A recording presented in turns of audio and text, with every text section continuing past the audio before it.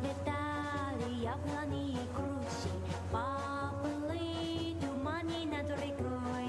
Приходила на берег Катюша, на высокий берег, на крутой.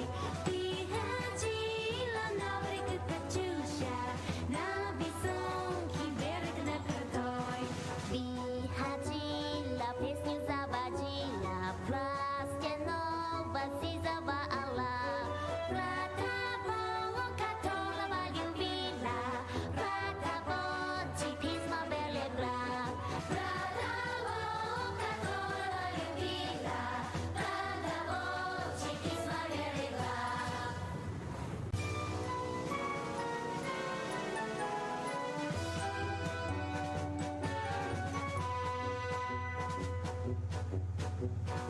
Расцветали яблони и кручи, поплыли тумани над рекой. Приходила на берег Катюша, на высокий берег, на крутой. Приходила на берег Катюша, на высокий берег, на крутой. Приходила, песню заводила, пластье новое сизого.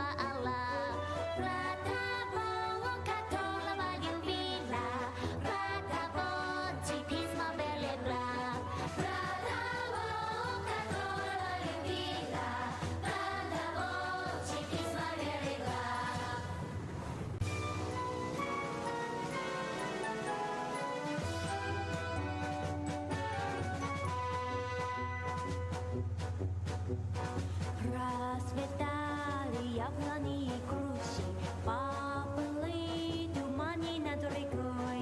Приходила на берег Катюша, на высокий берег, на крутой. Приходила на берег Катюша, на высокий берег, на крутой. Приходила, песню заводила, пластье новое сизого.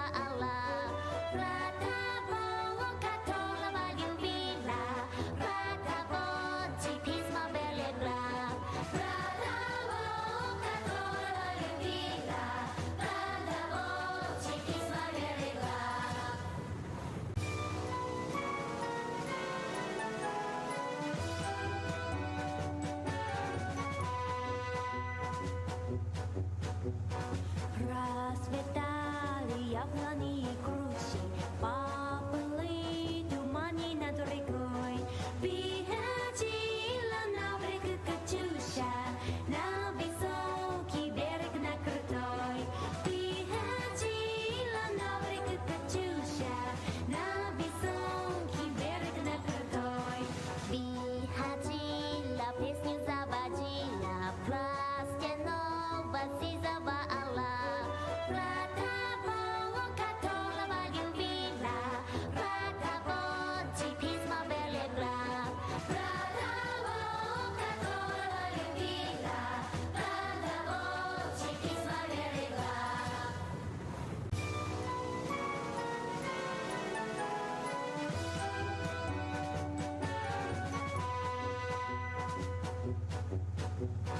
Расцветали яблони и кручи, поплыли тумани над рекой.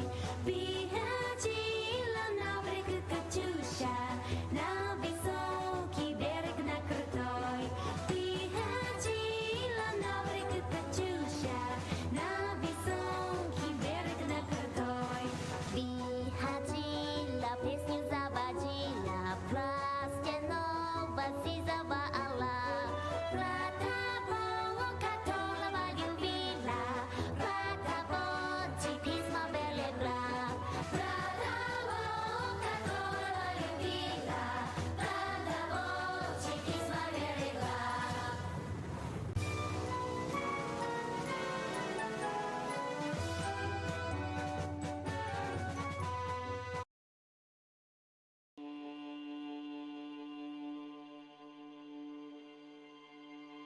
Right, folks, good morning.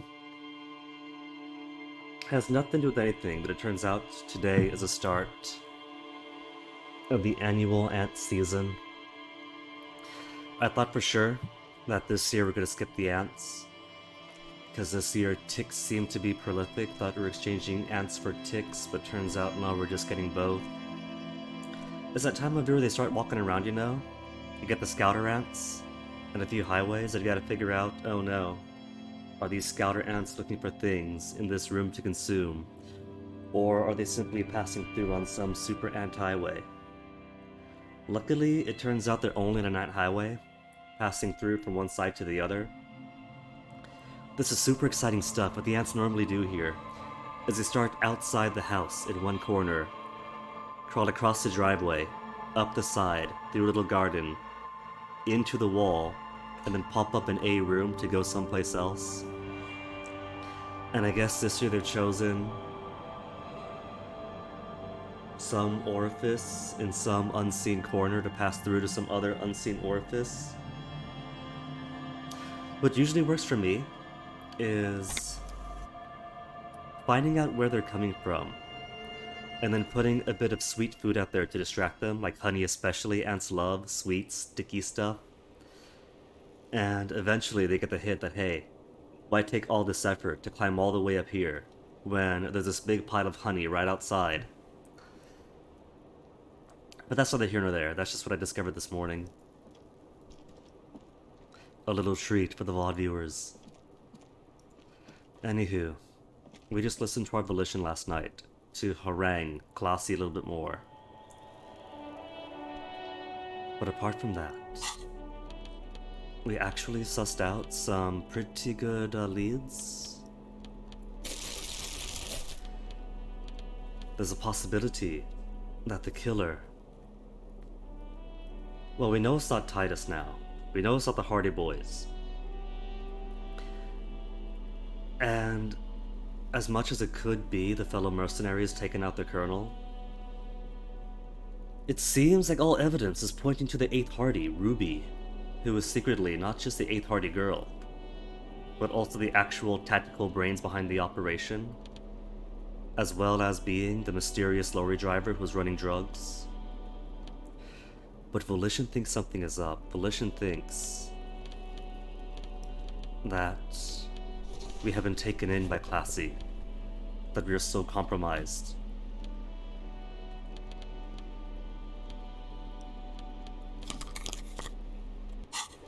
But we gotta find her to find out. And there's so many things to do today. It's only 7:39, so we should be able to fill out some easy tasks before making our date with the communists tonight at 2200. What room was that? Cindy gave us a room, right? Get myself organized. Staban's meeting at the Cape Side Apartments. Didn't say where. Didn't she? I'm sure she must have. We'll just go room to room and knock, and eventually somebody will ask for the password and we'll tell them to remember Dalbreva and Abadanese.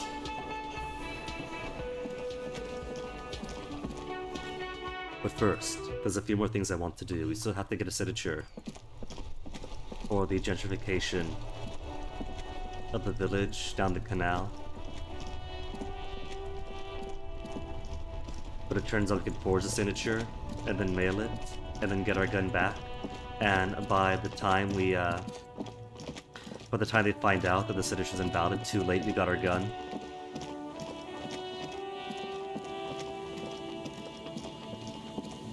But Ruby should also be someplace down here. I also gotta talk to the drunks now that Tequila Sunset has found out about his car. And gotta fill these traps. The locusts aren't doing all too well, but they're still in there. Okay. Is it only the trap up by... Oh, the locusts are still in there. Sort of the trap by the cryptozoologist camp I gotta worry about then.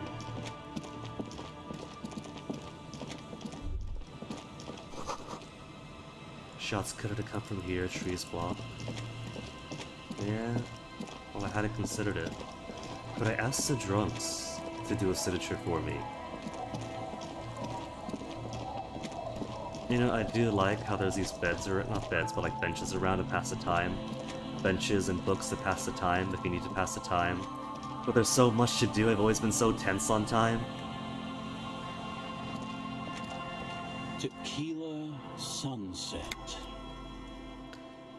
Could you and your pals sign this document? Show Everard's letter. First, pleasantries. Idiot doom spiral. I am ready now. I have seen it. Tell me the story of Tequila Sunset. Mm-hmm. Let me take a sip to moisten up my chords. Tequila Sunset rolled into Martinez last Friday. And by Tequila Sunset, I mean you. The man, the myth. Why do we meet on Friday? Hey, let's not jump ahead of ourselves. This is your story.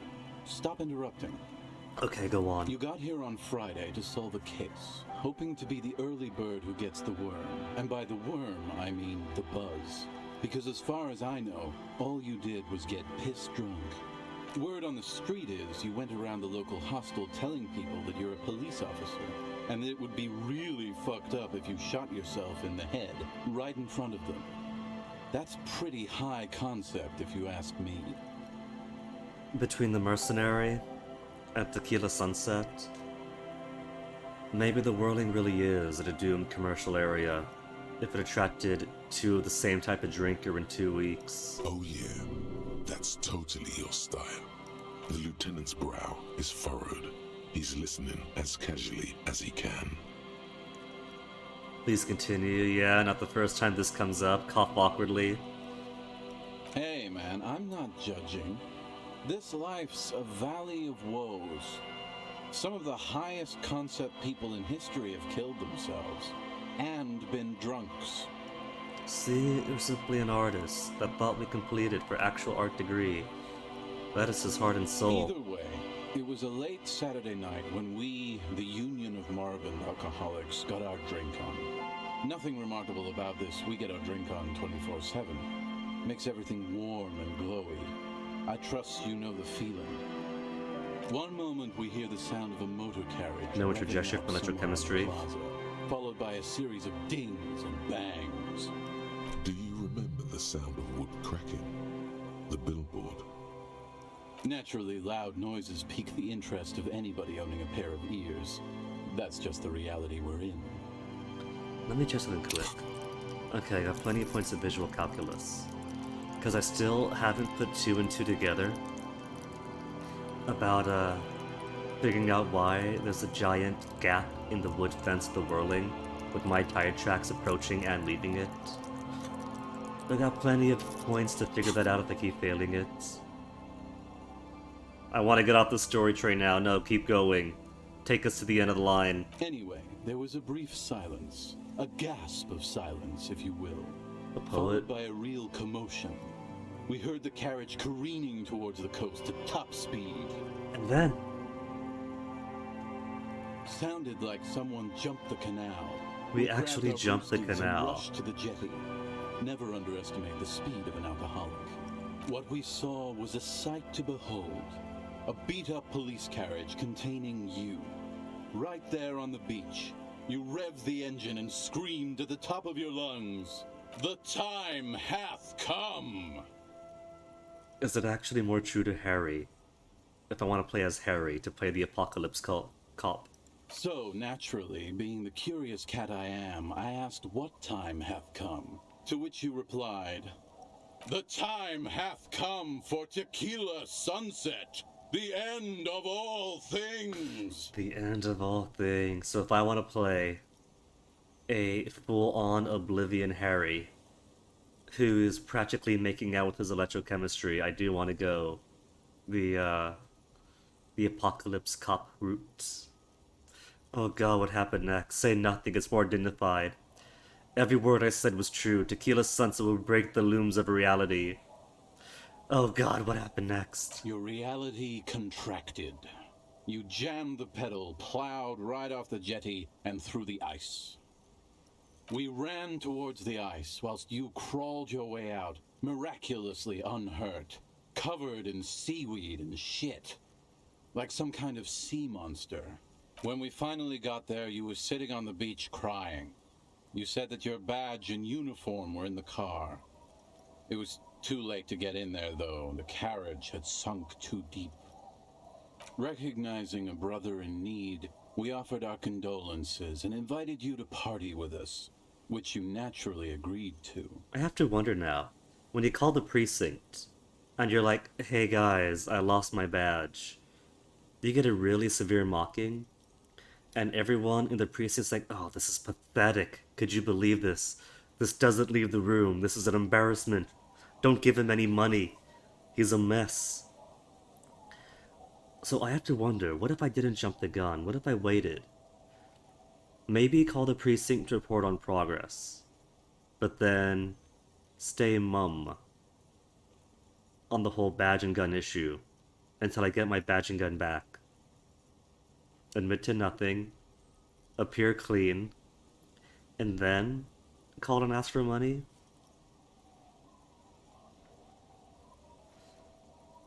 If they might be more amicable to it then.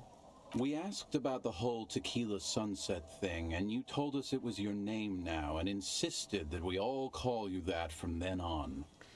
If I had stronger conceptualization at the start, would I have chosen Tequila Sunset for my name? Is Tequila Sunset an event or a name? Tequila Sunset sounds pretty good. That is not my name. I'm Raphaël Ambrosius Cousteau. That's what you should call me. Or my real name is Harry. Though I do enjoy that Raphaël Ambrosius Cousteau has stuck around. Nah, that name sucks. You're Tequila Sunset. Just embrace it, brother. Electrochemistry can be Tequila Sunset. How long do we party for? Hours. It was an all-night drink-a-thon. Then, at some point, I think it was Sunday morning, you got belligerent and wanted to talk about Revacholian women. How fresh is my ex something leaving? Was that like... Given that the postcard is fresh enough to kill me when I read it, and given the extent of his bender, were we just broken up with? This is 4 days in-game, and like, how many streams now? A good week of streams. And I'm still trying to figure out the mystery that is the old Harry figure. How they're beautiful and also whores and so on. How one of them fucked you real bad. After a short while, you crossed the event horizon, looked sullen, got up, and left without saying anything. Wow, that's quite a story. Pity us, Kim. Pity us and love us. Revacholian women have broken our hearts, but Revacholian men shall glue us back together. Yeah, I bet Tequila's a fucking legend around the precinct. You must be proud to work with him. If you only knew. Did I tell you anything specific about this person that fucked me? Did I mention losing anything else? My colleagues, my case, politics. Did you get a read of what kind of cop I was? You kept calling yourself a goddamn superstar who'd cleared 501 cases. You see, give me back my point of logic. We were superstar cop. As you've already determined, the actual number is just over 200. But what's a little embellishment between friends? Rhetoric, bear in mind, I said cleared 501 cases, not solved 501 cases. I might have passed through 501 and solved 200. No thanks to the squares at the precinct, as you put it. Did we talk about politics? Yeah, you kept talking about how the coal mine owners were fucking us all over, just like that woman fucked you. I wonder if this changes based on where you put this guy's politics over the course of the game, or if it's always been like that. Maybe there's a bit of Schrodinger's backstory. But it might be cool if Harry had, like, his own given political, socio-economic outlook prior to Oblivion and the player entity hijacking the id to reshape him however we design. I didn't agree with you, by the way. The spectral hand of the market makes sure everyone gets exactly what they deserve. Says the homeless drunk. Did I say anything specific about this person that fucked me? You were pretty vague about it, but you kept saying you got fucked real hard, and that we've all been fucked too. Kinky. Please, don't open that door. Damage to health. No one's fucked me. I do the fucking around here. Abigail! Aww. It seemed pretty painful, to be honest with you. If I had to guess, I'd say you're still working through some shit. I'm still taking physical and psychic damage from it, so yes I am. Did I mention losing anything else? Beside your gun and your badge, you said something about your hope or heart or something. To be honest, the details are a little hazy. In retrospect, I guess you lost your motor carriage too? That's a big one. Did I say anything about my colleagues? Is this the only way to figure out that the cop in disguise in the whirling is my my partner? My precinct partner, not Kim. You told us that they were a bunch of fucking losers whose main interest was cramping your style. It's more like you were cramping theirs.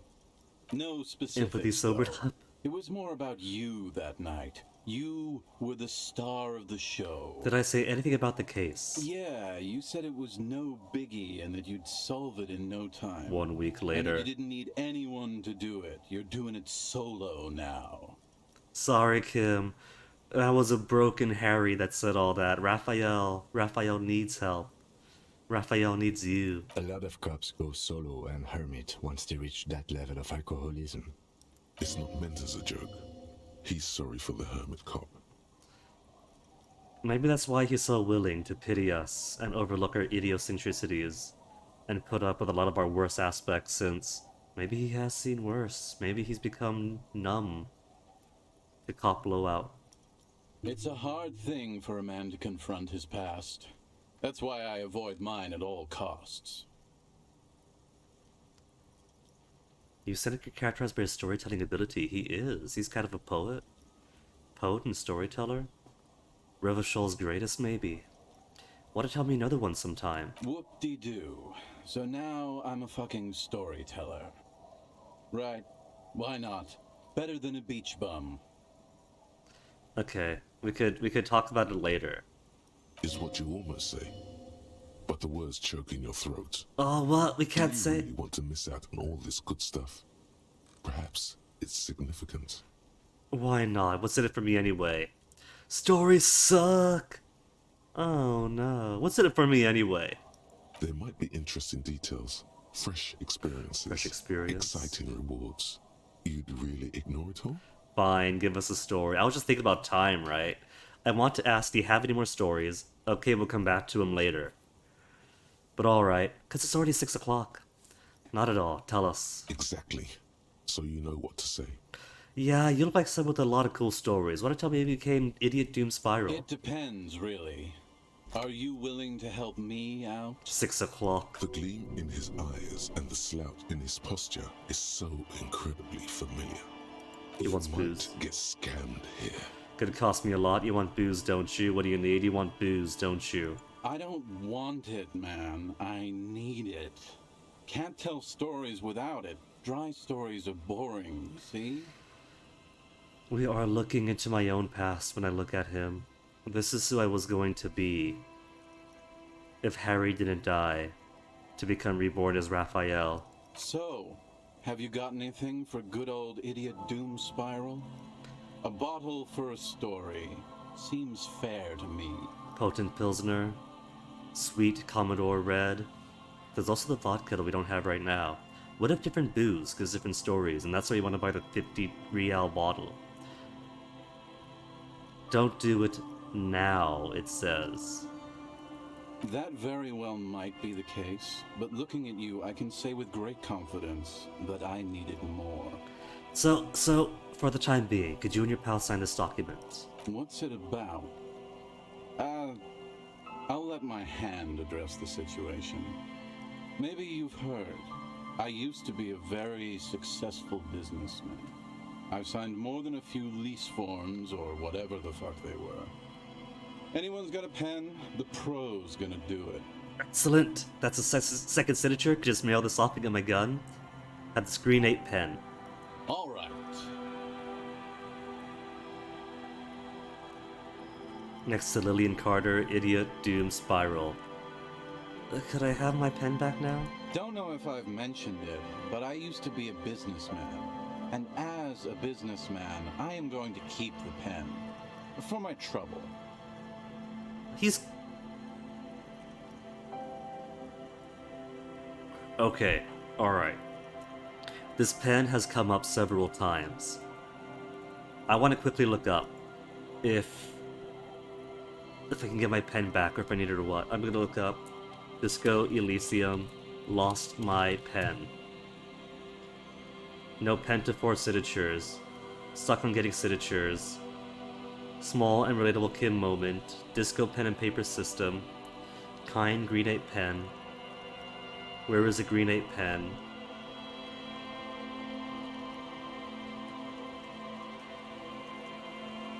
This is my favorite thing of all the things you have. This better be worth losing my pen for.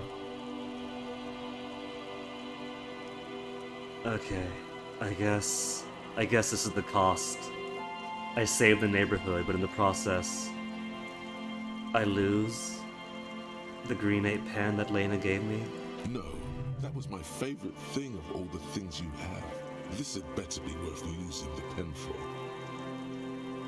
Oh, Google spoiled that for me. You did a great service for the community to the RCM and Irreversible. Hey guys, I'm a hero. Hell yes! Don't call Abigail! Thank you for your help. Should we go and mail this? I think I saw a mailbox on the plateau. And it was just the one. Mailbox Plaza, got it, bye.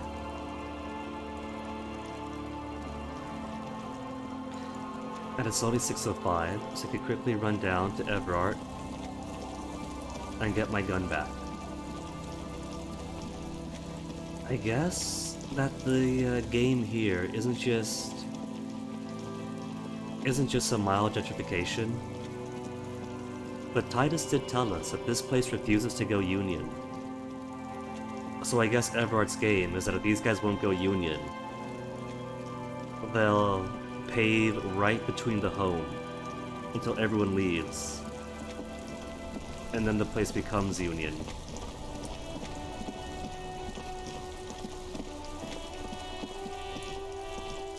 The dented yellow mailbox greets you with its graffito and bullet holes in the front. Good mailbox.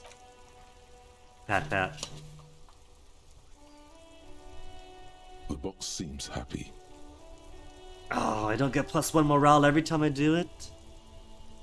I knew we'd get to use this mailbox. Or something. Yes, for sending mail.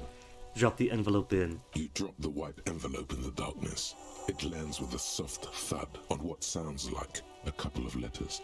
About a week's worth of mail as collected in there. They'll empty this very soon. Probably did the right thing.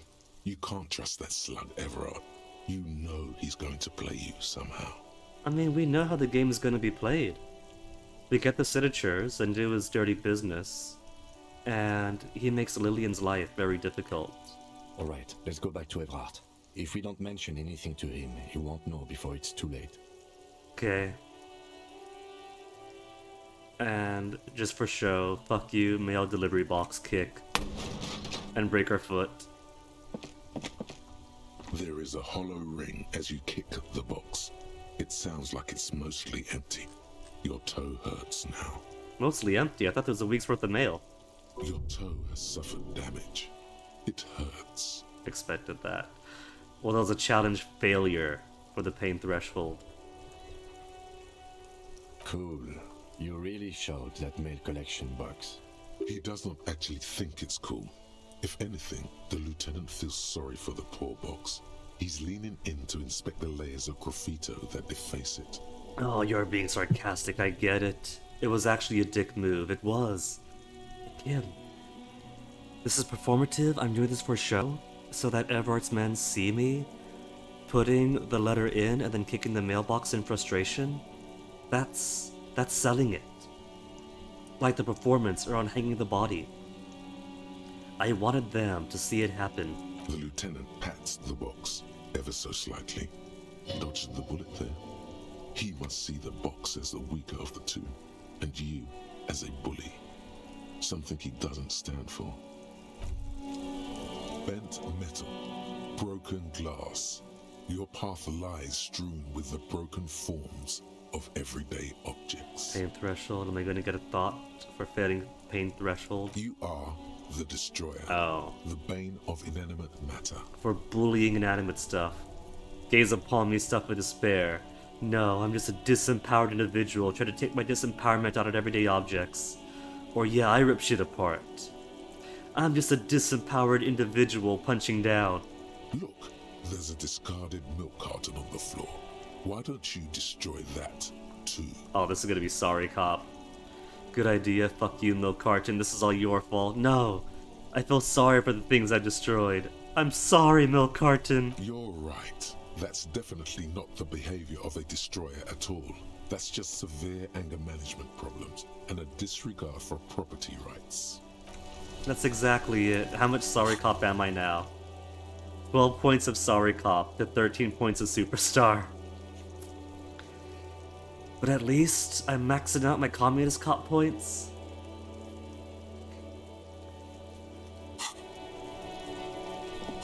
Cases solved is 216, but I haven't been keeping track of the numbers, so I have to wonder if... There's a few cases we've solved here, haven't there been? The body on the boardwalk for one.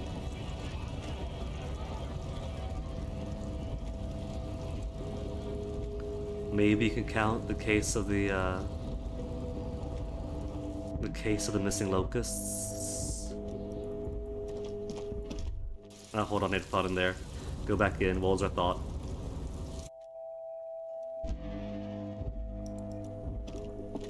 Oh, it's too late. It's gone now. Oh, there it is. No, come back, come back, come back. Habitually chilling next to the radio. See, that was super important.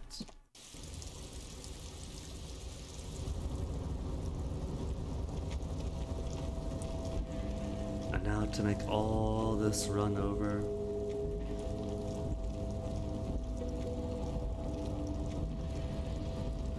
And I still can't trap the, A rusting control panel, no screech of... Nope, I still can't trap the exceedingly wealthy individual in the air. Is he still in here days later? He is. Okay. Who gave me my first point of ultra-liberal? Was it worth it for 100 real?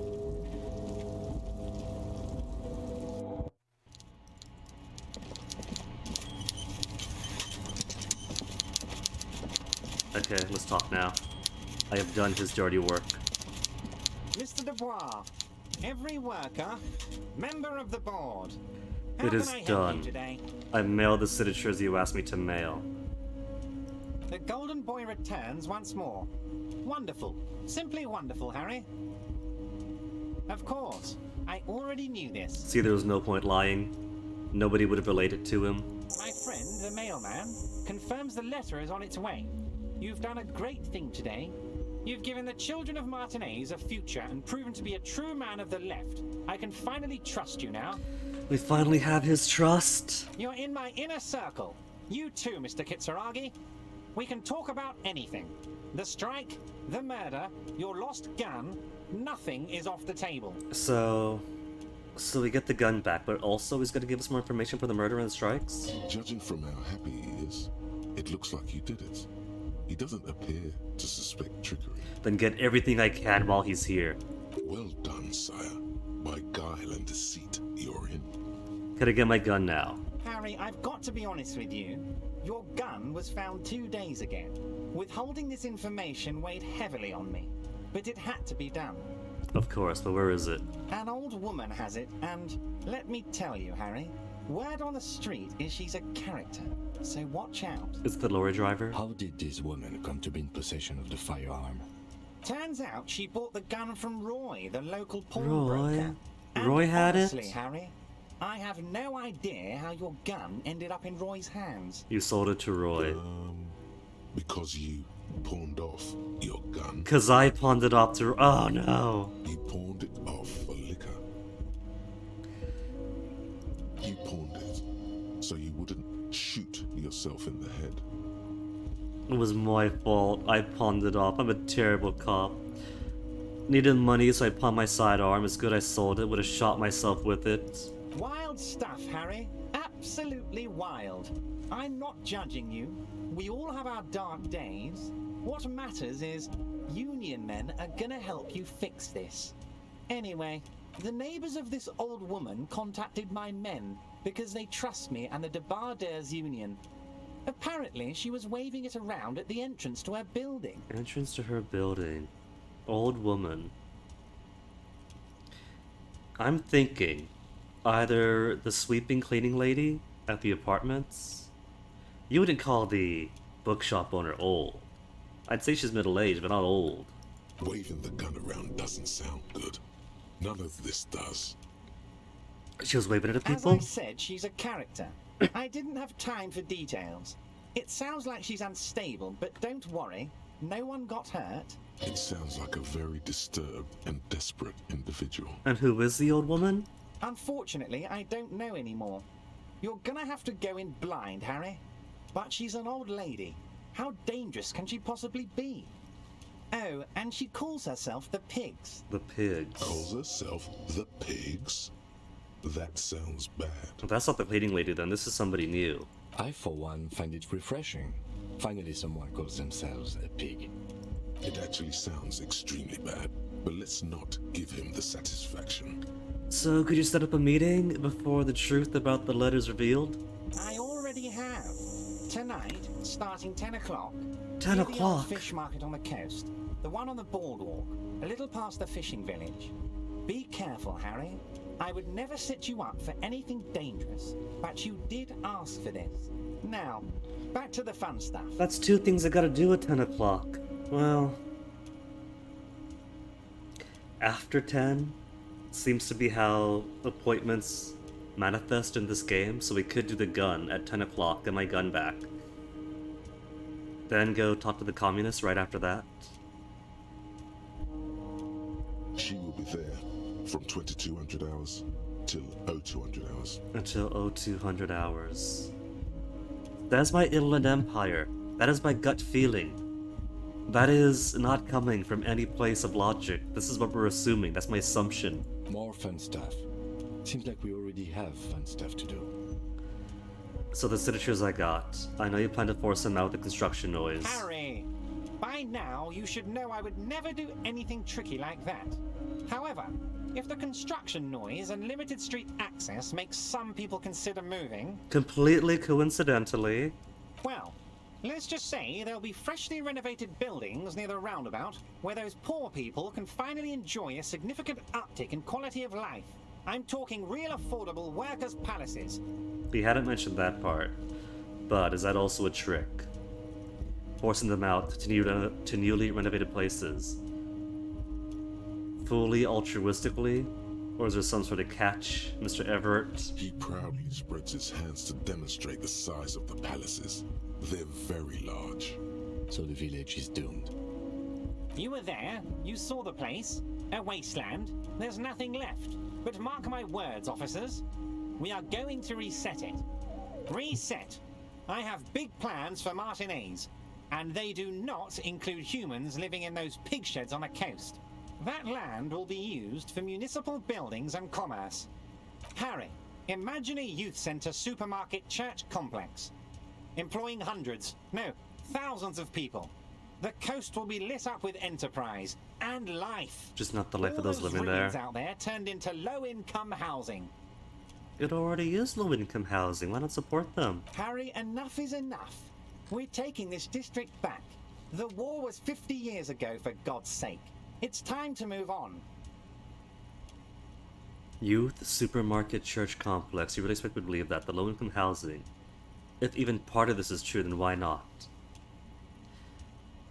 And life. Nearer a man of the people, Everard. Does he really expect me to believe youth supermarket church complex? After kicking everybody out. Yes, I do.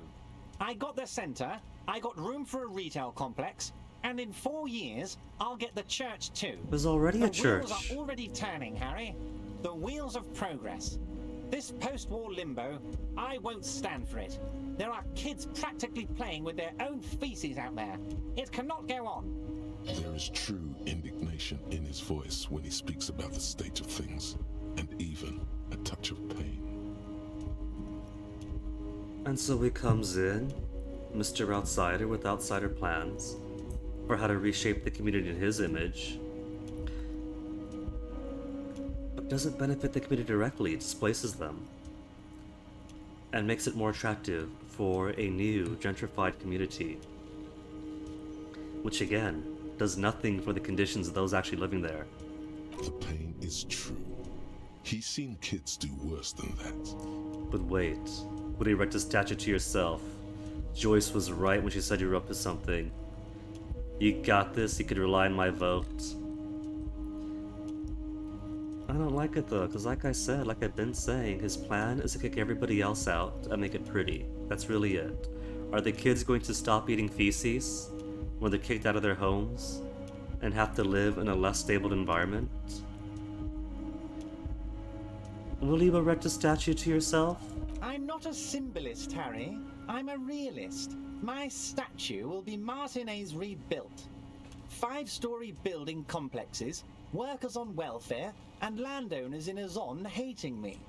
That will be my statue. And yours. We're doing this together. This is why I need intersectionality. His visions for his egalitarian utopia is literally being paved in other people, as happens all through history. You would look nice as a statue. Joyce was right. She said you were up to something. Damn right I am, Harry. I'm gonna make the working man as rich as she is one day. That's my job. Just like yours is to keep the peace. So I know he has not ordered the hangman killed, but I'm gonna ask him. Order it? You know my men didn't kill him. They told you. It was a happy accident. You know how it is. No one takes the initiative. If I wanted him dead, I would have had to do it myself. And I'm too fat for that. Okay, he brought it up. Why are you so fat? Glad you asked. I've got type 2 diabetes because sugar and fat was all my mother had to give me and my brother Edgar when we were kids. So he understands then. He should understand how it's like for the kids in the fishing village. If he kicks them out, they'll go from having sugar and fat to just the sugar. Good job too, as it made me ugly. And ugly people, Harry, are much better at politics. That is true. People don't trust pretty people. What do you gain from him being dead, apart from a flag to wave? Why, a war, of course. The war is his gain. And what do you have to gain from a war? Victory, Mr. Kitsuragi. I have victory to gain. We are going to start a war with the Wild Pines group and win before they even realize there is a war. They're trained military people. Aren't you afraid for your men? And they wear armor. Armor that we have since learned is completely impenetrable. Unless they're penetrating somebody else and take it all off except for the boots. Harry, we outnumber them 1,500 to 1. And that's just Martinez. With all the unions in Revachol, and with public opinion on our side, we can hold off 2 men, or 15 men, or even 50 men. Swarming and bludgeoning well-armored troops, if there's just a couple of them, fine. Maybe even 15, I can kind of buy that, but there's going to be very heavy casualties. Bulletproof armor, but there's a human inside the can, so if you're beating them with clubs and hammers, you're going to bludgeon them to death. But 50 men, even 50 men, against all these soft targets is going to be the revolution all over again. The more they send, the worse it's going to look for them. They made a huge mistake hiring those guys. No one likes foreign mercenaries. The leftists hate them, the fascists hate them, even the moralists think they're in bad taste. What's the situation? What's the anti-union situation like in this universe? Would it be passé if someone were to mortar strike the unions if there is an actual war going on? And speaking of strikes, how's this connected to the strike? Harry, there is no strike, only war. Class war. Or, in business terms, a dawn raid.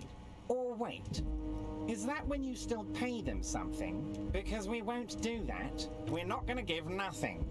We're going to take Terminal B away from them. The roads, the gates, the containers, that big crane, even the damn coffee maker. We're going to take all of it for the people, and fuck Wild Pines.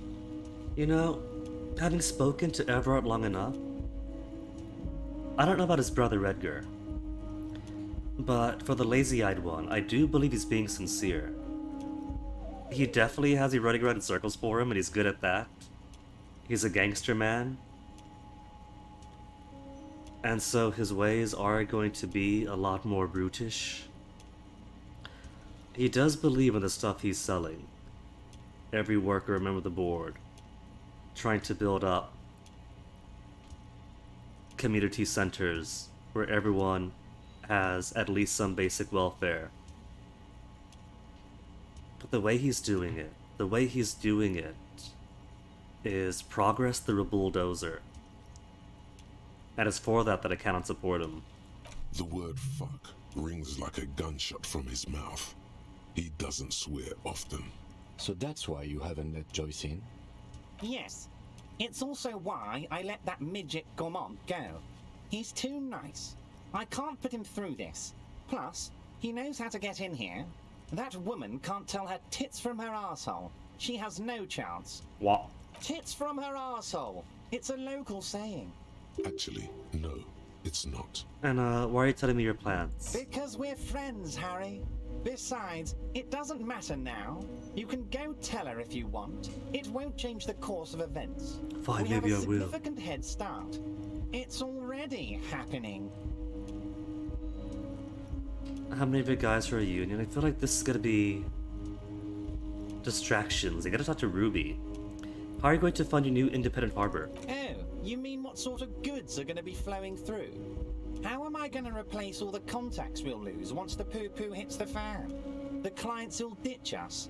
Harry, we've thought of everything. Everything? We've been running back channel negotiations with all the major clients. I think the company will be unpleasantly surprised to see how many of them stay loyal to Martinez and to the new competitive contracts we can offer. With renewed zeal sparked by communal ownership, the men will be shipping those containers double time. You'll be surprised to see how fast things go without parasites latching on. We'll have our hands free to pursue bold, exotic new revenue streams. That's drugs. Drug trafficking. Drug trafficking? Don't be stupid, Mr. Kitsuragi. There are perfectly legal, 100% ethical chemical factories on the Samarin Isola. You don't need to be colonialist about it. Right. The drugs themselves illegal, but the chemical component is perfectly fine. All they do is produce components to keep the Components. pharmaceutical industry running. That's people's health we're talking about. Old grannies, little babes, people with disabilities. Top of the iceberg, that sounds shady. Digging it, Everard. Gotta see him digging this part, but that's just the top of the iceberg, isn't it? The company thinks transporting these chemicals in bulk looks bad, has bad optics, may be illegal in some countries. The Debarders Union, however, we're all about the large volume column. We're gonna transport the living daylights out of those materials, Harry. Materials so your change. sick kid can get his benefit, and your wacky uncle doesn't have to come off risperidone. And the kids on the street can get speed and pyrrolidon. I'm an old-fashioned guy, Mr. Kitsuragi. I sometimes grab a beer with the boys, but I have no idea about the things you just mentioned. But if I were to supply ingredients for some sort of rainbow party, I would make sure the Union took a fantastic share. And I'd keep that stuff far away from Martinez. Externalization, always putting the cost someplace else, to some other place. Is Ruby helping you secure this fantastic share now that we have a name? Dregs Renogil report this, have to admit that's a well put together plan and far removed from you. Interesting stuff, just want to solve this murder, okay? Makes sense to regulate the drug trade like this, keeps it out of more dangerous hands, but yes, Ruby first, drop that name. Harry, if I was supplying raw materials to drug manufacturers, I would need an army of rubies. I just asked if Ruby was going to secure this fantastic share. Understood. So it's a well put together plan and very far removed from you. He does keep those layers. He makes sure his hands are clean. It's also far removed from my men and the people of Martinez who've put their trust in me. Anyway, let's not focus on the sensationalism of the drug trade. This hypothetical drug trade is all anyone ever seems to be interested in. It would only be a small part of the harbour's turnover, just like the harbour is, but a small part of Martinez. So is there a trade or isn't there? Let's look at the big picture. Martinez as a whole. There are little girls out there with dreams of making music. Young mothers who want to start businesses. Models who want to walk catwalks and steel welders who want to weld steel. I'm going to unite them all into one economic body. We're going to incorporate this place to Kingdom Come. Everyone's going to be in on the wealth, and everyone's going to pull their weight. I believe that. I fully believe that he believes that. But again, it's not the drug trade that I got a problem with. It's bulldoze a village to make our progress off somebody else's suffering. Let's keep focusing on the drug trade. He was almost admitting to it. I don't want to look at the big picture. I want to look at the drug trade you almost admitted to. If it has the word incorporated in it, then I like it. I'm a money guy. It's very ambitious. I love what you're doing for the working man. I'm not feeling a whole lot of Brevishal here. None of the flags or kings. Honestly, not my place to judge or express an opinion.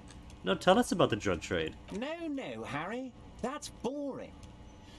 All right, it's gone. The hypothetical raw materials trade is off the table. It's such a small and insignificant slice of revenue, I'm cutting it. I just wanted to ask about it. I wasn't going to make any judgment calls about it. Boys, Harry felt queasy about it. We're not doing it. Can we talk about my beautiful incorporated Martinez and its many-sided business ventures now? This bold new vision of incorporated socialism I'm offering? It's very ambitious. I do love what he's doing for the working man. Thank you, Harry. Thank you. You have no idea how much it means to me, because in many ways, you are that working man. You have already done so much work. All he's got to do now is work twice as hard to convince the people of the fishing village to work alongside with him, and if he can't, poo-poo to him. How many of your guys are there in the union? Who killed the hangman, Ruby? Ask about specific union members. We're way past specific union members now. This is the big time. We're talking about the future of Revachol here, Harry. You can bother Leonard with that. He loves to run his mouth on such matters. But I'm in big-time mode, Harry. Leonard might know Ruby. There's something different about him now. He's more vibrant, more alive in his big-time mode. Who killed the hangman? How many guys are there in the union? 2,372.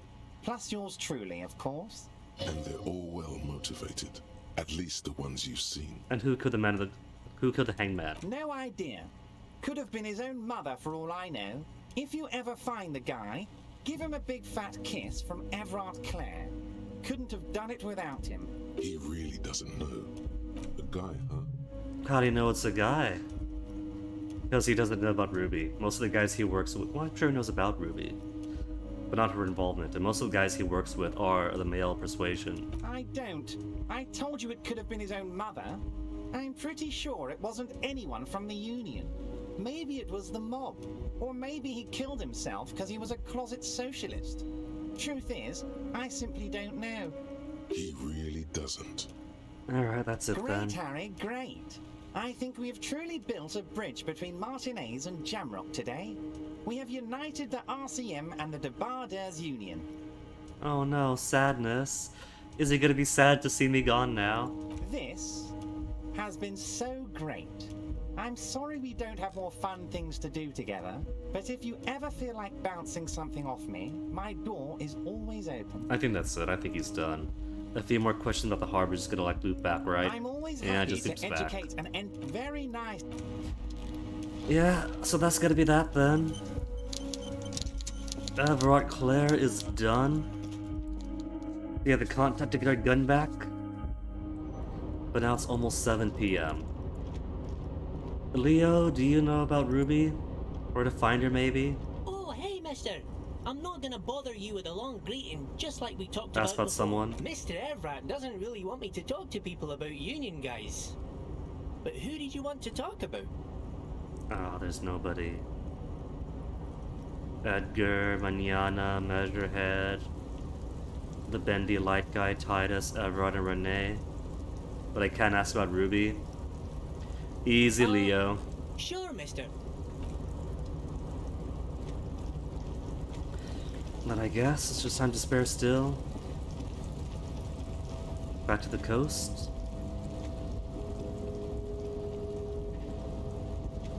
Because we still got time before 10 o'clock to put Bugs back into the trap. Bugs back into the trap, and what else to do?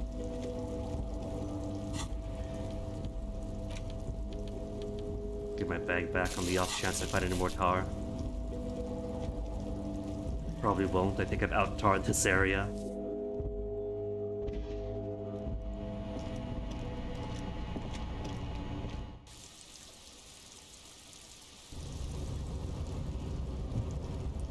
And how many skill points now? 3? 3 skill points. And 20 points away from a 4.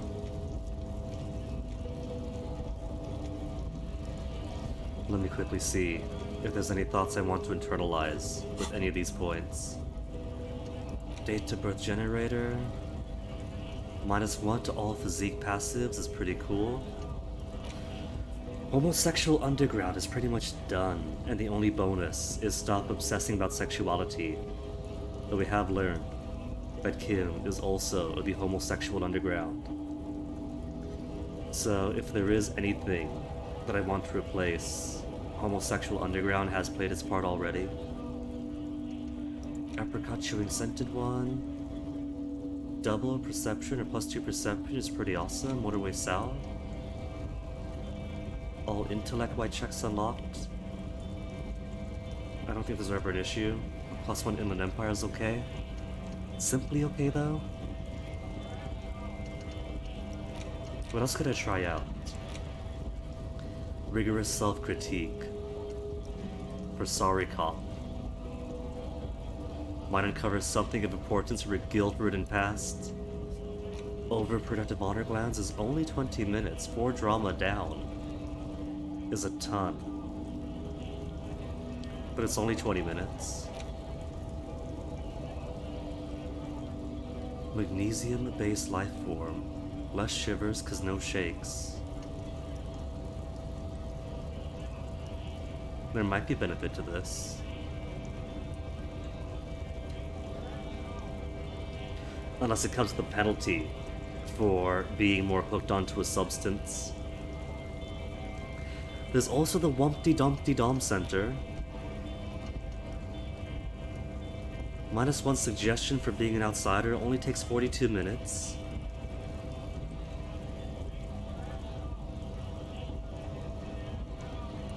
Where are you if you are not there? I feel like there's probably been more penalties because I definitely wasn't a part of the Wumpty Dumpty Dom Center.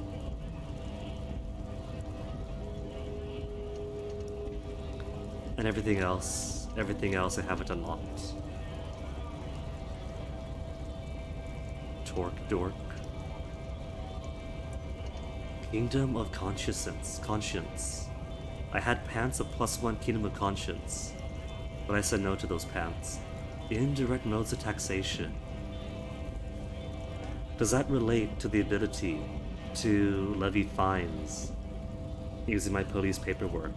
I've only had one opportunity so far, and that was with the crypto-fascist that was working with the cryptozoologist Moral. And I opted not to, just in case it would compromise the chance of getting the chest piece of the armor. Anyway, it's a lot that I haven't seen yet. Anti-Object Task Force, I think I just missed that one. Jamrock Shuffle? We haven't got to the Jamrock Shuffle? Kim has commented a lot of the Jamrock Shuffle, and of the Jamrock Shuffle actually working to get us stuff.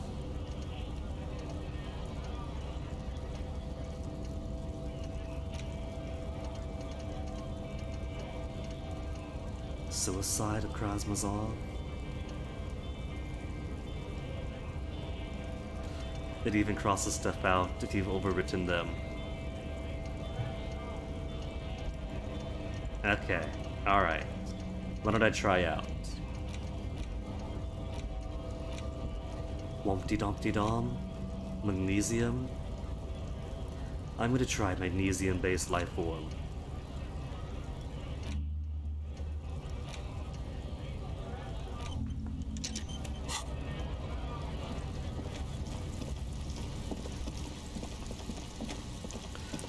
Okay, so almost 7, which means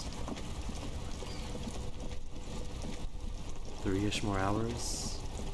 3-ish more hours of the 2 appointments? So first, back across the canal.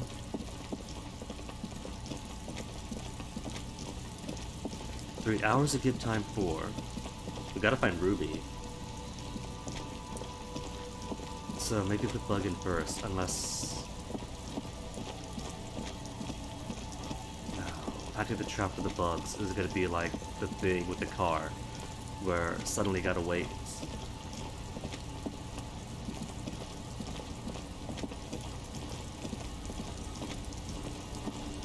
We tell Lillian that we've saved our community for a little bit longer, gave them a reprieve. Waves are beginning to die down. Why does she care about the waves so much? What's with you and waves?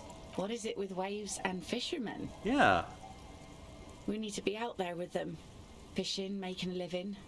So I asked them to accommodate me. see, isn't she the best? She speaks my language. But until that happens, I can try to assist you the best I can. Would she So, know what where will it be, Ruby officer? is? Oh? Who? A suspect who might have stayed in this neighborhood Okay.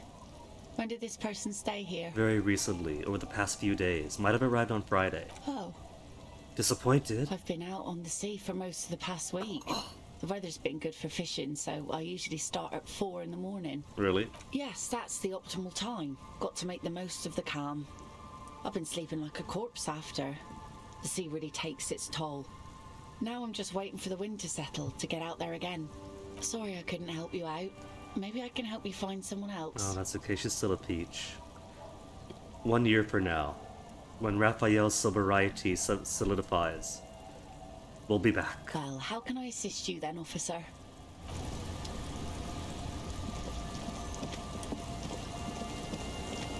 Maybe she might know? Our tenant, the policeman. I hope the waves don't keep you up at night. Now they robbed me to What can I sleep. help you with? Have you seen a red-haired woman named Ruby? Though she might not be red-haired, because she is a lorry driver. She changed her hair often. Nay, I haven't seen anyone lately. But do you know who I'm talking about? This is my little cinder block town. I know what goes on around here. That's a yes. She's saying yes, she does know. She's being evasive. She knows something. There was a murder in Martinez. She might be a suspect. We would appreciate your help. Would you now? I know how this world works, and it doesn't work when people tell on each other. You know something, we're here to help. This is just like when that man locked himself in the woodshed. We need to help her come out. Folksy wisdom. Folksy wisdom, and it's building on experiences she told us. We are using her words against her. No, it's not like that, man. With him, we called you. Right now, you just arrived by yourself, like a raven plucking at the window glass. You know something, but you decided not to tell us. We're not friends anymore. We'll be back later if you find anything suspicious. I'm not going anywhere. Perhaps there's something else the village can do for you, huh? Thank you, lady. I do appreciate, though. You see, this is your town, so you're watching out for your own. This is yellow now. Why is this yellow now? A primer for small kids. Is this somebody's book? Could I use this to bribe information from the kids? A textbook for the first grade in primary school. On the cover, humanoid teddy bear is pushing a wheelbarrow full of letters. He's not doing a good job. The letter S is dangerously dangling from the cart while E fell off a long time ago. Children should pay more attention. You hold in your hand the colorful primer. The title reads, "A primer for small kids." There's a bear involved. Exactly what I need. This book will show you the score. Get you oriented with those basic concepts you appear to be hazy on. The anthropomorphic bear will give you the lowdown of your life. On what? The alphabet. Put the book away for now.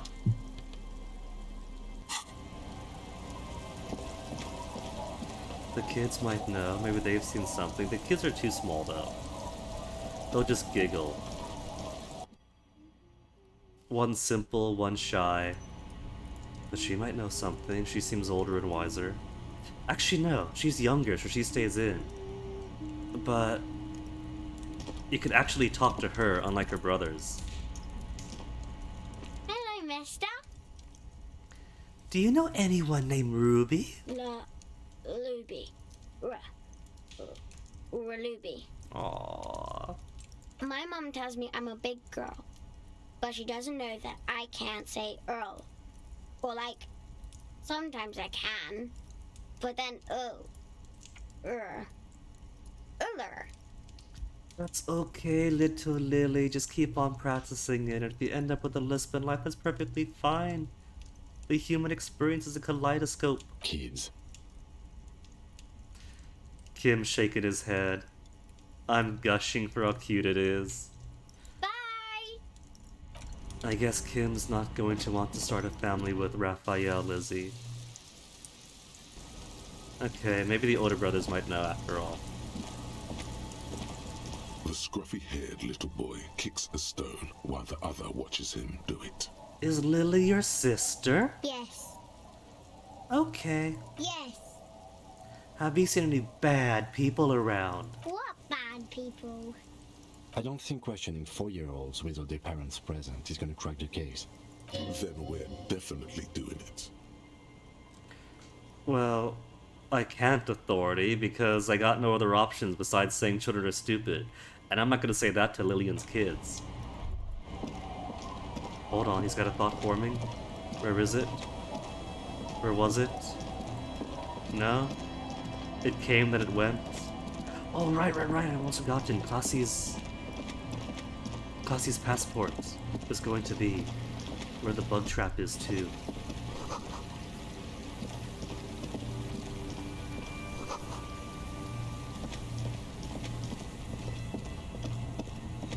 I have forgotten that little detail. Right over here, there's a buoy. Classie's buoy. A metal and plastic contraption bobs up and down amidst the trembling reeds. At first, it just looks like trash, but if you look closer... That, over there. Must be the boy 3 more Classie hours. told us about. The one she hid her passport in. Pick up the buoy. You lift the boy out of Sorry, the water kid, cut you without off. much effort. It's not tied to anything.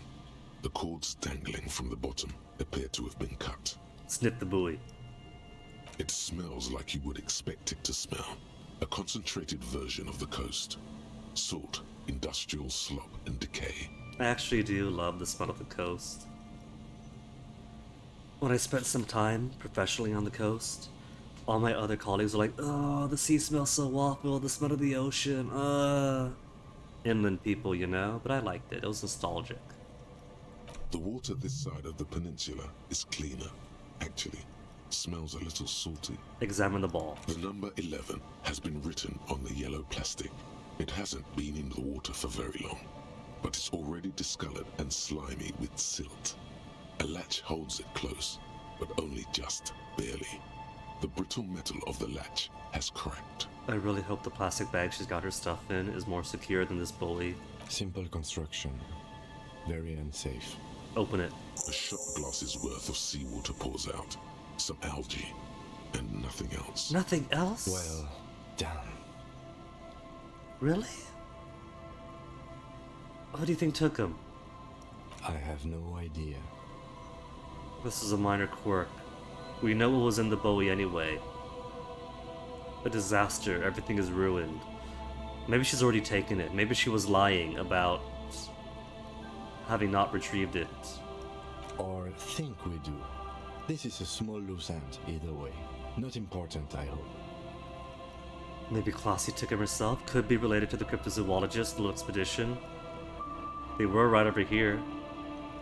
In my experience, cryptids are generally uninterested in travel documentation. No, let's say the We crypto-fascist. should go. You could ask the miss what she thinks later if you have the time, though you doubt she'll tell you much at this point.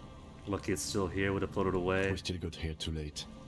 There's nothing of use here anymore.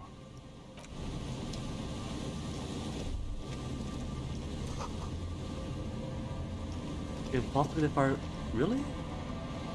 What beach party isn't complete? What beach party doesn't have a fire? The trap stands empty near the reeds. Okay, release the insects. locust. The locusts, dazed from being transported, slowly begin to acclimate to their new surroundings. They're not really going to get the chance to get comfortable here. Good, now that's done. When do you think we will return to our impending apocalypse of a murder investigation? Don't answer that. It was a rhetorical question. He doesn't want to, but if there is one more cryptozoological runaround, he must force the investigation back on track. This better be it. And that's it. Maybe I'll come back around 10 or so. So there's still some people we could ask about Ruby's location. The remaining windows rattle from a strong gust of wind. They're covered in a thick layer of grime. They must have been like this for 40 years. Namely, we haven't gone inside the tent to talk to the other kids listening to Annie Whatever music. Try to see inside. Dripping water falls from a high place. All you can see is the shadow of a collapsing staircase. A collapsing steakhouse. There's rust and corrosion on the bars. They're foaming with it. And a small layer of white salt from the sea. The shadows are coming from inside Kim's head. Could see his glasses. Lieutenant, could you make out what's inside? No. I won't even try. You know, I had a partner once. They called him Eyes, because he had to show me things. It's that bad. Aww, but you're farsighted though, right? This partner of his, Eyes, things didn't end well. It saddens him to say his name. Don't even ask. Can He you still wouldn't shoot answer. though? Maybe some other small talk. He kind of failed the last time we had him shoot anything. Well enough, actually. It's odd how that works. I'm no sharpshooter, but I pass my shooting courses 7 out of 10. Strangely enough, I always shoot the bare minimum myself. But that's not the strange part. The strange part is, the far away targets I hit easily, but the mid and close ones, those are the ones I fail on.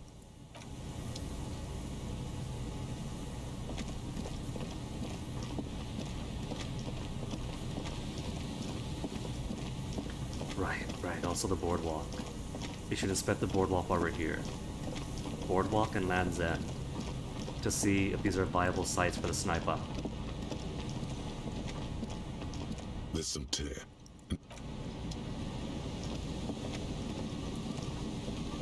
Boardwalk, no thoughts here. I'm holding down tab, but there's no interactions. But there's no thoughts popping up or this would not work as a sniper spot. Yes?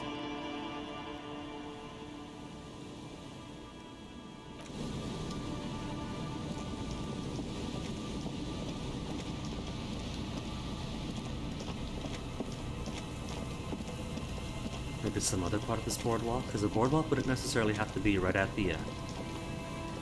Maybe around here? Still nothing? Plus there's the church of the way.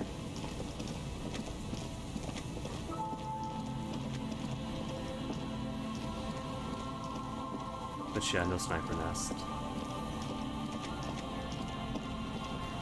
How about Land's End?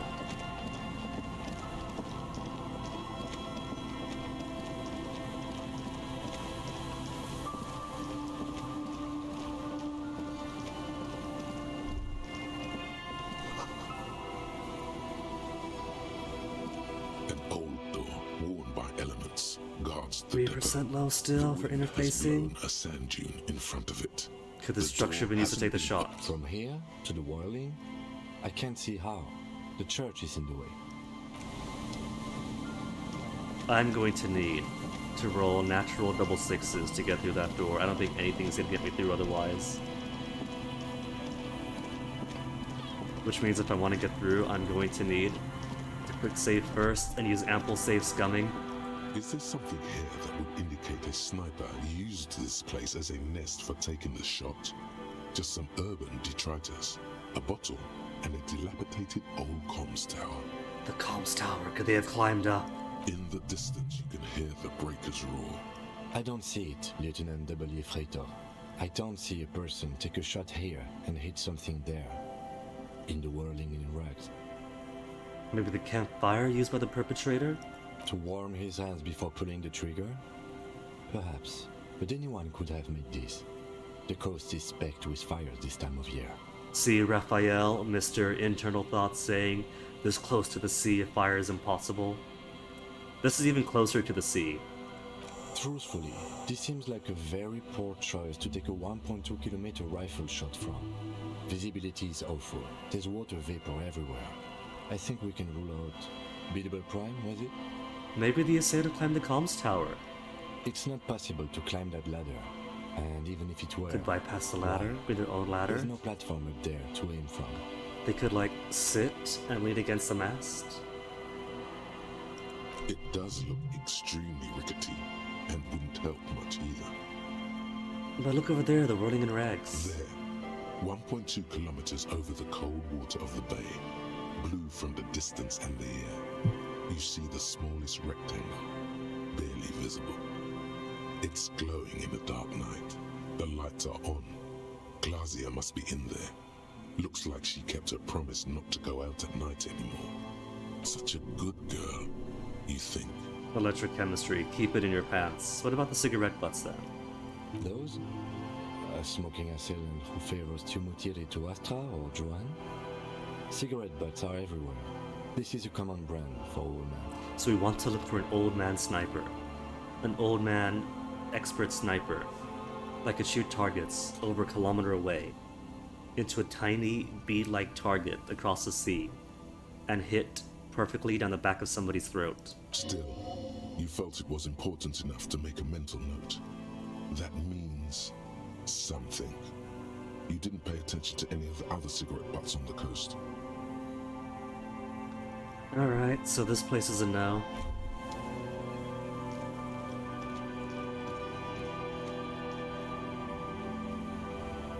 Yeah, we probably didn't, like, sit on one of these things with the back to there.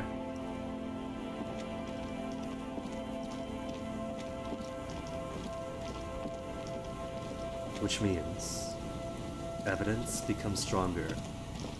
That position A was actually used right outside the door, where Ruby could have gone through via the pinball workshop. But there is one other location where the shot could have come from, and that's inside the room itself. We saw no gun, and the glass was broken. But if Volition is correct, then the course the investigation has taken has suspiciously put all suspicion of Classy.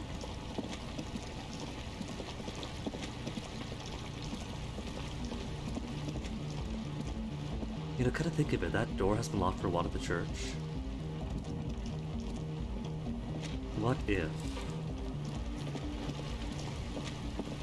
What if Ruby is hiding in there and got the neighborhood kids to put a padlock behind after she went in?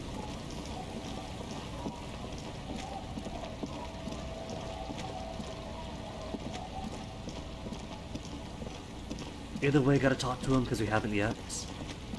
Could also ask the gal outside we give her hat to if she's seen anyone new enter the village in the past week.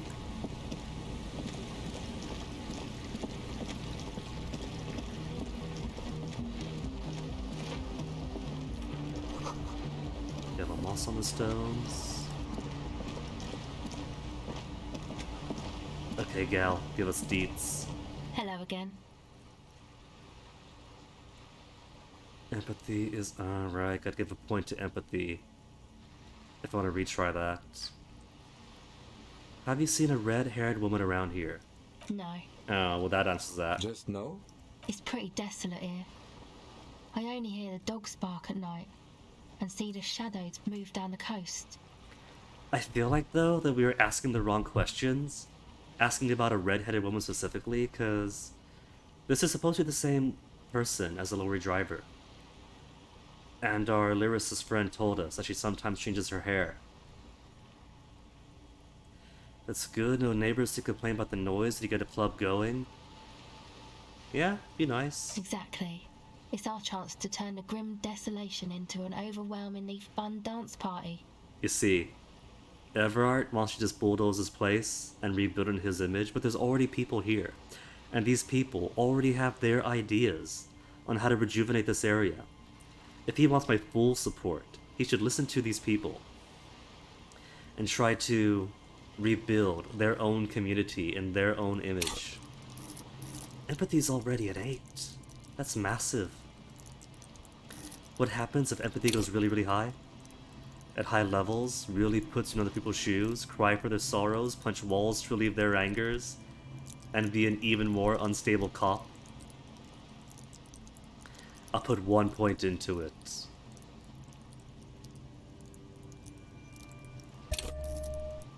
Nine points of empathy shouldn't be too much. 92%. But I could still roll double ones. Hello again. The device is still warm from her touch and heavy as a brick from the batteries inside. The company logo, Omicron, adorns its yellow plastic cover. Inside, the tape is rolling. The girl looks at the device in your hands. I'm sorry I have to sit here on the ice with the drugs wearing off at your age or any age in this weather, waiting for it to get dark. She looks you in the eye, her pupils wide, surrounded by a ridiculous amount of makeup. The people who built this world intended it to be better for you, but they failed. It is easier to live in their failure with this by your side. This empathy check is really, like, digging deep into her life via touching the tape recorder once. The wind howls. She remains silent. It's real. Tell her. It is not a childish fantasy. It can be a real weapon against what's coming for you now. What is? The dark. Nothing. If you got this. Don't be scared. Okay, I'll stick to it. Good. Pursue those dreams. Remake whatever parts of the world you can in your image. Make it your own. Something changes between you two. She looks at you differently now. As an equal. A fellow human being. So thanks, I guess, for the psych session. Maybe I can return it. What's been eating you, officer? I gotta be careful. If you talk about what's eating me, I've only got the 1 point of health left. There's nothing eating me except for the X something. Come on, I can tell. But, okay. Be a boyadero about it if you want to. Exactly, I don't want to talk about it. I guess there is something that's been making my life hell. What is it? The plight of the working class. Everyone just mooching up the entrepreneurial class, shackling the doers. All these foreign peoples. People just keep putting their selfish interests ahead of the greater good. They do. Oh, really? No one understands that sometimes you gotta make sacrifices for the sake of progress. Why does that feel like it's taking the moral intern route with this answer? Could I go back? Gotta make sacrifices for the sake of progress?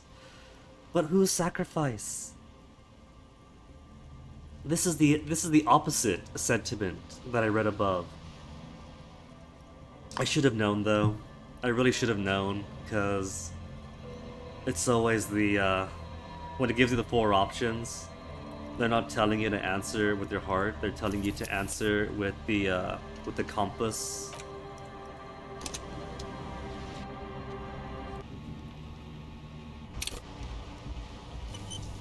people's selfishness, getting ahead of the greater good, is true. Hello again. But it's not about sacrificing everybody else. The device is still warm from her. She looks you in the wind. It's real. What is? Okay. Something. So thanks, I guess, for the psych session. Sometimes you Maybe gotta I can skip the return RP it. answer because What's the the RP meeting, officer? answer is going to lead to forced non-RP choices, and you gotta like think mechanically about how the game works sometimes. Come on, I can tell. What is it? Apply to the working class, because people keep putting their selfish interests ahead of the greater good. But because that's the moral intern option, we gotta take this option. Hey, Corpse Eater.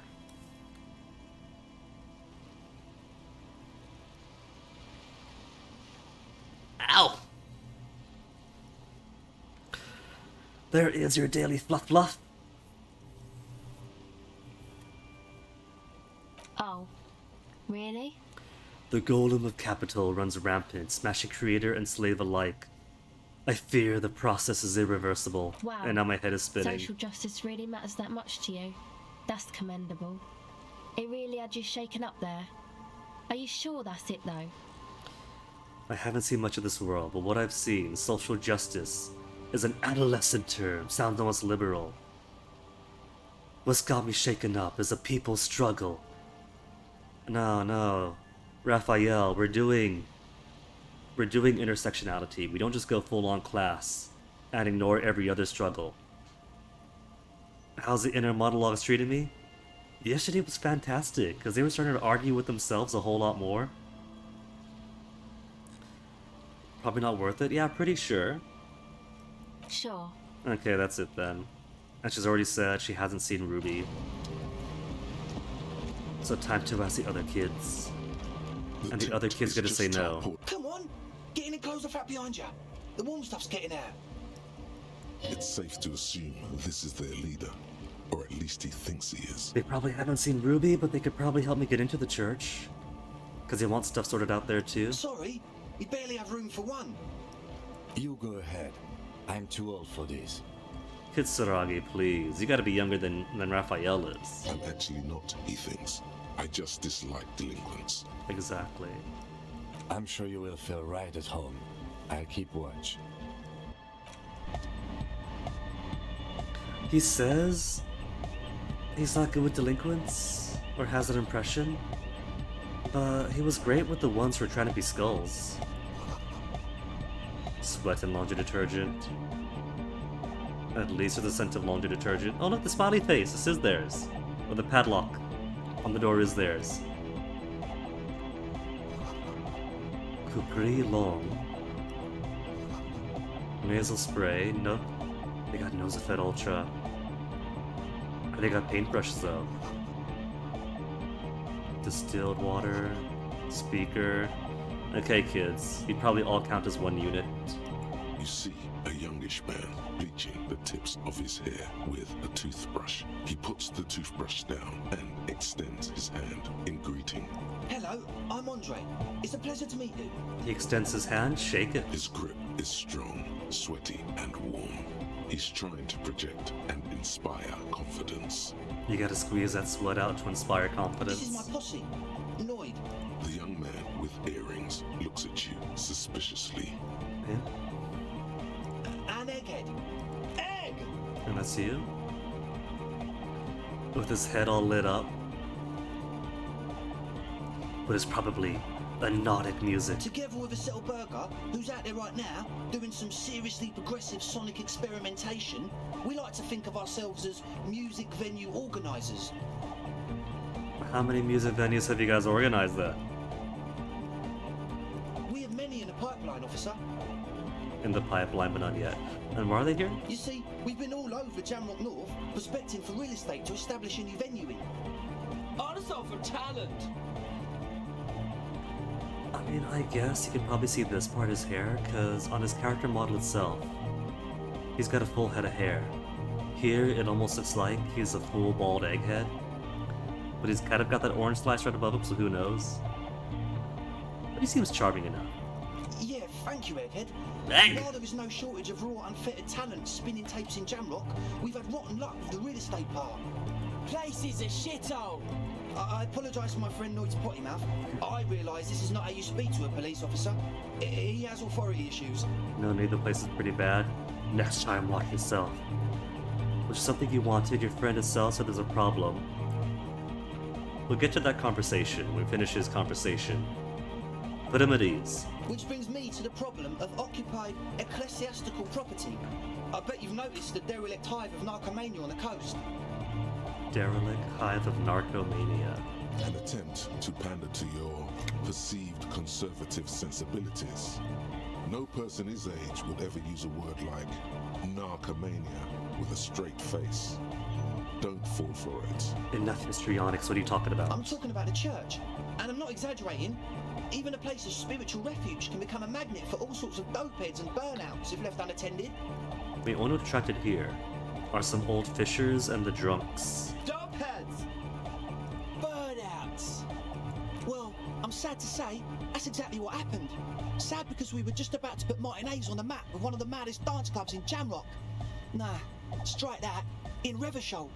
Strike that! The world! And sadder yet, The because world. the dopeheads and burnouts hold up in there are the worst kind. Also, how on earth does anybody hold up in there? They put a padlock on the door. Unless they were human beings trapped in the church behind a padlock for like 4 days, with no food and water. He leans back a little, watching you with a steady, serious gaze, letting you imagine just how bad those dopeheads and burnouts really are. Good. This calls for an opinion. An opinion time. Expert in those. I won't stand for narcomaniacs of any kind. No narcomaniacs on my watch. Shake my head gravely. I feel like I may be laying it on them a bit thick. What's really so bad about these dope heads and burnouts? They're spooky. What do you mean spooky? I was hoping you would be the judge of that, officer. All I can say is, their spookiness is the kind that keeps us from restoring this church into a community centre and a place of spiritual refuge. Also, they don't eat or clean the building. Shit's gonna collapse. People just want to spin tapes without them spooking it up. Place has bad signs. No one can dance like that. Thank you, Egghead. So you're gonna look into it, right? It should be a police matter. Getting them out. Whatever spooky stuff they're doing, I'm sure it's not what the Ecclesiastes meant their property for. I'll look into it, tell me more, get the tasks, make up my mind later. No, we gotta do this. Tell me the tasks. This could become a stereo investigation again, if Ruby is among those of the church. Alright, man. Andre's obviously very happy you took him seriously. The whole tent is. The boys exchanged giddy looks. So first, but is there a padlock on the door? Do they have a key? Since I haven't got the physical instrument necessary to tear a padlock apart. I got the sticker. Yes. I asked Noid to install a measure against more drifters wandering in. It's a temporary fix. Just something to contain the situation. And if I contain the situation, you literally lock people in a church with no food or water I had to do it for in 4 an days. hour. Not my best work, but it should hold for a while. How long have those people been locked in there? The game is acknowledging it. Not long. Like a week, maybe? A week? Oh my goodness. How could you be so sure they haven't starved to death? I'm super sure they're alive. I mean, come on. I'm at least 90%, maybe 85% sure they're still alive. 85% is good enough, known as forever baby. 85% is not good enough when you're dealing with another person's physical well-being. Okay, I'm sorry. I want to be sorry. I'm sorry too. I guess it wasn't very hardcore of us to just lock them in like that. So, about that key then? Of course. Noid, Aye. give the officer the key. All right. A red chat that cannot be retried. Makes a sudden, cool, infused move, tossing my direction. Reaction speed though. How maxed out is reaction speed? It isn't. I could raise it as high as 5. But I won't. Let it fall to the ground and pick it up like a normal adult person. Or be the cool cop. Catch the key as it flies towards you. Oh, I actually caught it! Trajectory of the little piece of metal and plastic. The object makes a small ringing sound as it approaches. Just the tiniest chime to your left. Ka-ching! The key hits your palm. The speed freaks nod to you approvingly. Bask in glory. Or play it cool. Thanks, man. Bask in the glory.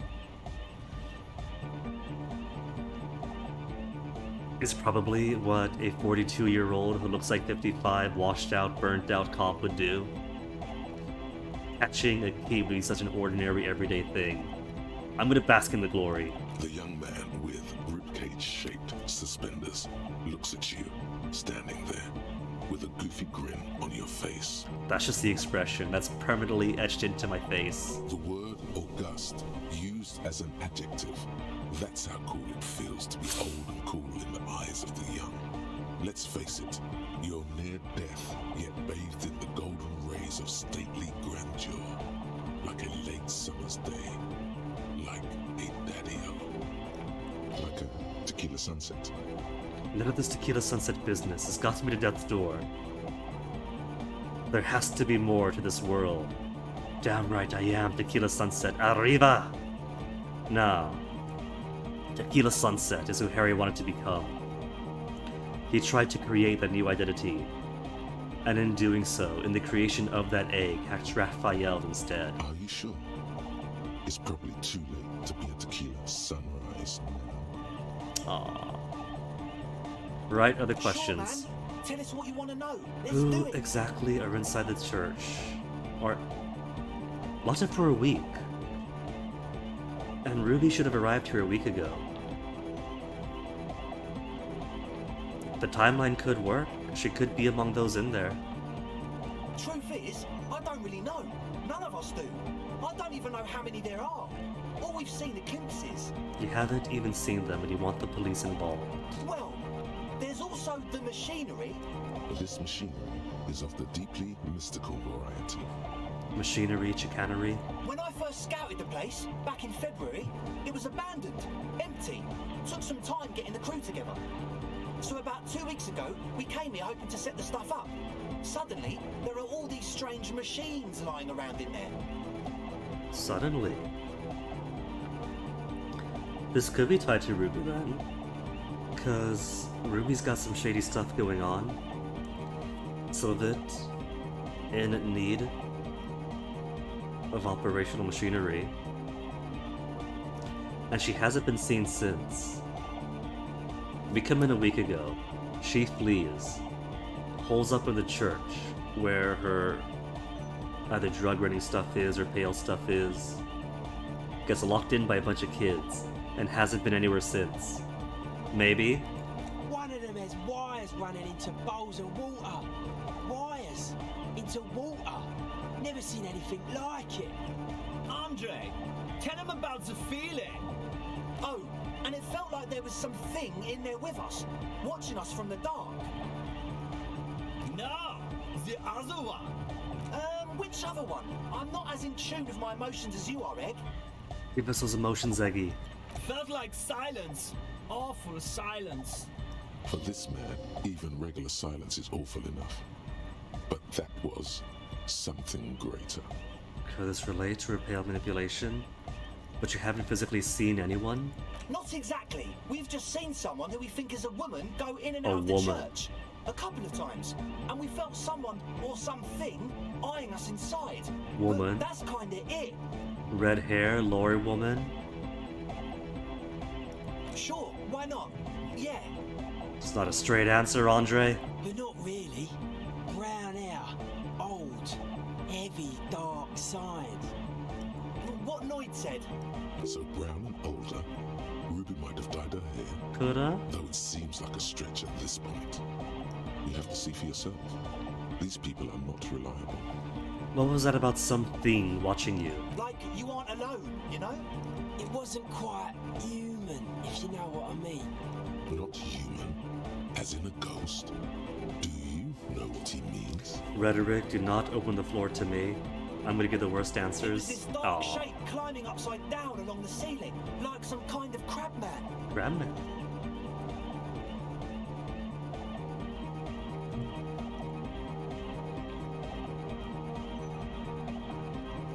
Yeah, you know, the way it was climbing up and around the ceiling, like a crab. It was stalking a cell, exhibiting ambush behaviour. Ambush behavior. Totally crabman. Are you sure there was a crabman? Yeah, totally. I mean, I didn't personally see it. Estelle was alone that time, but I believe her. If she comes out running and says there's a crab in there, there's a crab in there. Is that all she said, though, that there's a crab in there? Because you guys are saying crab man, and they're saying she said crab. You should ask her about it, but be nice. Don't tell her you don't believe in the crab. The implications of this are too numerous to consider. Proceed with caution. Learn all you can before entering that dark building. Okay, tell us about the machinery now. You should talk to Noid about that.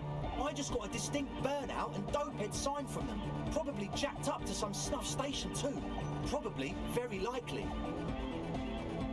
Up to snuff station? So, possibility that we're talking with radio equipment, which would be more evidence of Ruby. With a small surge of PEA, alertness fills you, as if to say, this is a dark corner. Look behind it. Yeah, but that's electrochemistry saying it. Jacked up to some snuff station. Give in to the electrochemistry. He's like one of those rich boy private radio stations where you can listen to people getting killed on and jerk off to it. Sick shit. Not that we would know anything about that. Noid just likes to relay stuff. He appears sincere enough, sire. You could of course be wrong. We're getting derailed here. In short, you can tell to Noid about the machines. He'll tell you more. I know it is him, yeah. How can you be sure they're burnouts and dopeheads if they haven't seen them? Well, honestly, I can't. But I am. This is a below feeble attempt at avoidance. Basically, he is attempting to weaponize idiocy. Wow, you can't, but you do. I should add weaponized idiocy to my own repertoire. Hey now, I'm 70% sure they're substance abusers. Don't let all that technology fool you. Where do you think the drugs come from? Alright, something else then. What? Mention some kind of ecclesiastes of the church. Who are they? Oh yeah, that's a meteor and name for the founding party. Thought it'd be cool to use it. If you don't know what the founding party is, there might be a way to mask it with minor demagoguery. Or I could be straightforward with everybody else about the extent of my amnesia. Before we go on, what do you mean by Meteorin? Now humor me, what is the founding party? I don't even know what the founding party is. Humor me. They still think I'm cool. I've never really looked them up, you know. I can't give you a precise definition, but they're a very powerful religious organization. And? And they have roots in ancient mass society. And they're the custodians of the Pericanassian church. Plus, they anoint the innocents. They, like, made the innocentic system, no? Now, Andre, in your opinion, with this ancient religious organization who anoints the innocents, want a club for anotic music in one of their churches? It's an abandoned church. Churches get abandoned, they get sold off for new use. I've seen what? Restaurants, hotels? It's not exactly the kind who would want loud anotic music in their church. You're right, they do. Without the slightest hint of irony. The Pericanassian church is about love. Anotic music is about love. I got love for my Pericanassian posse. Love is the relay out of death. We dance. We must worship in our own ways after all. Violently shakes the tape player. Love is hardcore. Unity. Unity. Make some noise for my Insulindian posse. I like that kid. He's only had a few lines so far, and already he's putting up all the points. You feel it. The anodes and the cathodes coursing through you. Your big toe starts tapping along to the base, as if testing the waters. No words. Enjoy the beat. Don't quite know what you're talking about. What's a posse? Love can be pretty hardcore. And 2 proceed options. Enjoy the beat. Feels good.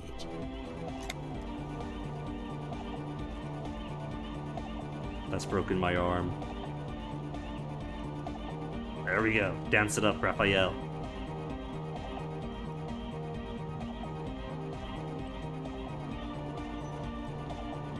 Don't quite understand. What's a posse? Your posse's like your people, man. Is Kim a posse then? Your cup posse. You look out for each other and you party together. That's a posse. 2 men and a woman stand on the beach under a row houses long abandoned to war damage. The words Feld Electrical. 2 hours to go before my 2 The appointments. century waterfront development. One of the men carries a small boy on his shoulders. The boy looks up at the faded logo.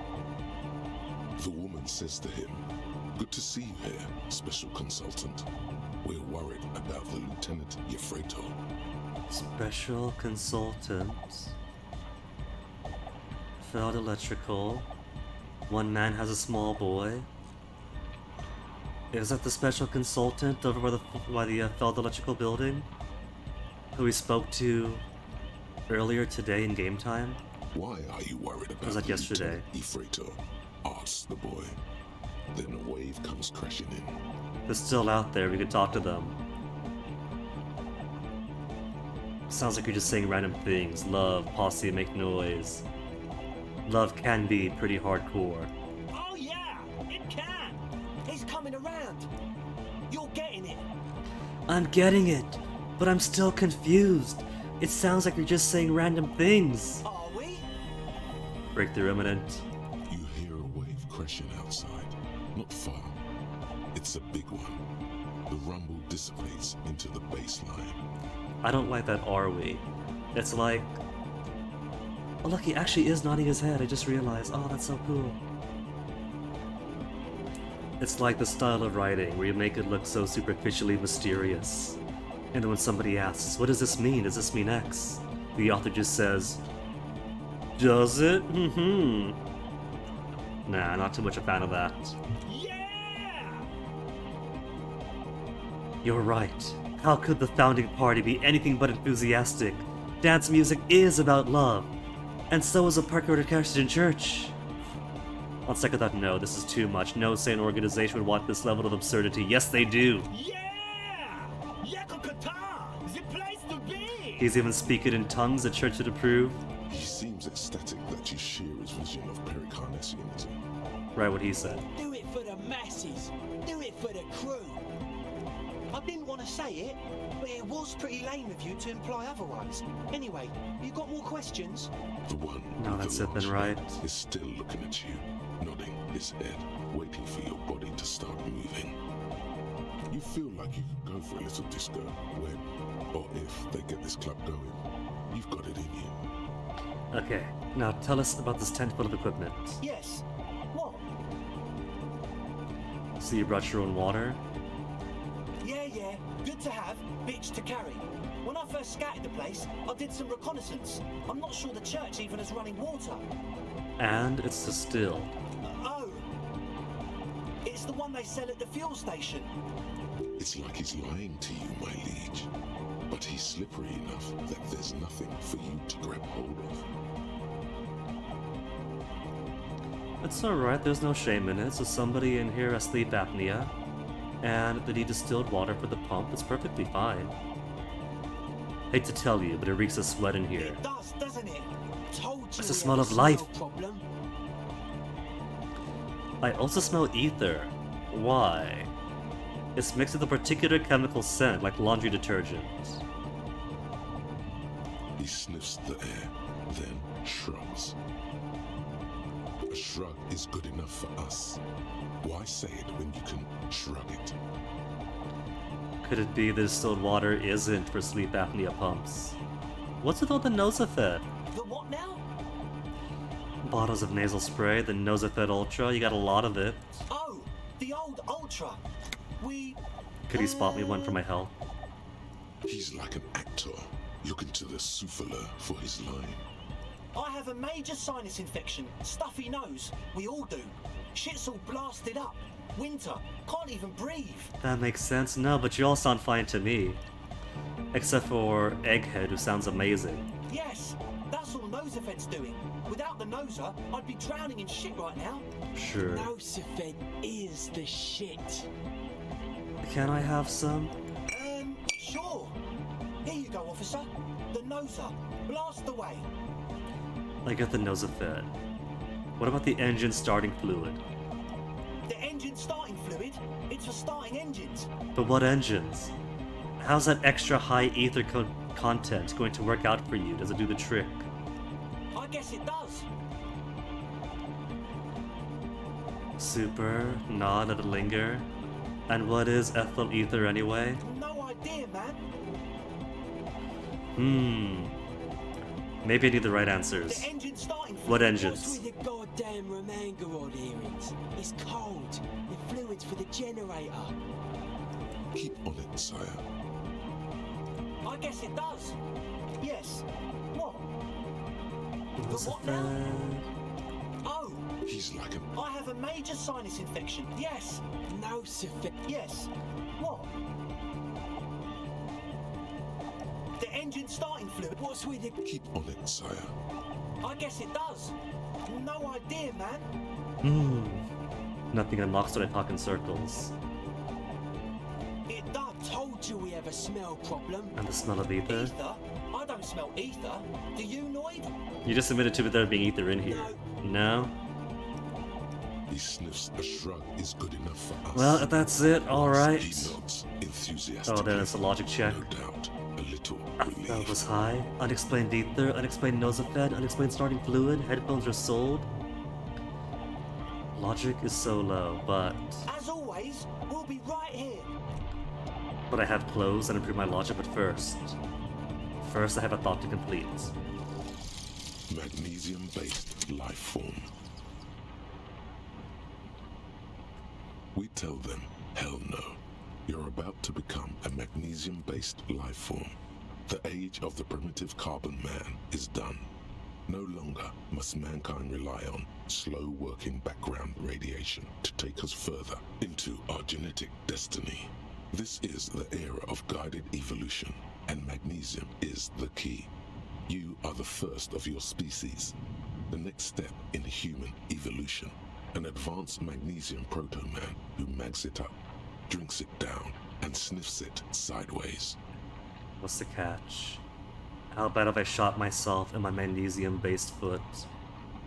-1 logic, no such thing, man, but +2 volition. For magnesium receptacle glands. But I need my logic. Volition isn't even that big of a deal. My volition's amazing. It's all the way up to 9. At high levels, makes you hyper sane. When you're about to get funky, it keeps you normal. Bit of a party pooper. Where's logic? Logic is all the way down to 2. And maybe I could start supplementing my logic with points. Visual calculus isn't too bad right now. But I also want drama and conceptualization to catch up also. Encyclopedia's not too bad. Rhetoric has been too useful. It's okay where it is. Psyche stuff is great. I don't have to touch Psyche stuff ever again for the rest of the game. Hand-eye coordination is maxed out. Perception is maxed out. Well, let me see what clothes I could do for logic first then. Where's my logic clothes?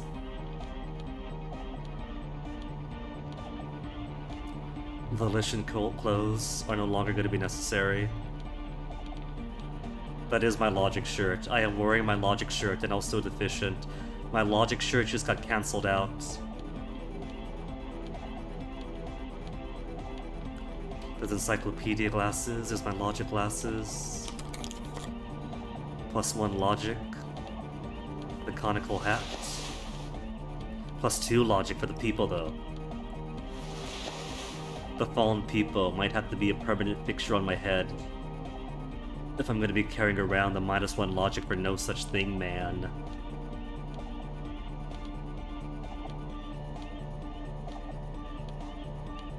And is that it? Another +1? There, that brings logic up to a whole 6. Wow, so someone's been a little boring. Boring? What's drama argued against? Because my volition got a bit high? What? Yes, my standard liege. Standard liege. Someone's seen all sorts of wild ideas pop off and thought, I'll take the boring one. The regular, please. The brown. I like brown, I like standards. Look, try to do my job, no extravagance. But I like Jama's extravagance. What is this? Picking on me for not being crazy enough. That's the least of my concerns. Raphael started this game crazy and zany. After shoving a gun in his mouth in front of people he's trying to interrogate, crazy is done with. No need to be defensive. The regularity, the brownness, the cut and dry have their appeal. A very standard appeal. I like brown. Of course you do. And maybe some black shoes or a pristine white shirt to go with that. Oh no, this It's is for official. boring cop, combo My type. lord's Copo type is regular cop. I'll let everyone know. I'll send out telefax. Boring cop is up to 4. That's all it takes to trigger this. Why not? Set out the telefax? No need. Let's keep the announcement on standby for now. Will this be my capo type now? Yes, the type of cop you are, sire. Think of it as a caste, a class even, a nation of regular law officials that you belong to. No. It comes, No, of super course, cop all the way. with the usual benefits. No need. Keep that announcement on standby for now. Good, of course. To outright declare yourself something does seem a bit too interesting now, doesn't it? No right I won't answers. trouble you any further. He might have been reborn as Raphael, but that doesn't mean he's gonna become boring cop. Hi again. So, how things 83. A number of things don't add up. Let's take a look. How about gather around, kids? Okay, kids, gather around. Got bad news for you, Andre. Things don't add up. This kind of feels like the old man answer, which means it's a more honest answer. But maybe put them at ease, like, hey, gather around here. Not let them know that we know. Don't let them know that we know. That they know. The young speed freak puts down a busted capacitor and looks at you. The one with the large head seems very enthusiastic about whatever you have planned. Their would-be leader is less amused. Sometime in the past, I'm not sure where and how, I fell sick and became the shadow you see now, but before that, I have reason to believe I was a police detective. Am I going to be their scare them straight story, their negative role modeled example of what not to be? But you still are! Thank you for the kind words, but everyone in here sees I'm a disgrace to the uniform. I was good enough in this job to be awarded the rank of Lieutenant Yefritor. I could have been captain, imagine that. What happened? Disco happened. Hey, disco is what kept us alive. It smelled so impossibly sweet. Life tore me a new asshole. I did. I happened to myself. Don't blame disco. Take charge of the course we drove. That's a real downer. Now, obviously, that might have all been 1,000 years ago, but there was still some detective left in The me. young speed freak is silent. He senses something is wrong. This isn't the makings of a club. This is the tent full of laboratory equipment for manufacturing drugs. I have no idea how you arrived at that conclusion, but it's wrong. Look, we even have speakers. That's to vibrate the molecules at the correct frequency. One speaker. They have one speaker. Where is his friend? Did he lose his friend? You have no headphones. Would it sell neither headphones to spin tape? What do you know about spinning tape? Nothing. I know you pawned them. Likely for lab equipment and drug I'm ingredients. sorry, but there is no lab equipment and no drug ingredients. The Nosathed? For its active He ingredient? said it was for his nose. What more do you want? The distilled water, the cornerstone of a clean lab? And of all cellular-based life, what's your point, Lawbringer? The ethyl ether from Capri Long, a solvent. Good for getting acting agent out of a solution. Make up your mind. First it's the sweat, then it's the ether. And where is his friend? Did he lose his friend? What do you mean, friend? The other speaker. You only have one, that's not very stereo. It's a one-speaker system. It's monodynamic. Mono, You wouldn't know the first thing about sound reproduction in anodic music. Other speaker. Mono isn't very disco. There is no need for me to pile on anymore now, is there? No shit. In short, you tried to use a police detective to set up a drug lab. That's... Come on, that's... Preposterous. Against the law. Punishable by summary execution. It's not! So what are we going to do with you? What do you mean, do? There's resignation in his voice. He's almost ready to drop the act. It wouldn't take a lot of pushing. The optimal way to go about this would be indifference. It begins by you telling him you don't care about any of this. It's right at the tarp, isn't it? We do this lawman style. First you tell me everything, then I pass judgment. You tell me what's really going on. And we'll work from there. I can be lenient. I don't really care. I just want to crack the case. Do what you want. And I'll do what I want.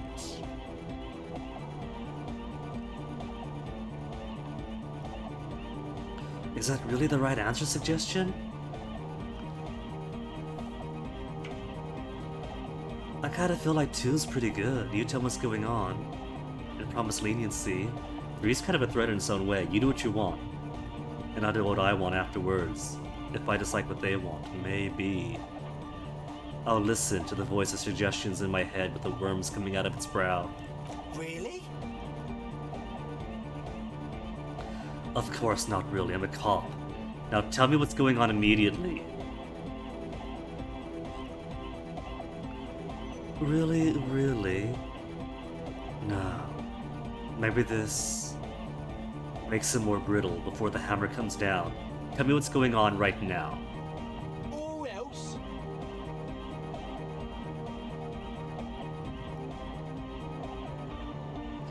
Not calling backup and hauling all of you to the pen for starters, haven't you heard? I'm the dirtiest cop this side of the river. I'll make life hard for you, using every connection I've got. Or else we'll see. Now speak. He thinks for a moment, then opens his mouth, but closes it again. Then finally raises his hands. Things are just way too hard for an entrepreneur in this city. It's not like we're not going to turn the church into the wickedest club in East Revershoal. But you gotta produce the drugs to make the funds. Because we are! We totally are! We just got to turn it into a speed lab first. Oh, but of course, that's just the life cycle of any good club, right? You know, to get our foot in the door. And why'd you need me? Like I told you, spooky arseholes moved in while I was getting all this stuff together. A month ago, the place was empty, and now it's all spooked up. Hour and a half to go. They're not really spooky, are they? No, man. They're spooky, all right. It's just that they would also probably call the police if we started cooking speed in there. But the sign was way off, too. I couldn't feel the love at all. So, what now? What now? This is it. Judgment time. Ask for a cash bribe first. Pack up, report to Precinct 41. This is Estelle's friends. I just want them to not make speed. I'm all for them doing the music. I'm totally fine with that. There you go, do this clean. No speed lab, just club for hypnotic music. That's the route I want to take. Wouldn't work without the lab.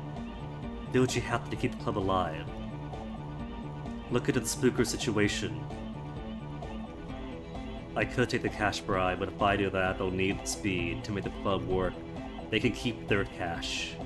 Consider it a reverse bribe, an investment into these kids' futures, and the future of the Hypnotic Music Club.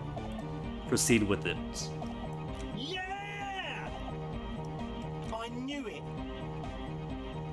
His spiked head between his knees. It's impossible now. Is it? I could have taken the bribe. No, Andre, it's harder now. This hard cop has come to show us how much the fish is, and the fish is always so much more. We all know there was never going to be a club for hypnotic music with the Speed Lab. Now it has a fighting chance. See, Egghead gets it. Egghead is amazing. What's that about fish? There needs to be a club for hypnotic music in there. Needs to. Everyone hates each other. Everybody hates it here. It's all just drugs and we're slaves and I can't. We are running out of time. We need a win, Andre. I promise this will be a win. We won't cook speed in there. We'll do it clean. We'll do it true. We'll do it sober and real and beautiful. This will be a victory for the light. Not Andre, I think Egghead is like the only one in here with this hard really in the music. Alright, let's call this incident crime prevention. But I have my eyes on. Okay, we'll try to do it without the drugs. We'll do a straight club up in there, spinning the maddest reels, and nothing but, I swear to God. Okay, Egg? From here on, it'll be straight all the way. I don't trust them making a promise to me, but if they're making a promise to Egghead, then I believe them. Nobody wants to make Egghead unhappy. As always, we'll be right here, waiting patiently for the news. Yeah! Okay. Can I talk to them individually? So you had a talk I can. with Andre, and now you want to discuss things with Noid. Good. I was hoping it'd all be a set of one. So I won't waste too much time, now I gotta. But if Ruby's in the church for a week and probably dead, the days I gotta make a difference. It's good you talked to Andre first. Gave me time to get a reading on your sign. Can't really talk to people before you get a reading. Sign? Yeah, gotta compare. See if we can align. Interesting. I suck at socialising, man. Even now, our sign synchronisation is way off. But I'll see what I can do. This portrait kind of reminds me of like a bad boy from an 80s movie, like this guy being in the background in Lost Boys. So a sticker at the padlock, could you tell me anything about it? A sticker? You mean the yellow one? Can you describe it to me? Dead but happy. Interesting. He wants you to describe it, though he already knows what it looks like. Why describe it? If you already know what I mean. This one, show the sticker on the ledger. It's a yellow circle, human face, X's for eyes, a smile underneath. I think the X's mean he's dead. I do want to show him that I've kept it on my ledger though. Why describe it if you already know? So I can hear you do it. Sometimes the outside gaze helps us reflect on things. Noid, don't bother our guests with your games. Piss off, Andre. Me and Mr. Cop are trying to discuss art. You shouldn't talk like that. Be more respectful. I don't mind a little foul language here or there. Cool. The ban on foulness. That's the moralist's plot to alienate us from our bodily function so they can control us more fully. Anyhow, what was the sticker like? Produce the legend point. Well, he wants me to describe it, so I will. Yellow circle of the human face. X's for eyes, smile underneath. The X's mean he's dead. Good, good. What did you want to know? Was I right? Is the dead guy smiling? Yes, you're the 23rd person to get it right. And I've asked 23 Top 50. people. Looks like it's a dead guy smiling to the entire human race. Why do you think that is so? We're all the same. Same eyes, same smiles, same death. Now what does it all mean? He defeated history. We are living in the age of history, and in the eyes of history, we are always already dead. How can we ever smile then? Because history is a lie, and so are its deaths. No, you might want to lay off the speed for a sec. Present moment and life are the hardcore. The hardcore expels death. Or maybe he's not dead. Maybe he's just really ecstatic about the beats. Or drugged out of his mind, come to think of it. He could be drugged out of his mind. I'm thinking maybe the smiling dead guy is a symbol for communism. It's dead, but it doesn't care.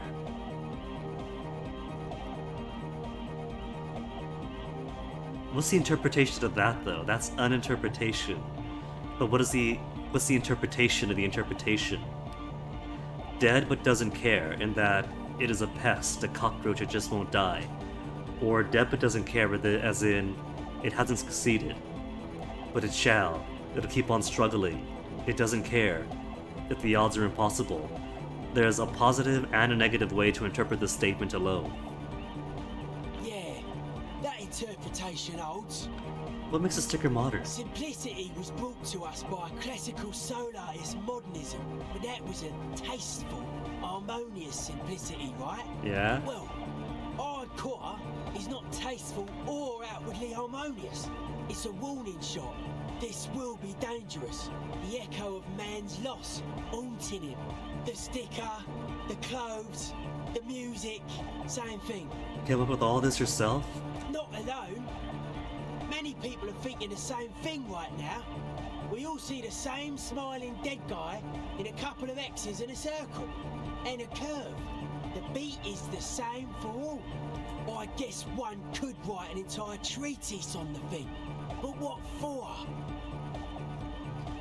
What about now that we talked about the sticker? Are the signs aligned right now? Nah.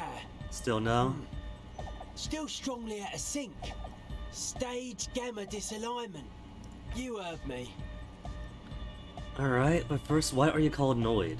The hardcore aesthetic is esoteric. It's not meant to be discussed with the law at this moment.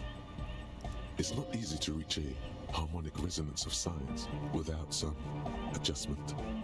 Does this mean we need sign matching? Yes. Further sign matching would do good for us. Sync One the way to sign achieve with this would Noid. be by getting us into the church. I'm getting into the church anyway, so if that's the task, easy enough, that's a freebie. Speaking of church, tell us about the machines you saw. Weird stuff. Specialised. There was a data processor and some sort of long-wave machinery. Wires going into water. Gives off a spy sign. Or some fucked up Samaran science sign. Is sign You just know, vibes? The kind that So the goes vibes aren't first into matching? the supernatural. What's wrong with the supernatural? Nothing's wrong with it. You should definitely be researched. You can still do sick shit with it though. The sickest. That's perhaps why it should be researched. Okay, do you really think the supernatural exists? Most of it doesn't exist. But there's also stuff that isn't allowed to exist. Because the moralists think it's too dangerous for the plebs. Psionic powers, pale-related diseases, pretenders pretending to be human, folk rights, that kind of stuff. Okay, he's giving me nothing. Nothing but more minutes wasted. Eggman, how you hanging? A young man with peroxide blonde hair holds up a Harman Welshi tape player, nodding along to the music. He looks at you with a knowing smile and says, as though you're supposed to be sharing some tremendous evangelical secrets, Hardcore! Say nothing. Is it? Is it? It's hardcore! You're just gonna keep saying hardcore, aren't you? Skibadee, skibadanger. I am the rearranger. Dang, he's got the beats. your hot training did not prepare you for this. What to do? Could there have been a right way out of this garden of forking paths? Solve the egghead puzzle. Alright, well, it's been over 2 hours, so I'm gonna grab myself my requisite BRB, freshen up my tea. And when I get back, we are getting into this church. We still have an hour before we gotta make our date with the old lady with the gun and our date with the communists. We have a key, so when I get back, we're gonna use it. BRB.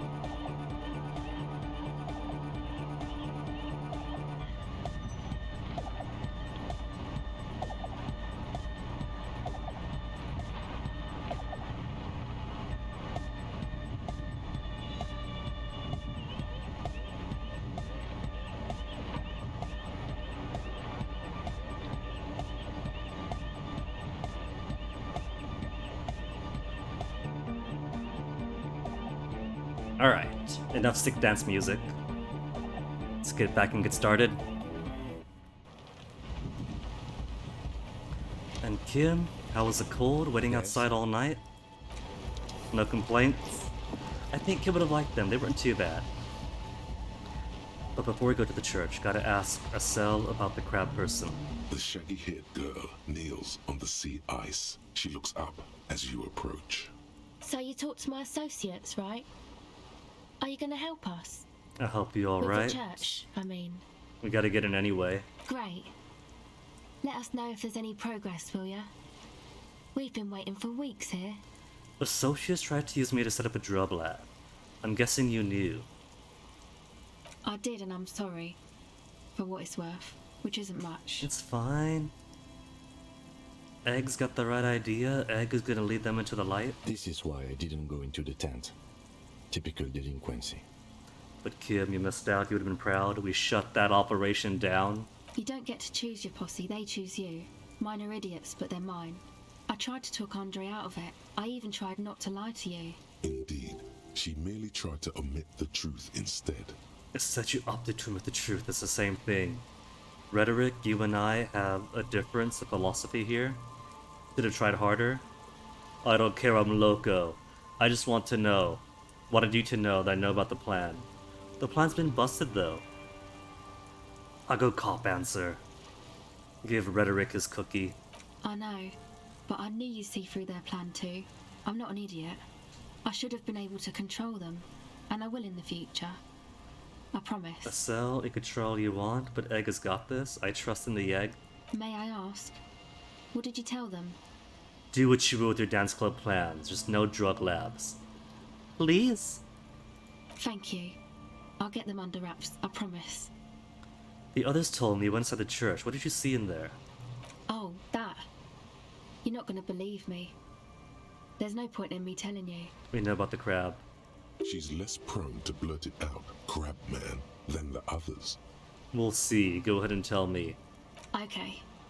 I went in and I saw a woman next to one of those machines there. Noid calls it a mainframe. Another eyewitness to a woman. She was dressed like someone who's been raised by their grandmother, you know, strange old clothes. Had this absent expression, didn't say anything, just stood still. She could have been given clothes by the old lady in the village who's trying to protect her. And then, you know, right behind her, a man crawled down the wall. Upside down like a crab, down the church wall. I think the woman didn't even know he was there. He was completely silent. I just had a thought. What if it's assassins? What if Ruby was also targeted by whatever's targeting Claudia?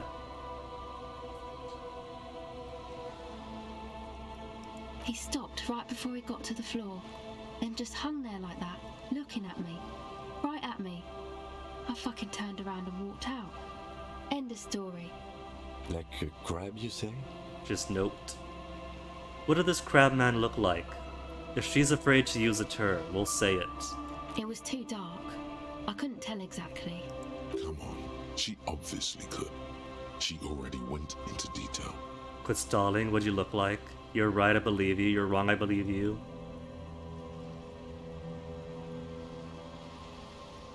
Quit stalling, what do you look like? He looked like a banger, okay? He was all muscular and stuff. Had a mesh tank top. I know it sounds ridiculous, but that only made it scarier in a way. Could be assassins, could be somebody. Is it with the mercenary group? A crab and a banger? Yes, a One banger. more hour. As in a mess gang member. I know what it sounds like, but that's what I saw. You were wrong. I do believe you. There are strange things in this universe of Elysium. Why? It seems too ludicrous for a lie. What do you stand to gain? Strange things happen, that's basically all it is. Okay then. They certainly do around me. Well, I'll ask about the associates later. I've only got an hour until our appointments. I could always come back to it. For now, I must get inside that church.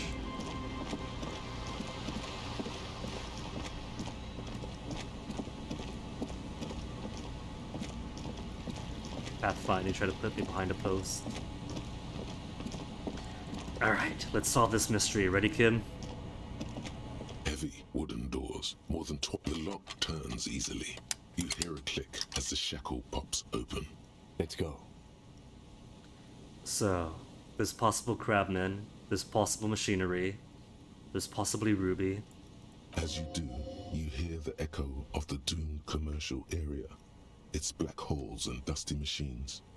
Then the feeling passes.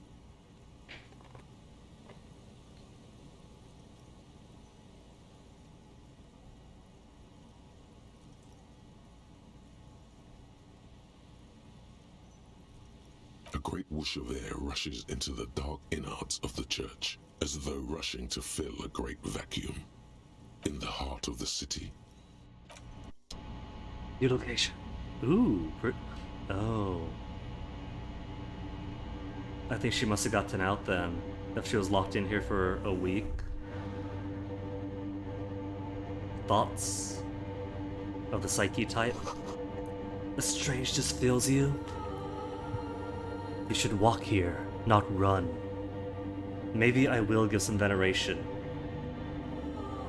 I don't think this is the crab man. She saw him move.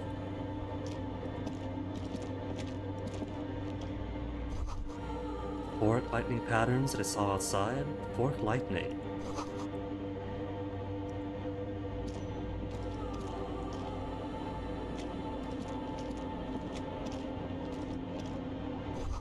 Grotesque wooden figure. Becoming one with the church. So far I don't see anybody, but this place is going to be a fantastic Anodic Music Club. I see shoes. What's this, formulae? Complex equations? Recent? Probably to get the frequencies? Is that the water and the wire? Wolfwood water, live wire. The silence in this part of the church, it's almost palpable. All the shifting matter and shuffling of living things is gone. Nothing seems to exist beyond the church anymore. Maybe if you were to stand in just the right spot, even your footsteps would be completely silent. Wait, I think I still hear something, do we? Something natural or something more organic? And then it's gone. Almost all of it. But for the faintest of hums. It seems the sound here is detached from its source somehow. If not blotted out, outright. Truly unusual. You can hardly hear your own breathing. I gotta make loud noises, yell, or stomp my feet and clap. I have no idea what condition this church is in. I see lots of dust falling down on the side. If I stomp my feet, I'm gonna fall through the floor. Stomp my feet and clap. You produce a few muffled thumps, after which the silence feels even more total, somehow. Gotta do both. This place is totally empty. There's a hole in the back wall. She might have escaped already. Yell. Your voice is barely audible. Not a howl, but the softest of whimpers. Could it be, then, that this device, we have wires and water all over the place. Is that somehow absorbing the sound? In whatever supernatural parapsychological sciences go on in Elysium? Kim, what is happening? The lieutenant points to his ears and shakes his head. Then he leans closer. Can't even hear me from right in front of him? Can you hear anything? Almost nothing. Begin to worry me. Not really, but it's extraordinary. Never experienced anything like that. I can't hear shit. Almost nothing. And it's worrying me. The church just has strange acoustics, some engineering trick. Sure, it's the acoustics. Instead of a church acoustics that amplifies noise, it's somehow muffling it. No matter how much I yell and stomp. His detached tone conceals how uncomfortable he is. What if it is something paranatural? Please, detective, not this again. Kim, we've been right before. He's trying to act dismissive, but at this particular moment, he's more open than usual to the idea of paranatural phenomena. And up in the bell tower? The orderly rows of ceiling panels become barely visible, then disappear completely in the darkness of the tower overhead. It's a red check, but I can't come back to it. Try to see beyond the shadows. It's only 28% chance of failure. Give me good dice. Hey!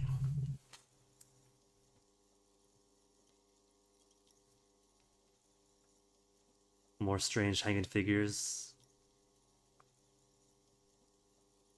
It's like there's something moving up there. A shadow has emerged from the tower and it's making its way toward you through all the other shadows. Is it the crab man? It's the crab man and I haven't got a gun. Oh, that's pretty cool. This thing glowing over here in the corner. On the ceiling? Yes. The darkness makes the ceiling feel infinitely far away. Follow the shadow's movements. It's not a shadow anymore, becoming more substantial as it gets closer. The shape of an animal descends. What if it's the phasmid? What if what she saw was a phasmid, and Lena had some details wrong? Officer, is there something up there? Oh no. You've lost sight of Oh it. no! Where did it go? Blink!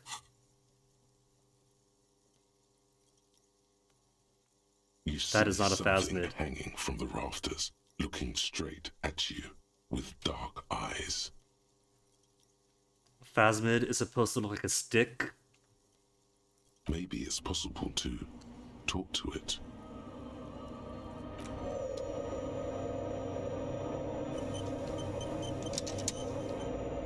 Fortuitously timed autosave. If it's gonna be down there, I'm gonna keep exploring. I somehow doubt this is Ruby. Mask banger's sub-scarf? Could he be a mask banger? Oops, no running. Veneration, remember.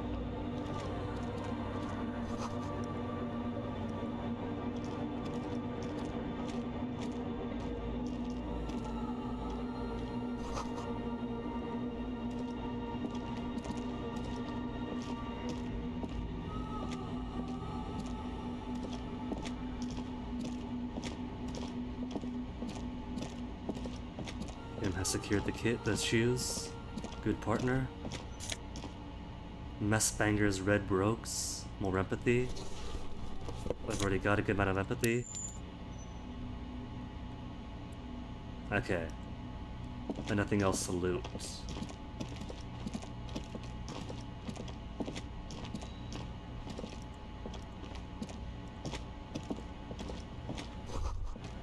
Portable Harman Waushi tape recorder.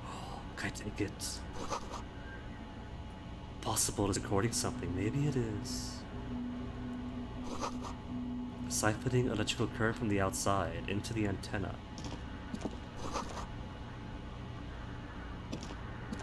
Alright, smells everything else.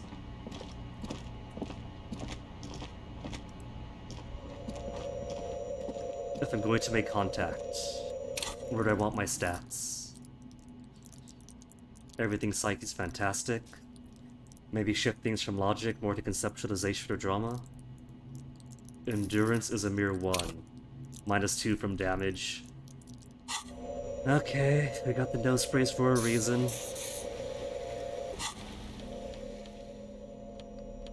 In Threshold as opposed to Inland Empire Abolition, those two are both fantastic.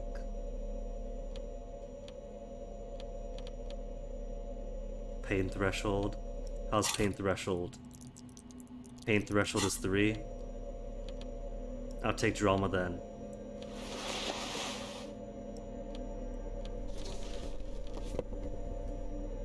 Empathy and hand-eye coordination. Hand-eye coordination might be important. I don't know what I'm getting into.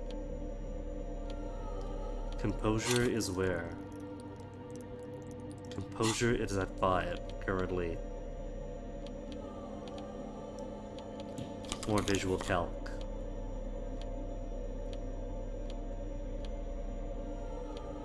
Yeah, that'll do. That will do. And maybe a tool of authority to help me feel better about myself.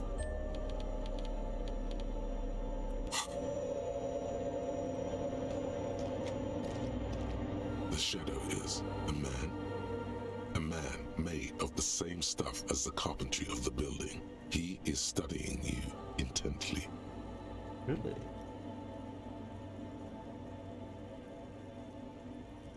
If it's a man of the same stuff as the carpentry of the building, is he one of the figures that adorn the posts around here? The pale is supposed to break down all rules. Could it be that she's making some sort of localized mini pale, and that's twisting reality enough to bring a statue to life? The crab man. Who's there? This is the police. Show yourself. Say nothing. Be quiet for now. The man leaned forward a little, Be non-threatening. fixing you with a steady, unreadable gaze, then speaks. Habitual alcohol use has made you into a scared little pussy, Holmes. But don't worry, everything's gonna be alright. You come to the right place. Alright, so it's not a statue. The right place for what? Here you can receive the mother's love. And when you're ready, she will take your hand and lift you out of the despair at the bottom of that bottle. Will that transform me into a crab person too? This man is obviously a habitual narcotics user. Do we really need to question him? This is the man who crawls down walls. We gotta question him. I'm put off by this religious stuff, he thinks. And maybe the ceiling climbing, too. It's all very hard to square with the lieutenant's own view of reality. Hey, and what was that about, the bottle again? You haven't even drank that much lately. No, I haven't. Lay off it already. Shish. I guess I have a bit of a problem. It's getting out of hand lately, but I'm a policeman. Need to talk to you about police things. I don't know anything about alcohol use, or oh hell no, and run away. I guess I have a bit of a problem, and it's been getting hand lately, but we're working on it. Está crudo, way. I see deep inside you. Your body and your spirit are suffering greatly from overindulgence, and you don't even know it. More patronizing, so original. I'm very much in touch with my suffering, yes. How do you know what I'm feeling? I'm actually here on behalf of some young people looking to establish a nightclub at first. We're having a conversation interrupting me up. I know exactly how much he was suffering. Not all of it. I was like you once. You don't know all the havoc El Vino is wrecking on your mind and your spirit. Necesita parar, homie.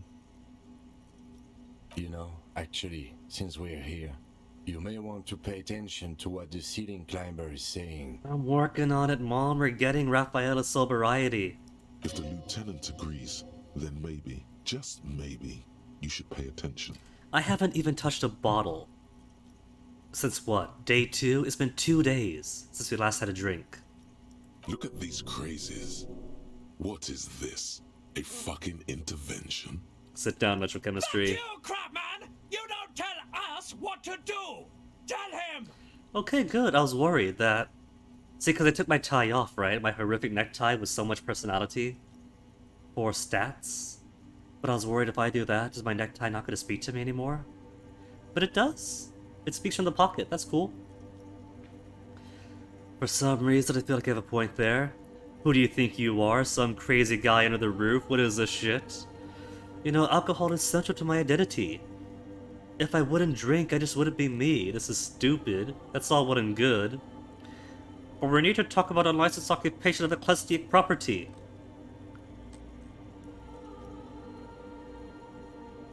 You do have a point, though. Don't trust me. Wasteland Trust of reality. the mother. I'm only the messenger, Holmes. This is the Church of the Mother of Silence. You are welcome here. I am welcome, okay. You have no idea what the fuck he's talking about. Is he just trying to throw you off your game? Whatever it is, he's quite confident about it. Just look how gracefully he sways. 'Tis not an act, my liege. Saving perchance he hath deceived his very self. This man is a zealot. You must be the Crab Man. Some ravers want to turn this place into a nightclub. You know who the other spooker is. But first, you must be the Crab Man. Never known myself to be a crab. But if that's the name you got for me, I won't stop you from using it. To be fair, it's more like a spider. If you're not a crab, then what are you? You just weren't moving like a human. It's your neighbors that came up with this name, not me. If you're not a crab, what are you? I always thought of myself more like a flame, flickering along the rafters and beams. It may be that I gotta work on my technique. And what were you before you became a crab man? I was in a gangway, but my memories of that time 2120. Most of them are already gone. So many people lose their memory. A certain portent of doom. I lost my memory too, and it haunts me. I lost my memory too, but I like it. It's like I get to create a whole new me, start again from scratch. That's not really the point, I say. You gotta give yourself over to service. Service of the mother, that is. Do you remember your name, sir? The lieutenant is not particularly interested in this information. He's just trying to assert some control over the conversation. Tiago's my name, but those syllables don't mean much to me these days. A name isn't just your identity, but also, so to speak, your place amongst your fellows, your place in the world. I ain't got no use for such a place anymore. My name's Harry, then Handshake. My name sets me apart from my fellows. How often do you meet a Raphaël and Ambrosius Cousteau? My name's Harrier Dubois. My place in the world is Lieutenant W. Freetour. I don't do names either. Names are out. I don't care what mine is. I do. It's Raphael. Don't think I met one yet, Holmes. Just a cough, Kim. That's not hiding a laugh. That was him suppressing the chuckle. Suppressing a chuckle. So what are you doing here? This is a special place. There's a perforation in the world up there. A way out into nothingness. This church was built around it. For purposes of veneration. I circled it. Nurtured by the silence bestowed by the mother.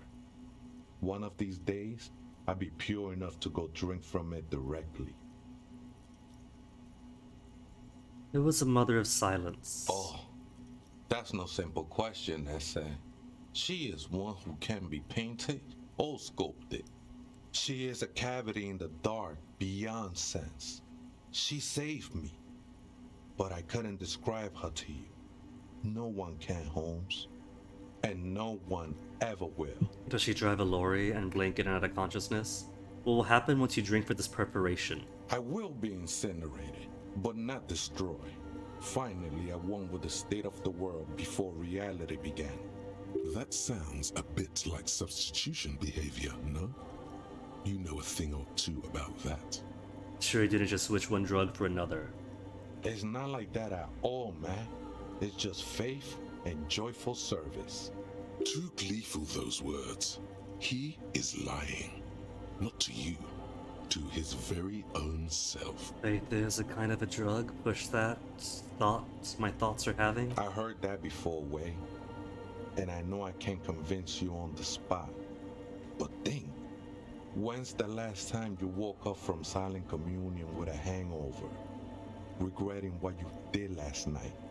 There are drugs darker than alcohol circling your system. Guess you have a point. Agree to disagree. I was being insensitive. Sorry, cop. You have a point. Let's move on. I know it will take time. Don't sweat it. I don't understand what you're doing in the church. It will take time.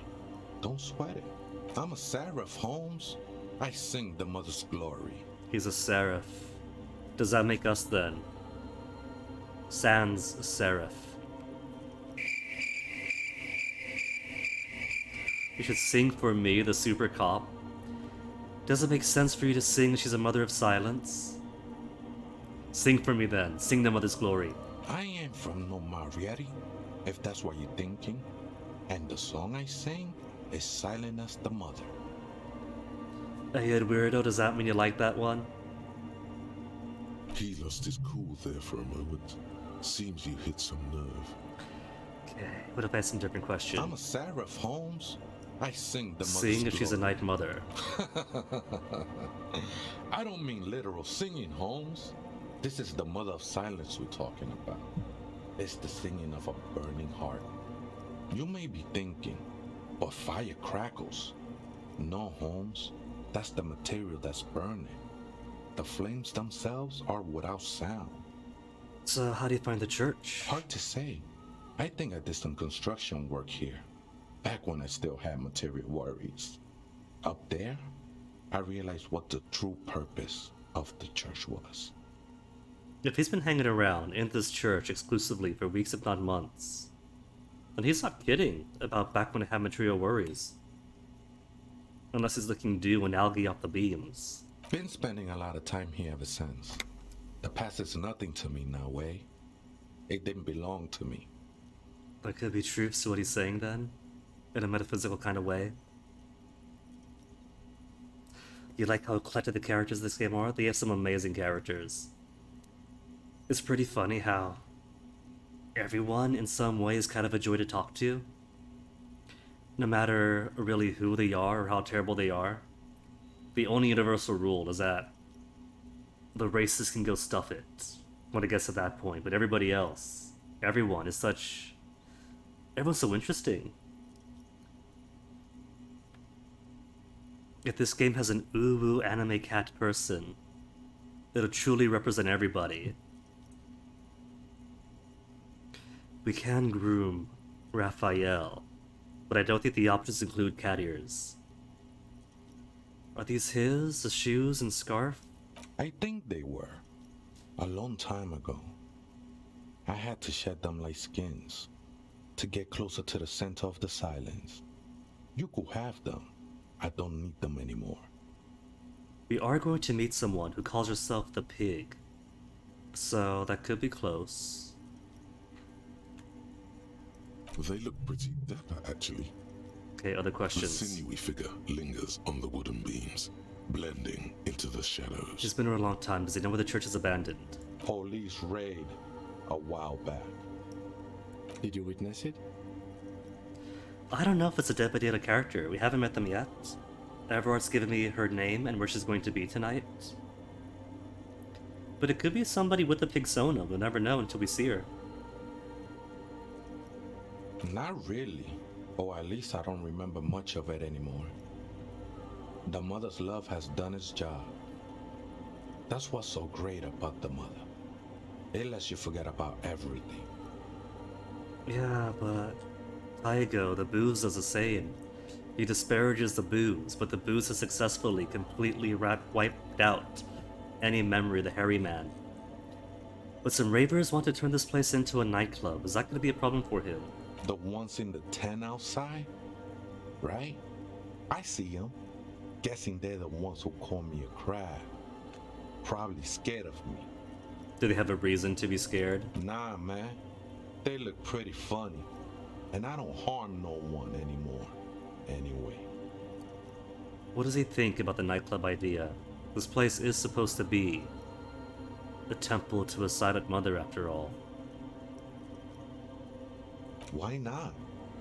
They wouldn't bother me none. Really? They're cool with it? I'm usually way up there, imbibing. Ain't no music on earth that can reach where I go. Alright, I count that as permission. They got his blessing. Might even be nice to have some company. He said that in spite of himself. He's more attached to the human than he'd like to think. They could have a crab man at their party rave that officially makes it a crab rave. Does he know where the other spooker is, the machines, etc.? Other spooker? Oh, esa viejita es muy estudiosa. Don't know, Holmes. Aww. Viejita is grandma? Ooh, good job, Rhetoric. There is another person in the church, and it's a viejita? No. I just call her viejita because of her clothes. She's actually quite young. Or maybe not that young. The old lady is very Age studious. is just one of the many masks we wear. Actually quite young, so it could be Ruby. I figured the old clothes were given by the old lady in the village, who's being very protective of her. Time is gonna be tight, it's already 9:35. Because we gotta meet with the pig, we gotta meet the communists, and who knows what time it's gonna be by then, like midnight? But doesn't matter too much because the old lady's gonna be out anyway. She never sleeps. Wait, what if it's Ruby? Good job, reaction speed, catching up with the rest of us. Did it ever seem to you like she was hiding here from something? You mean like a fugitive? No, man. Quite the opposite. I don't think she cared much about authority or anything else for that matter. Maybe only about her machines. But then again, she wasn't on the run until a week ago. Prior to that, she was occupying this place clearly for a good long while. For other purposes. I see. And where is she now? I told you, Holmes. I don't know.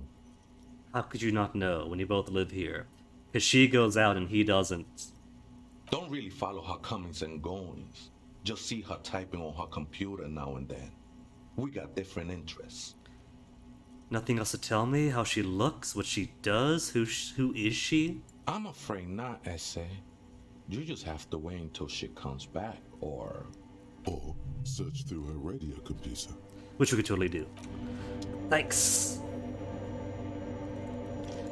And I'm totally going to run now that we broke the ice. It looks like she's still plugged in. Except no, that's gonna be empty, isn't it? No core to put in. A machine stands in the corner, watched over by the figures on the stained glass window. It's turned on and quivering with soft electricity. Another radio computer. And this time it's already turned on. So? These machines sometimes harbor traps, he thinks. Oh no. Alarm systems and the like. Let's be careful. So I gotta be careful touching it. It's not just gonna be a freebie. All this to get in. We should leave. I doubt this place bears any connection to the case. Oh, this place definitely does. This directly, as far as I'm concerned, this directly links to the strange bandwidth she's working with. The machine looks just like the one at the doomed commercial area. Yeah, because it's a radio computer. Just investigate it, step behind the computer. It does look just like every other radio computer. It's also quite similar to the one we have down at the station. Must be the same model. The one you saw earlier was the Ream Civic. This is the Ream Prefect. These car names. RC7024. Equipped with a Fell mainframe and a Ream-compatible interim printer. Just let me investigate it. I won't touch anything. You see fluorescent play and print buttons on the keyboard. A hatch connected to the central compartment is wide open. The lieutenant says nothing. You see the machine's glowing frame reflected back from his diamond-shaped glasses. You're free to proceed. So given one of my internal voices that they could be trapped, Esprit de Corps said so, alarm systems, I'm going to look but I won't touch. I'll simply look inside the compartment. Behind the hatch sits a cube-like crisscross of filaments, smoldering in the dark like fireflies. Silver tape on the side says, in black marker, log, February to March. This could be important to take. This is the machine's filament memory. Press play to access its contents. You say that interfacing, what if it is trapped? I want to print.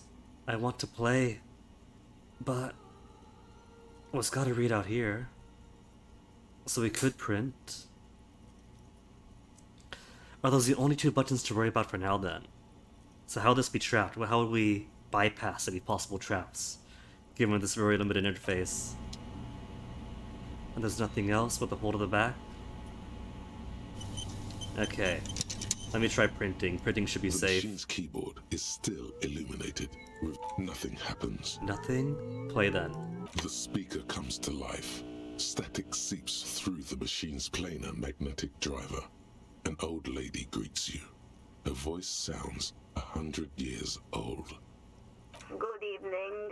Votre accident on Saint-Brun. This is the East Insulindian Repeat Station 1. Please repeat.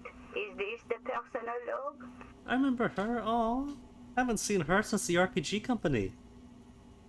It's the same old woman you spoke with through the radio computer in the doomed commercial area.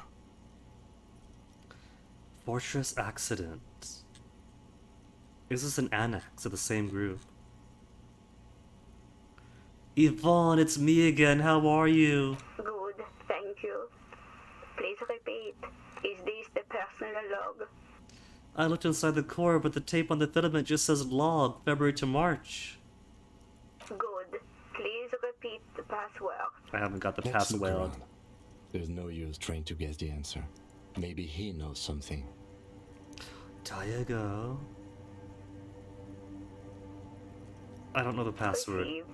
I will register this login attempt. Fortress accident. Is there anything else I can do for you today? Fortress accident, like the one of the Doom commercial area? I have 2 machines registered to this company name in Martinez. One on Saint-Brun, the other on Rue de Saint-Ghislaine. I really don't think that this is going to be connected to the old company, except for like there being machinery here that they used. But what if there is? What if the massively multiplayer over-the-air RPG about the heat death had some kind of religious connection or some connection to the nature of Elysium's reality? Saint-Brun, that's the church. And Rue de Saint-Ghislaine, that's the Doom commercial area. Anything else I can help you with? Thank you, Yvonne. We'll call back. Sleep well, Fortress accident.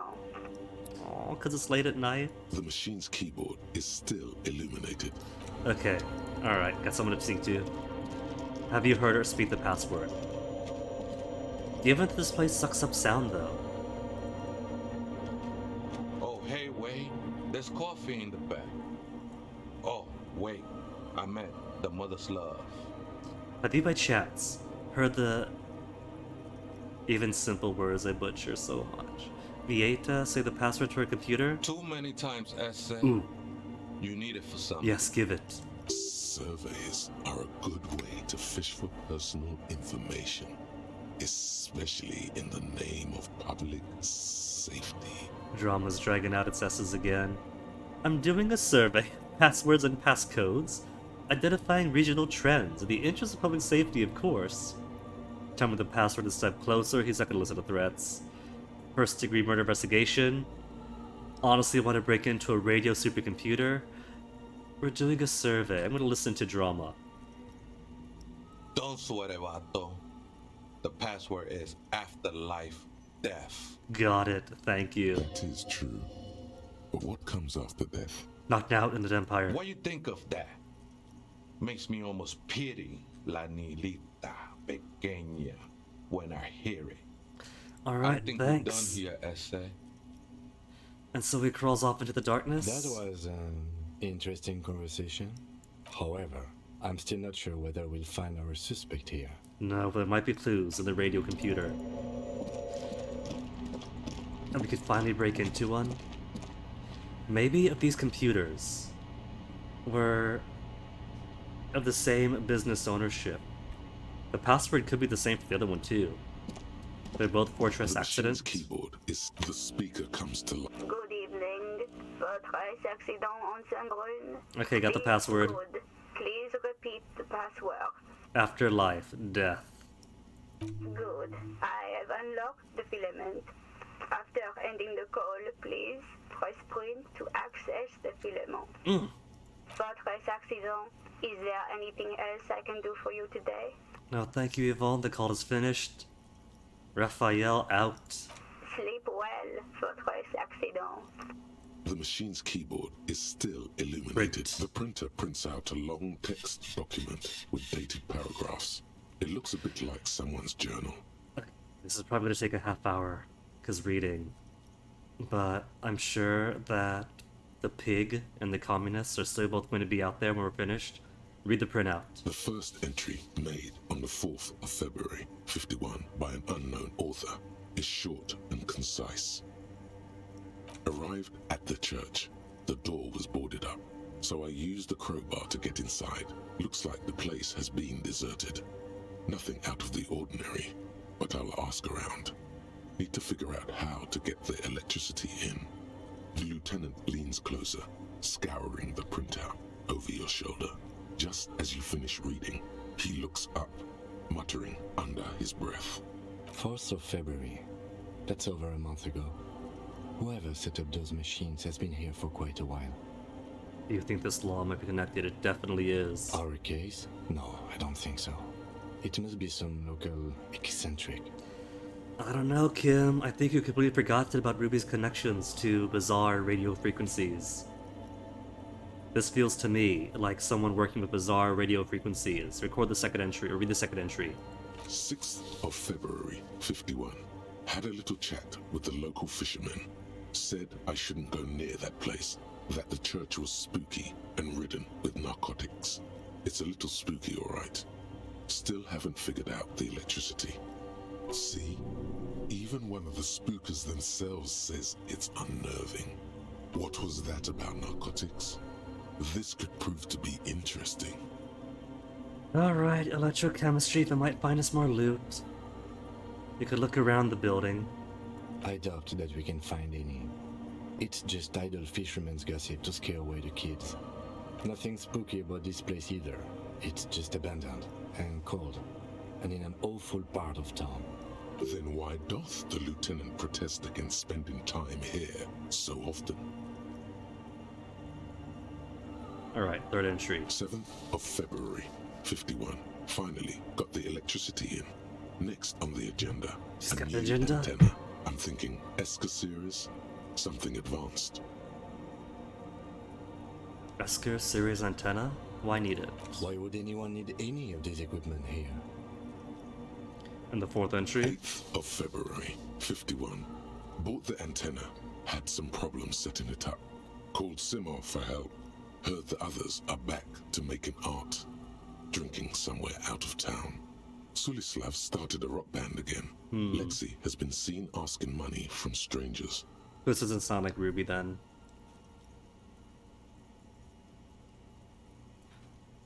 Unless these are Union folk? We don't know all the Union folk? But I doubt it. This sounds more like local gangs, like Skulls or something else. But at least the artists have their act together. They're qualified labor. Qualified labor. They can get work anywhere. Graphic design, ads. The programmers are doing fine too. I mean, they're programmers.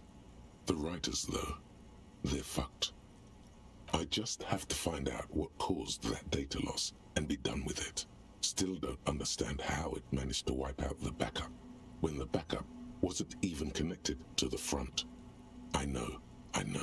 Everyone thinks it's impossible. They say I must be lying. I'm here to set it right. This is starting to feel like it's not related. Which wouldn't mean that Ruby didn't hide out here. Could be somebody was here for the massively multiplayer over-the-air RPG, and then abandoned the place, and then Ruby hides up in here a week ago because Tequila Sunset came into town. It could be that this material was used by somebody else for some other reason, but then made great use for whatever else she had to do, repurpose it. Artists, programmers, Lexi, and who are these people? I think these people worked in the radio computer games business. The one we saw in the Doom commercial area. They must be our former co-workers. In data loss? Seems like something to do with radio computers. Unfortunately, I don't know enough about them to understand what the author is saying. Something about the backup data getting destroyed, and how everyone thought it was the author's fault. Let's just keep reading. Fifth entry. 12th of February, 51. Brought some food from the grocery store. Apparently, there's a strike going on in the harbor. Definitely not happy to see the Martinez people again. Everything's now set up in the church. Going to start working tomorrow, 8 a.m. Alright, this is somebody separate from Martinet. Martinet and the striker are other people over there. So this isn't Ruby. Nothing to worry about. The strike. We are nearing the date of the murder. Keep reading. I'm interested now. I want to know what's that radio anomaly that sent this person here in the first place. 6th entry. 25th of February, 51. I've been sending data up to Lintel for a while now, trying to recreate the data loss, but nothing. Didn't even feel like logging in, the disappointment. But I did discover a curious audio-spatial anomaly at the back of the church. I've named it the Swallow. It swallows sound. Need to get some mics. Track so far? Experienced that already? About The strange black hole of audio, yes. 7th entry. 28th of February, 51. Yes, the first recordings confirm that the swallow is real, and I'm not just losing my mind. It's a pillar of silence, with a diameter of approximately 3 meters. Seems like the higher I go, the less I record. This might be a coincidence, or it could be connected to the data loss that led me here. I would put it where? Centralized under the bell tower? Where Tiago hangs out? So the place really could be right under some metaphysical thing. The voice really is good, Corpse Eater. I feel like that this game is gonna double in time, purely listening to the narrations and all the voices and everything. But all the voices and narrations are so good, even for like basic things like this is a door, it is locked with a brass handle. I can't just click continue. I have to wait for a bit and listen to it at least once. The pillar of silence. She is talking about the silence. Is she suggesting it's more than just an architectural quirk? Oh, this is definitely architectural.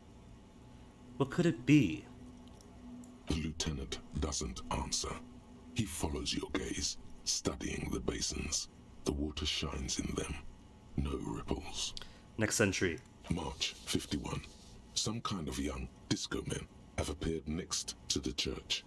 I've been trying to record the silence to find the epicenter, but now it turns out I've also been capturing the future of dance music, one neo-disco song over and over again. That sounds promising. These kids might actually make it work then? Fortunately, the song is so monotonous, I was able to devise an algorithm to factor it out. The other day, one of the disco men came in. Before I could even say hello, she got scared and left. Good. I don't want anyone distracting me from my work. This is bringing us very close to the present. That's last week then. That's a week ago. Right? That disco man must be a cell. Must be a cell? The girl on the ice? Sounds like her, yes. 9th entry. March 51. I got a call from the repeater station. Someone has tried to access the radio computer in our old office in Martinez. Can't do anything about it. The storekeeper still doesn't want to let me inside the building. Thinks I'm part of some kind of curse. How Martinez of her. That's not a week ago. That's me. Then that's like 2 or 3 days. I was the one who broke into that radio computer. And the storekeeper must be Plaisance. I knew it wasn't a good idea to meddle with the machine. No. It was a great idea. You're learning things. This is how you learn things about machines. Oh, that's gotta bring us to the present then. 10th entry? A good metric 10? March 51. A new 2-meter aux cable. Noodles. Crackers. Ping energy drinks. Water. Toothpaste. Gum. Also, some canned air. Your reading is interrupted by the sound of the church door opening. Is this going to be our new intercody tour? But it's 10:06. I was gonna go and see the pig. If this is gonna be a whole new line of questioning, this is gonna take... Well, Inland Empire assumes that pig's gonna be there all night until 2 a.m. I have no idea how long the communist meeting's gonna go for. But after 10 is pretty vague, they might both be out all night. So probably won't be too much of a loss if you gotta spend 2 hours talking to somebody else first. A strange woman makes straight for the radio computer. And speak of the devil, the old lady who's actually young, but very likely not Ruby, not gonna be directly related to the case, and just going to ignore us at her computer, reading out the printouts. Reading her personal thoughts. Breaking into my radio computer, I see. I do apologize for the intrusion, madame. We are with the RCM, you see. Looking for a suspect in a murder investigation, thought they might be here. We're on a side case, representing certain music venue organizers. We're not just breaking in. I'm pursuing a mysterious lead, searching for my lost identity. That lost identity has been found? And he was dead on arrival. Harry is dead, but the mystery is closed. Looking for the suspect of a murder investigation. We thought they might be hiding here. No one's hiding here. It's just me and my computer, and it has been this way for weeks. Now please give me some room. I need 2 seconds to see that you haven't destroyed anything. She doesn't know about the crab man? We should talk to her after she has rebooted the machine. Right. After she's rebooted it. Which means we'll come back. Come back after getting our gun back. But the pig's not just gonna give the gun to us, is she? Everard has arranged a meeting. But she's probably gonna want payment also. The shadows all along the edge of the screen to represent nighttime.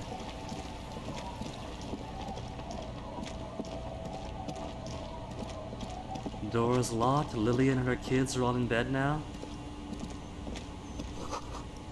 But I still get +1 XP for clicking on a circle.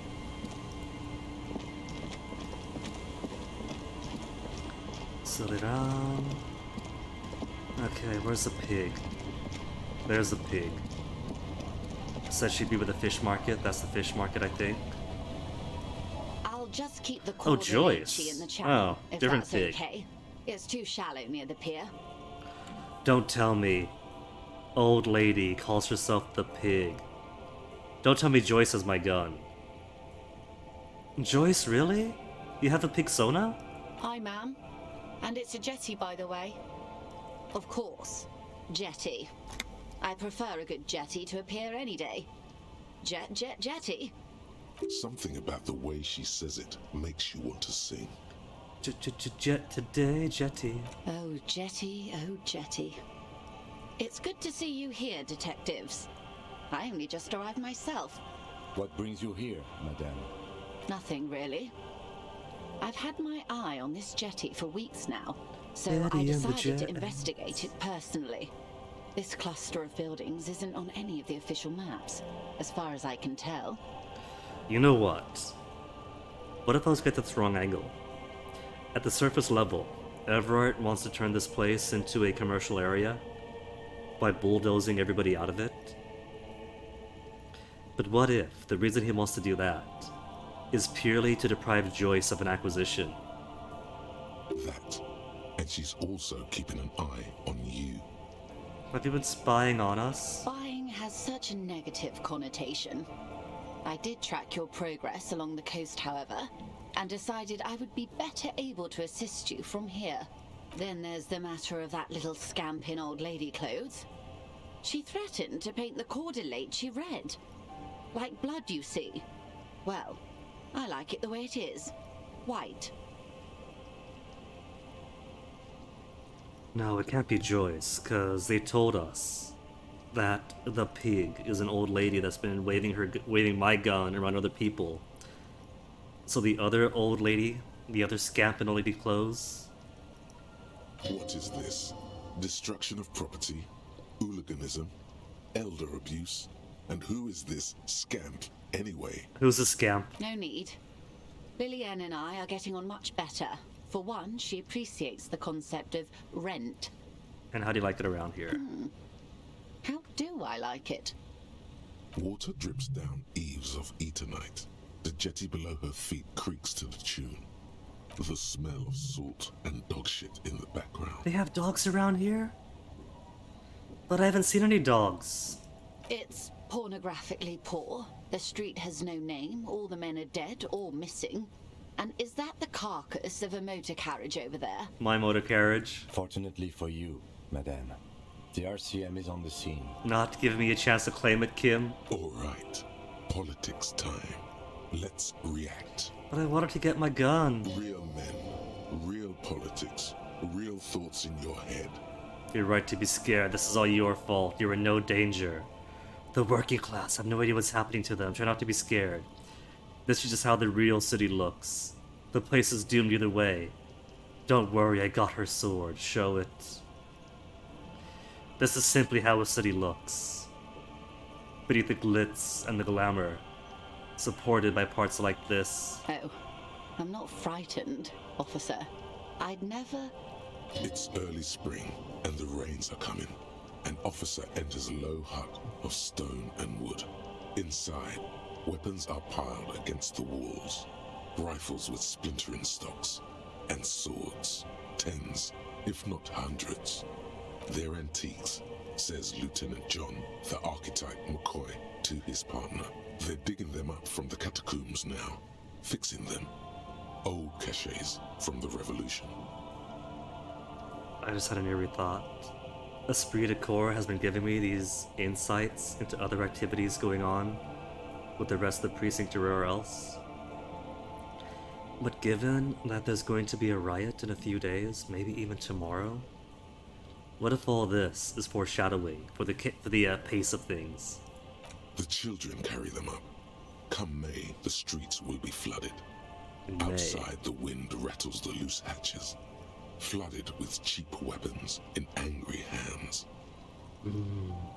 Maybe even if we solve things amicably here in Martinez and prevent the labor riots and bloodshed as heavily armed mercenaries descend upon eager but poorly armed union workers, maybe even if I avoid all that, tensions are still so high between Rivachol and the coalition and the Morrowind turn that it's gonna blow up anyway. Have I told you how they discovered this place? The fishing village? No, they're in Sealindian, Isla. No, you haven't told me, and I'd rather find the pig, please. Well, your condition has left you no worse off than most of these people. The literacy rate is around already. 45% west of the river. 50 years of occupation have left these people in an oblivion of poverty. Oblivion to Somi, 45% is around where I operate. Things are getting better though. I knew you would sympathize. Most Revacholians will never know what this place means. Our home. This island of matter. Or why they were ferried over in the first place. Remind me to tell you one day. For now, how can I assist you in this new location? Well, for now I don't have time. It was good running into you. Godspeed, detectives. Thank you, ma'am. Do keep an eye on your boat. Where is Pig? I don't think it's a washerwoman. It can't be the washerwoman for it to shoot people up.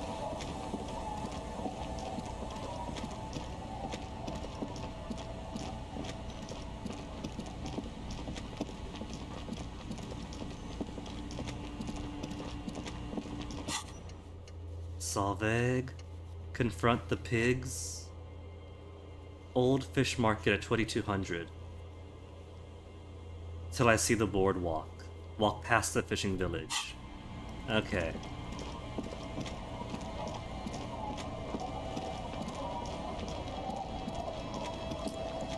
But the thing is, there's still the,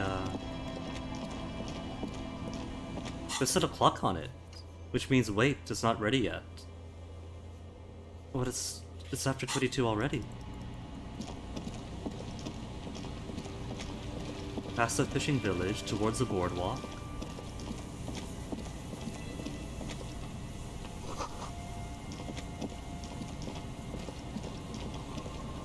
And here's the boardwalk.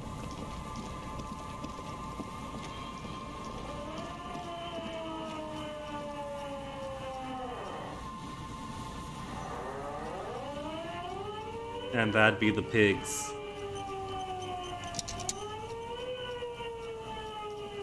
Put your hands where I can see them. So she does have a pigsona. Just a figurative pigsona. Show me your hands. This is the pigs. Show me your hands. Right now!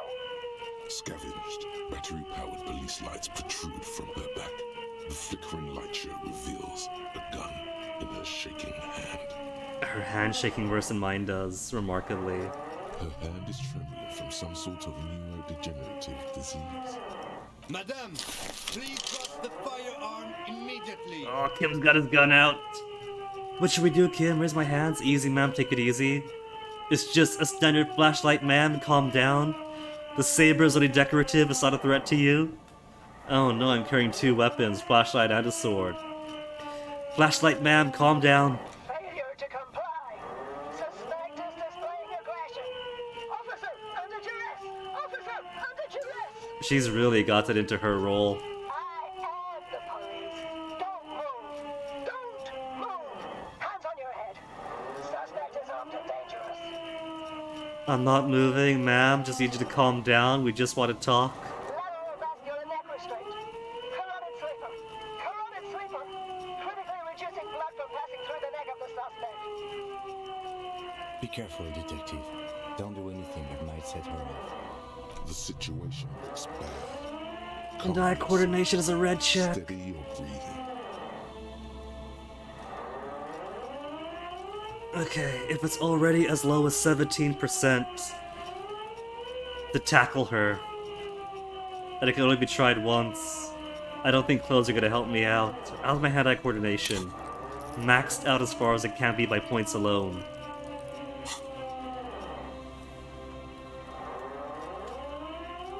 Please identify yourself, ma'am? It's the goddamn police shitbag. Top the pavement. You're under arrest. As she waves her hands, you notice familiar-looking ampoules and packets sticking out of the mountain of police gear on her back. Medicine or drugs? This is what I get for trying to do super cop. I've glorified and embellished the lifestyle and made it attractive to her to emulate. She thinks she's a police officer. Try treating her like a police officer. A lower-ranking police officer. Officer Pigs. W free to Harrier Dubois. Ugh, I gotta call myself that? It's got the badge. The badge has my dead name on it. Requesting your sidearm for inspection. Patrol officer, you are in gross violation of RCM Code of Conduct. Lower your gun, officer. That's right, Pigs. Treat her like a policeman. 3-barrel pepper box. You know, I've seen antique firearms like that. In this moment of hesitation, she almost doesn't seem disturbed, but like someone suddenly wakened from a deep sleep. They got some pretty wild pepper boxes. Like, the idea is you got multiple barrels with multiple chambers to fire off like multiple pistol shots at once. You get a huge cluster of them. Patrol officer, I have to sign you up for a disciplinary hearing. Shake your head. Enter her world. Live this fantasy. Easy. Press her too hard and shit. With a swift, poorly coordinated move, the woman slams the megaphone against her lips and teeth. A trickle of blood runs down her chin. She doesn't notice it. She is definitely high then. If the answer is drugs or medicine is drugs.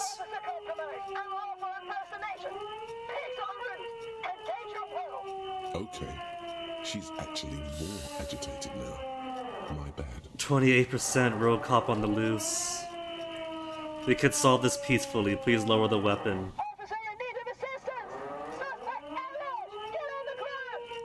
Ma'am, please. We want to help you, but you need to lower that weapon. Blow her away, Lieutenant. No! Let's just talk, alright. Do the Star Trek style by the book Starfleet.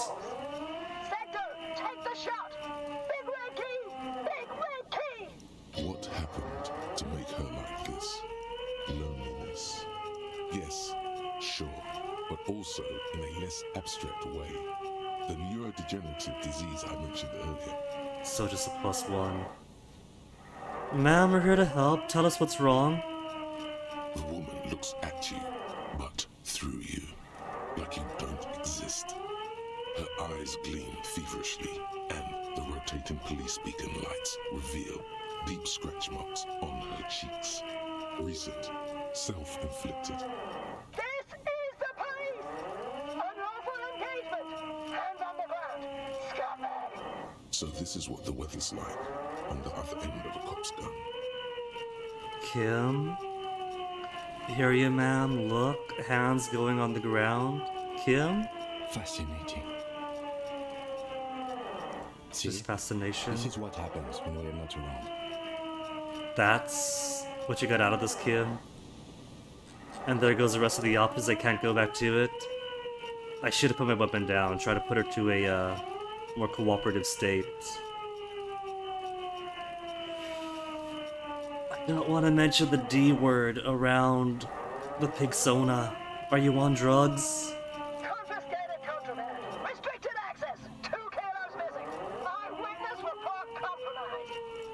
think she's on drugs. Being off drugs might actually be the problem here. Oh, I don't have many hand-eye coordination clothes. Am I gonna take the hit? Okay, let me change my clothes. A delirious civilian is pointing firearm at us. Your firearm. You need to solve. But I want to change my clothes first, Kim. Oh no. I feel like if I take this option, there's gonna be a -1 to bring it back down from 28. 28% is so low. That's only very, very slightly better than 1/4. Given the demarcations, a probability that this game might as well be 1/4 functionally. Well, I've taken my nasal fed, I'm at 2 health. Time to get my gun. I'm gonna try more diplomacy. You're not the police, we're the police. Maybe we can break your fantasy.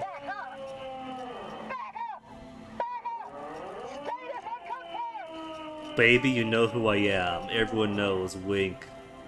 Lieutenant W. Friedrich Harrier Dubois, 41st Precinct. This is my partner, Lieutenant Kitsuragi, 57th.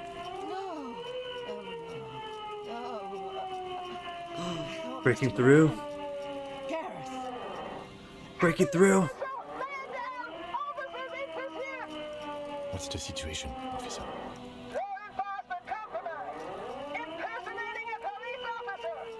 Does she not believe you two are actually police? What if she's right and I am an imposter? Hey, I'm in full RCM lieutenant's uniform. I look at my partner, we're cops alright. Yeah, I got the officer's people on my head. Really are cops? Look, white rectangles. Really are cops? Look, my badge. Show her the badge. That looks nothing like me. License and registration! License and registration! Come in, dispatch! Sector! Azimuth! It's not a code, just disjointed words. Well, let's do or die then. Did all that? Did even get a +1 or a -1 to anything? Here it goes. Just tackle her then and hope we don't get shot. Hope Kim doesn't have to shoot anyone. I can't look. Here's the plan. You jerk left, dash right. It worked? And cut her hand off. Ready? It actually worked? Okay. Alright. I jerk left, dash right. Left then right. Cut her hand off. I got this. I got the sword in hand. If I'm cutting off hands, I can do this. No, that won't be necessary. Look closer. The gun, all 3 barrels, red and blue light shining through. It's not loaded. Visual calculus, you better be right.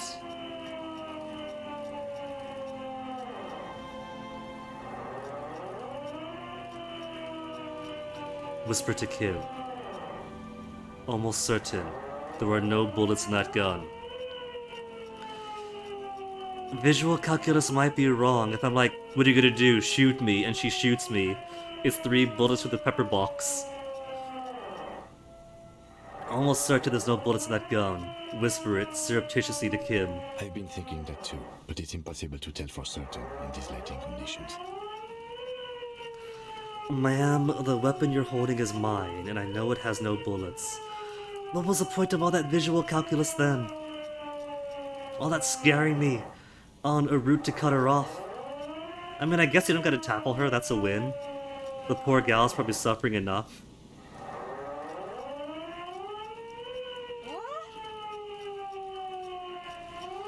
Eyes suddenly reddish with tears. Oh no, is she waking up from a fantasy? Don't look straight down the barrel. Don't you dare. Even if it's not loaded, she's gotta treat it as if it is. This isn't police issue. Police weapons have bullets. This isn't real. What is this? Scaring me there, I heard the click. Police guns always have bullets. What is this? Why did you sell me this? Okay, Kim, now how do we get her help? She looks devastated. Grab the gun. Right now.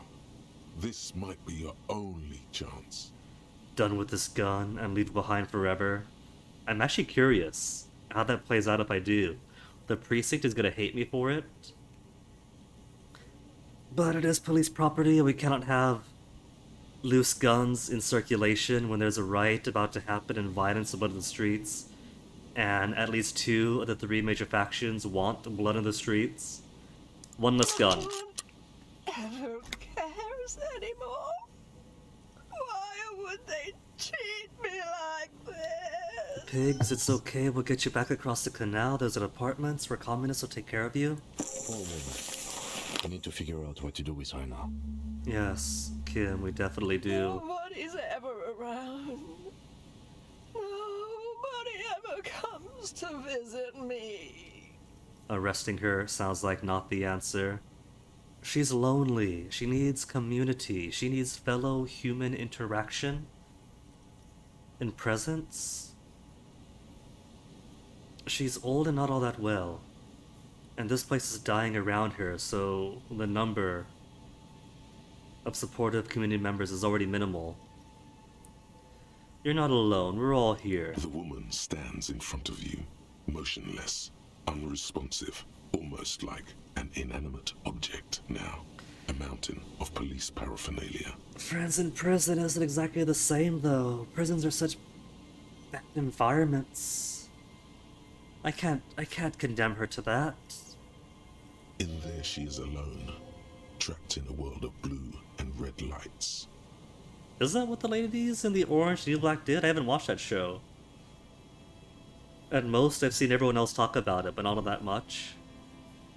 Or at least I wasn't like, I didn't see too much of it as the conversations were happening, so I don't like... I know a decimal of a decimal of a decimal above 0. I know the title. I know what certain characters look like, and that's it. Her children and their children, if there were any, stopped coming when it got really bad. What do you think is happening to her? She's in a stupor. I've seen this before. God knows for how long. Could be days when they get like this. But why would she like this in the first place? Honestly, I don't know. Dementia, probably. Dementia and Channel 8. And loneliness. Neurodegenerative disease? It's what happens when you listen to too many cop shows on the radio. Those cop shows and video games. Nod your head, loneliness. Yeah, looks like a bad case. But the question is what to do with her right now. Well, the only way to proceed is should we just arrest? But it's a question. It's not a commitment. We're not married to the idea of arresting her. I don't think there's any need for that. In See? her current state, and without a gun, she isn't really a threat to anyone. She's no threat to anyone, but she has needs. Aren't we, as representatives and members of the coalition government, in a position to provide to those needs? We could let Titus know. This is a perfect problem for the local peacekeepers to handle. They might even know her family. They could. They are the local authority. But this is outside Union jurisdiction because a fishing village refused to go Union. The Union doesn't bother here. So they might just leave her to the wolves of loneliness. Give her a station call slip? That tells her to show up. But it's not magic, she's gotta choose to show up. It's a polite arrest. Titus sounds like a man for the job. Don't want to endorse the Hardy Boys' inflated sense of self-worth. Again, they are the government here. They might not be the capital C coalition government, but de facto they are the government. Leave her like this, she'll be fine. Have Titus help out. If he's right, and the Hardy Boys take care of the community, well then here is a community. Then we can ask him once we get back to the whirling. But we have to hurry, because it's late, and they might have already gone home. Yeah, it's after 10, it's almost 11, nobody's up now. Whirling is gonna be empty. But I think we're done here for now. Let's head out. This is done. Please, leave the radio on. Reflex to what? Being left alone. Exactly. With only the voice of Gareth Morand to accompany her on Channel 8. Could we escort her to the church? They got radio there and 2 people to keep her company. It's snowing out. It's snowing and 10:45. Yeah, 10:45 at night. She stands motionless, just a heap of clothes and fleshes now. Maybe if you search her once more. I'm going to give her the dignity. There's no due cause to search her. We'll be back, miss. We'll be back, but at least want to say goodbye. Could I say goodbye? Say hold on, we'll help you? Or is interacting going to be immediate dialogue to searching? The woman stands slumped. She looks catatonic under her mountain of RCM paraphernalia. Is one of those things a police cap? Okay, maybe I do want to search her then. There were narcotics in there too. You're thinking of taking them? Do. I'll be polite there. Be polite first. Shake her shoulder, see how she's doing. The old woman doesn't react to your touch. My cat. She doesn't even flinch as you reach out and disentangle the familiar-looking lieutenant's cap from her mountain of RCM paraphernalia. Oh, is that yours? It is now. It's hard to say. It's been so long since you wore yours. I think so, maybe, probably, you know me. Mine? Ours. The RCMs. It's your hat.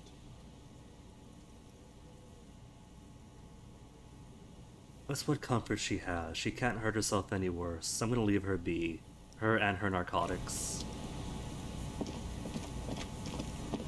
But first the booty. What does a hat give me? +1 to authority.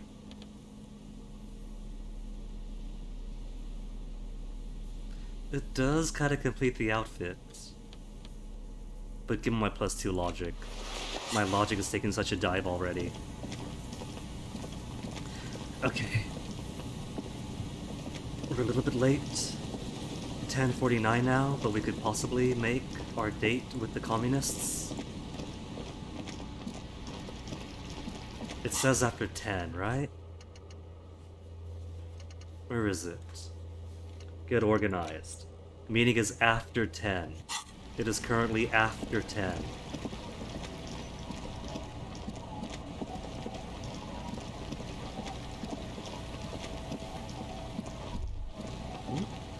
Halo? No Halo?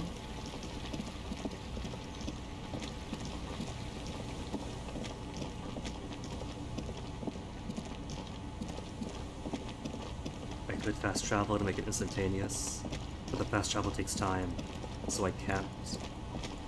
Better to waste a minute of free time.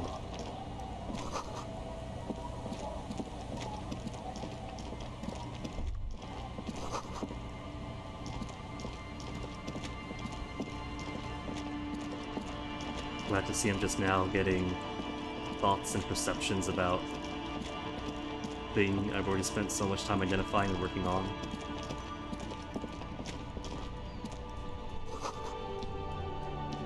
Lorigine du disco?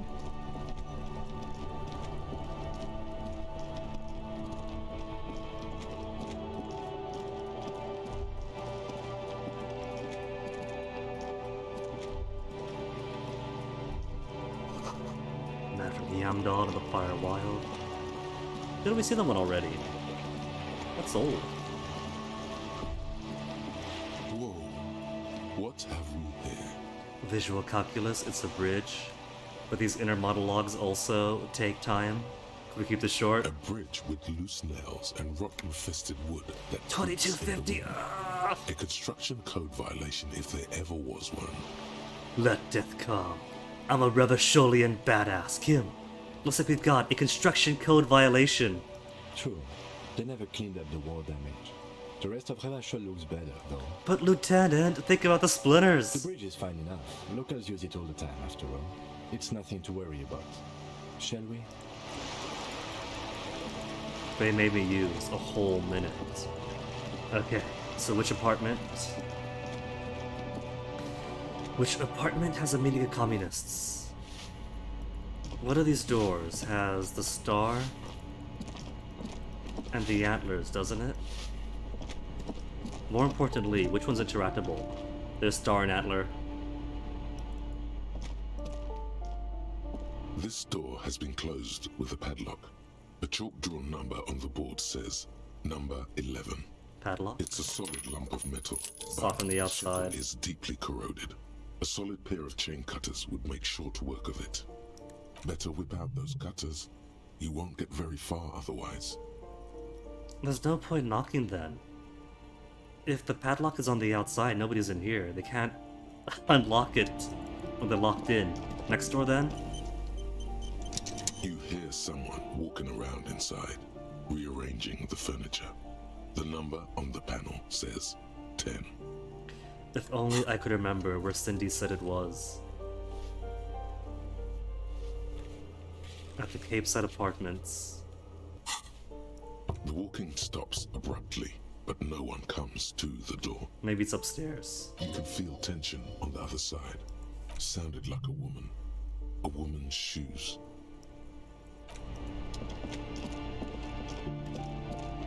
Can't just harass every random person.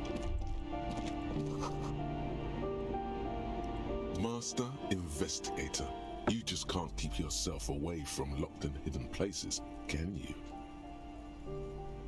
Is this going to be the dawn of the Jamrock Shuffle?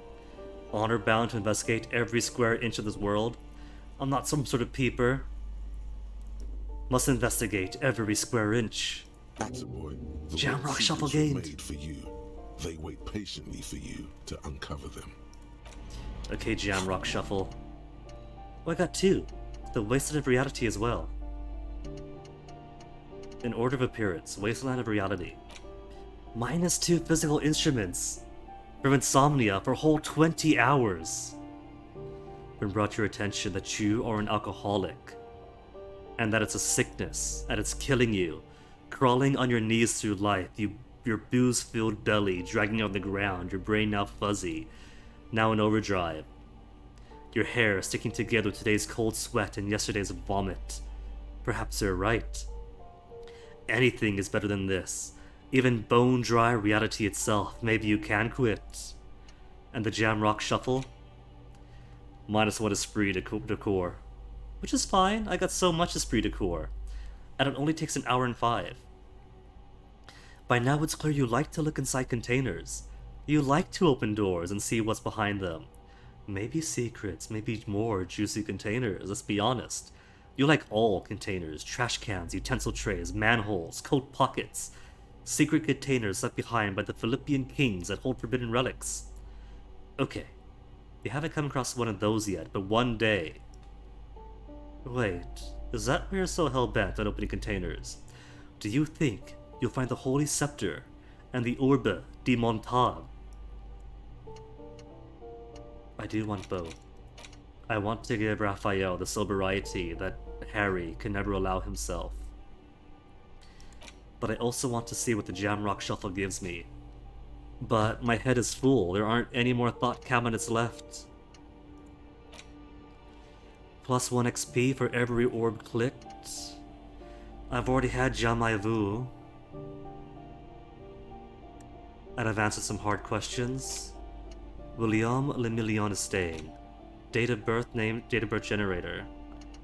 -1 to all physique passives. -1 difficulty, I should say.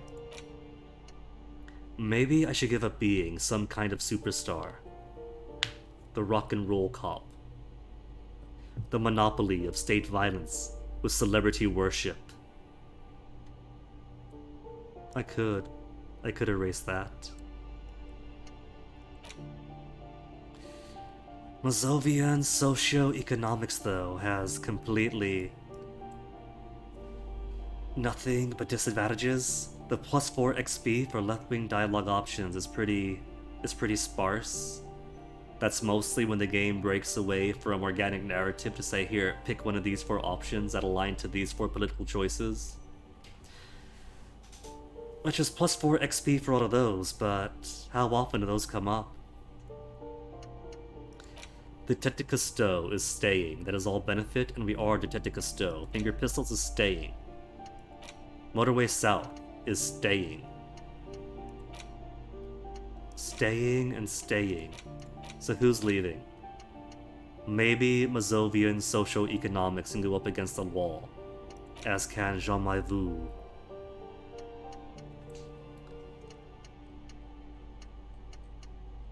Okay. Mazovian socio-economics is being replaced with sobriety. Although maybe I should have kept that, if we're going to soon speak to the communists. -2 physical instrument hopefully isn't going to be needed. And Jamais Vu? No, that's +1 for every orb. What was the other one? Superstar, right. Because the loading caps, I'm not exploiting too much. And I could do without the cost of logic. I'll still be a rock star. But replace the super cop with the Jamrock Shuffle.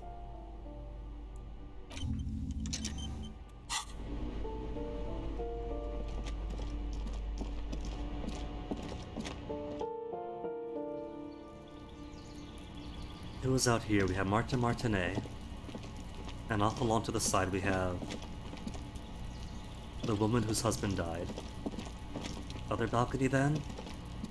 Could it be the communists or outside where Cindy was?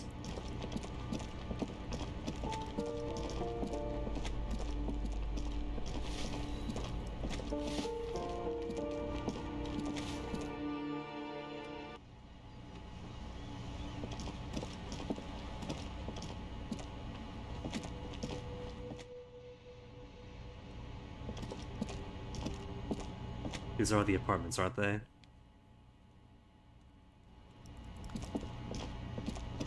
But then this door is green now.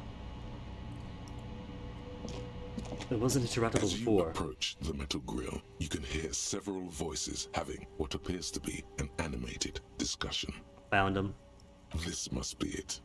Beyond this door lies the beating heart of radical communism in Martinez. After I have de-internalized communist thought. Somehow, the night air softens the smell of trash and sea brine. As the breeze pulls through the canvas like a shuttle through a loom, you catch a hint of something unexpected. Something earthy, warm, and burnt. 5 minutes till 11, really took my time. The acrid smell of failure. Found him. No, that's just slightly burnt coffee. A smell you would recognize anywhere. Just look at these pigs sniffing about after hours. Why'd you say the secret door was right behind you? That's curfew. That's curfew. Get to bed, Cindy. Why didn't you say the secret door was right there? Must have slipped my mind. You know how it goes. The metal grill is cool to the touch. You notice the lieutenant is looking uncustomarily anxious. His posture is rigid. His right hand hovers near the zipper of his jacket. Relax, no need for guns. They're only communists. Something's not right here. The equation doesn't quite balance. Which is just to say, we should be prepared for any eventuality. Fine, we'll prepare by listening. You can make out at least 2 separate voices. 2 voices. Both male, approximately early 20s. Careful with those now. I have it. It's going to work. I can feel it. Careful with those now. Is this going to be pipe bombs and Molotov types? Bang on the grill. The clang of metal reverberates all along the scaffolding. The voices coming from the other side fall silent. Who's there? Is that you, Maurice? Not Maurice, it's the police. That's right, it is I, Maurice. Are you all communists? I'm looking for some communists. Let's keep the police stuff and sounding like a police close to our chest for now. We'll pretend to no, be straightforward. We're looking for communists. Who said communist? Did we say communist? Get out of here. Listen, I've already built like 0.0001% of communism. But now I need to get organized. Can you help me? For a moment, silence. What's the passphrase? Blessed are the sausage grinders. We await the Silent Mole Empire. 1, 2, 3, 4. Remember Dobreva and Abadanai. There's no response. You begin to wonder whether they've slipped out some back way. No, they're still there. You can feel them back there. Alright. The key's taped to the back of the door frame. That's Just it? make sure you put it back when you're done, or we'll all be locked out. And do watch the concrete. It just kind of falls away, in places. Charmant. After you, detective. Everyone's keeping their keys hidden right next to the doors. I gotta take this Jamrock shuffle and like feel up every single surface I come across. At least around the doors, because everyone's got their spares right close by. Have fun at your underground meeting, pig. Hope it's a blast. Can we get a +1 on Cindy for getting the paintbrush? Now that she knows we're good with the communists? Hello again, officers. 3%. Have you come to admire my mural? And it's a red check. How's everything else? Drama is good even. Endurance is only missing a point because I lost a point of health. That'll come back up. Physical instrument 0. Oh my goodness, it can reach 0. I am dead. I'm functionally dead. I didn't think it could dip below 1. My powerful muscles and healthy organs are completely shot, trying to force myself to become sober.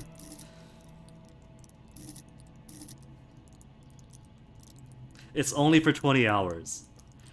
And it has to be 20 active hours too. Sleep hours don't count. I tried to cheat it before by taking a thought just before bed, and no time elapsed for completing it. So, the rest of today, and a full day. And who knows, maybe sobriety is going to come with all sorts of disadvantages for trying to go cold turkey. Electrochemistry might suffer. Maybe hand-eye coordination might for delirium tremens and try to force myself off the drink. Then gotta spend another point of skill to undo the forced sobriety and get some more drink into me. Either way, every other side appears good. I'm gonna start feeding my conceptualization again. I want Raphaël to have a mostly overactive imagination. Hello again, officers. 3% still. Have you come to admire? I think you're going to need, like, fully maxed out, barely even functioning in the same reality levels of conceptualization to fully convince Cindy the skull. The two young men are either oblivious to or Hey, white suit man. your entrance. Their attentions are fixed on whatever it is they're stacking in the middle of the floor. Okay, so it's not pipe bombs and Molotovs.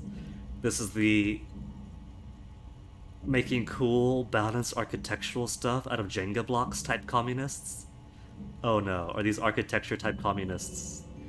It's not listening to podcasts all about theory and about how voting is stupid and violent revolution is the only way to make material change. It's they watch podcasts about trains and engineering type communists.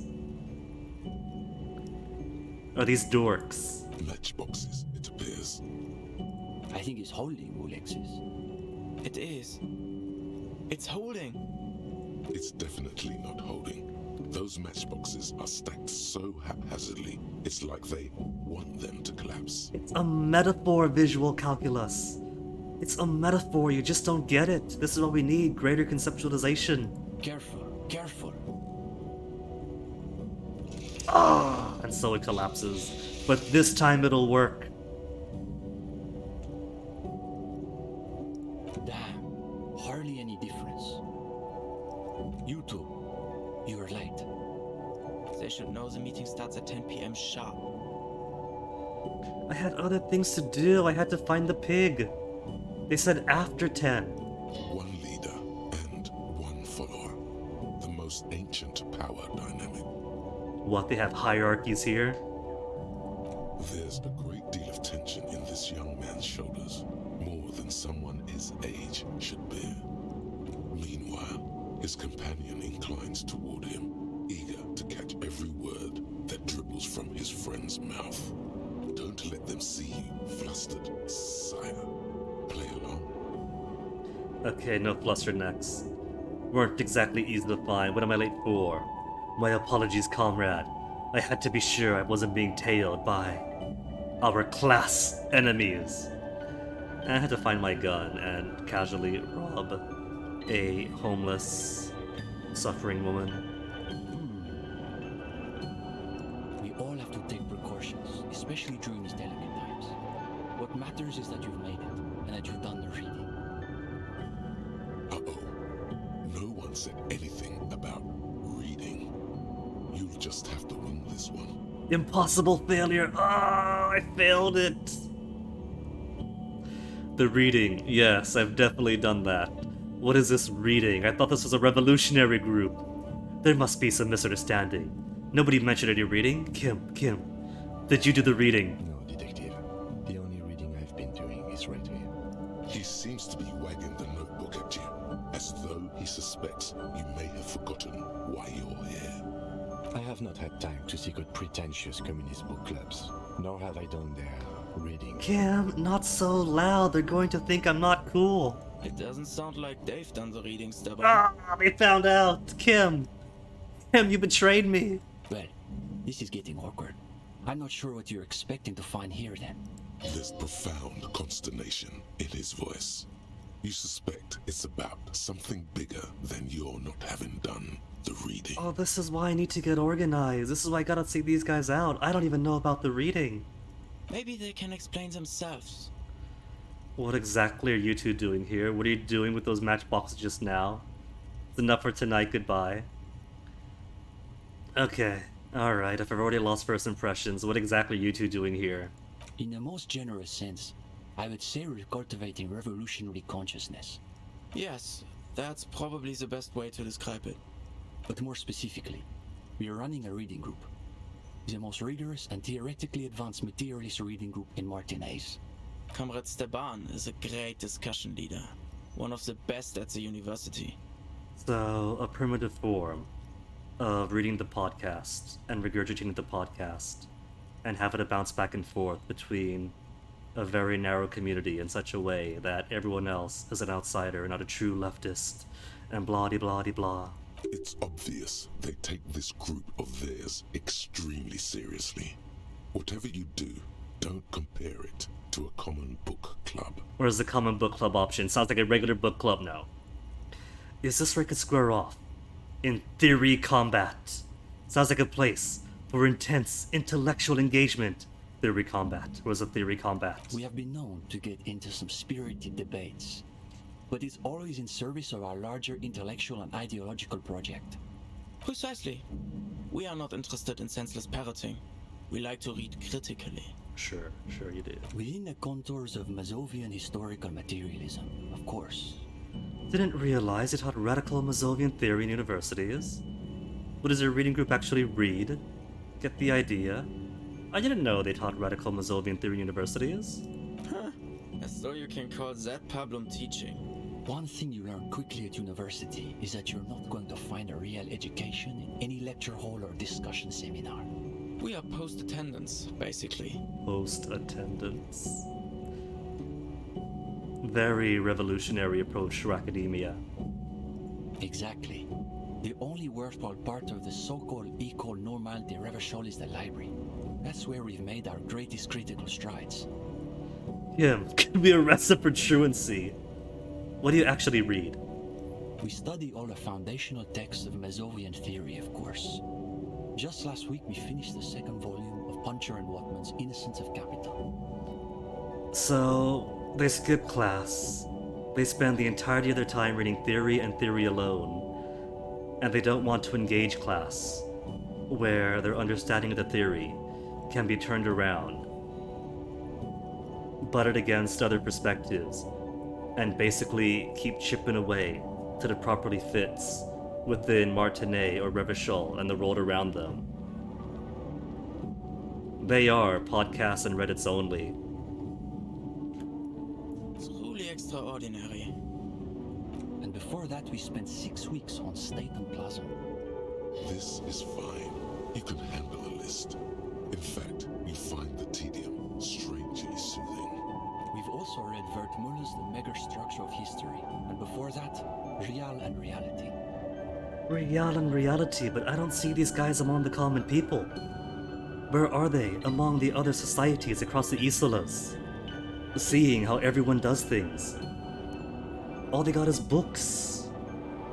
Books from the institutions that they're waving off as beneath their purview. Communist theorists love puns, in case that wasn't obvious. Hablas un pain infernal. The original Fizdale translation, not that worded down revisionist garbage. These two deserve the Order of Honor for bullshitting. There's no way they've actually read all this stuff. They don't even just watch the podcast, they keep it on in the background. Obviously. But, of course, our special emphasis is on the theories of Ignis Nilsson and his followers, especially the inframaterialists. Who are these inframaterialists? I know who Krasmazov is, but who's this Ignis Nilsson guy? Only Krasmazov's most trusted lieutenant, the evangelist of the revolution, and the founding father of the People's Republic of Samara. It's hard to overstate how Encyclopedia Legendary Failure. That you've never heard of this world historical individual. He also happens to be the greatest communist theorist after Mazov himself. It was Nilsson who first postulated the existence of ideological plasm, which forms the basis of inframaterialist theory. Plasm? Huh? Sounds like a hell of a drug. You might want to ask about it. Okay, we might not know books or basic history, but we know drugs. Ask about the drugs. The young man sighs. His companion looks about furtively. I don't see anything about drugs. Where's the rest of the reading group? What do you mean? This is the reading group. Just the two of you? Shouldn't the group have more people in it? Two's all you need. Me and Kim are the same way. Aww. Kim and I. We're in something of a rebuilding phase.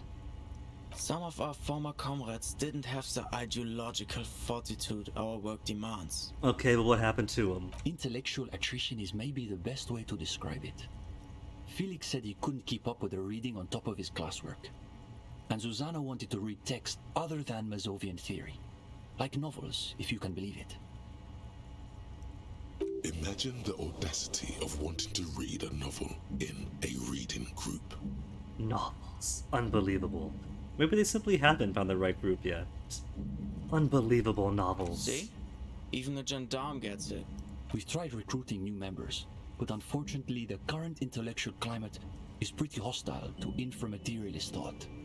These days, if you're on the left, the Ascendant schools are the Godwallians and their iconoclasts. Don't forget about Maurice and the turnips. Right. Then there was the whole turnip debacle. Fill me in, love me a good turnip. Whatever this turnip business is about, one thing is perfectly clear. These young students have a much deeper understanding of communism than you do. Do they? All their experience and knowledge is coming from unguided reading through books of old dead guys who live in their own old dead guy world with their own old dead guy experiences. You could learn a thing or two from them. If you can convince them you're one of them. What's so bad about the Gotwaldians, who are the iconoclasts? What about Cindy? Is she part of the group? Something about turnips? Is Cindy part of the group? Cindy is... how to describe her role? Bouncer. She keeps guys away. Something of an ideological auxiliary, perhaps. Yes, that's exactly how I would put it. And naturally, we support her radical counter-liberal aesthetics. But she refuses to submit an essay, so we can't call her a member of the group per se. It's half till midnight. That doesn't stop her from using the room for studio space, of course. So what's this about turnips? It's an unfortunate story. You see, Our ex-comrade Maurice is something of an economist. He's studying macro and microeconomics. How dare he? Wow, a real intellectual, it sounds like. Right. So a few weeks ago we were discussing the extra physical capabilities of the revolutionary state. And Maurice said, what were his exact words, Ulexis? It was unbelievable. He said, turnips don't care if they are grown by communists, moralists, or Vulcan. They grow just the same. What? He had the audacity to say that? Everybody knows that turnips are the most deeply in touch with their roots. Just a minute. Steban, Ulixis, why do those names ring the faintest of bells? You should get to the bottom of this when you have the chance. Basically, he was rejecting the whole foundation of inframaterialist theory. What is this inframaterialist business they keep blathering about? You've never heard of anything like it. Okay, kids, pretend that my engagement with the world isn't simply limited to reading theory and that's it. What again is inframaterialist theory? And what does it say about turnips? Simply that under suitably revolutionary conditions, crop yields naturally increase relative to non-revolutionary crops, which Morris somehow has the gall to deny. Oh, so like how people without any hint of intersectionality says that if you magically fix class and class alone, then poof, suddenly, every single axis and demographic problem and historical problem is fixed just like that because class is the only single thing. Susanna said that he has been hanging out with some non-communists lately. Class fixes so much it even fixes the agriculture? Simply just by being? For us, the question boiled down to, if you don't even accept the basic ideas of Nielsen and inframaterialist theory, why are you in the reading group? I do enjoy some of the commentary in here, you know. It's not like it's trying to say that this thing is perfect or this thing is too flawed to work. But hey, aren't these guys a couple of parodies or what? Totally understand, don't understand at all. So you expelled Maurice from your reading group over an argument about turnips? What did the voice in my head say a while ago?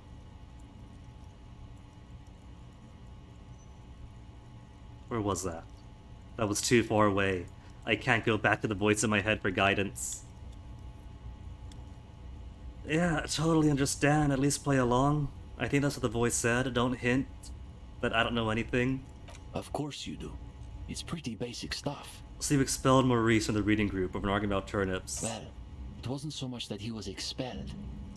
He just quit coming. We haven't seen him around for weeks. And who are the iconoclasts? For starters, they love talking about beans. Can't stand beans. Beans, what's wrong with beans? Beans. That's right. Iconoclasts are obsessed with beans. They love thinking about beans. They love counting beans. But most of all, they love building models to predict how many beans there'll be in the future. Everything does start with food. Beans is a common staple. You secure the food sovereignty, get people fed, everything else takes care of itself. They're by far the most bean-centric school of communism. Ah yes, the much maligned bean counters, ensconced in their think tanks and high-rises, believing they can save the world through a series of incremental, assiduously technocratic reforms. They would literally rather have technocratic beans than just reduce overconsumption a little bit. I don't get it, are beans a metaphor? Isn't it good to know how many beans there are? What's wrong with making progress through moderate economic reforms? Are the beans a metaphor? If only. They've got all the beans accounted for in their asset sheets, their quarterly budgets, their future projections. But for some reason, there are never enough beans to go around. So we've just got to cut our bean rations in half. What if we supplement the beans if not enough beans to go around? What about taro? And next thing you know, there are budget cuts. So now we've got to cut the bean rations in half again. You see, iconoclasts claim to be communists, but in reality they're just liberals with hard-ons for spreadsheets. And Godwaldians? They're the most depressing school of communism. They love writing long books with a patina of Mazovian theory to cover up their cheap psychologizing. You two then? Are you two Godwaldians?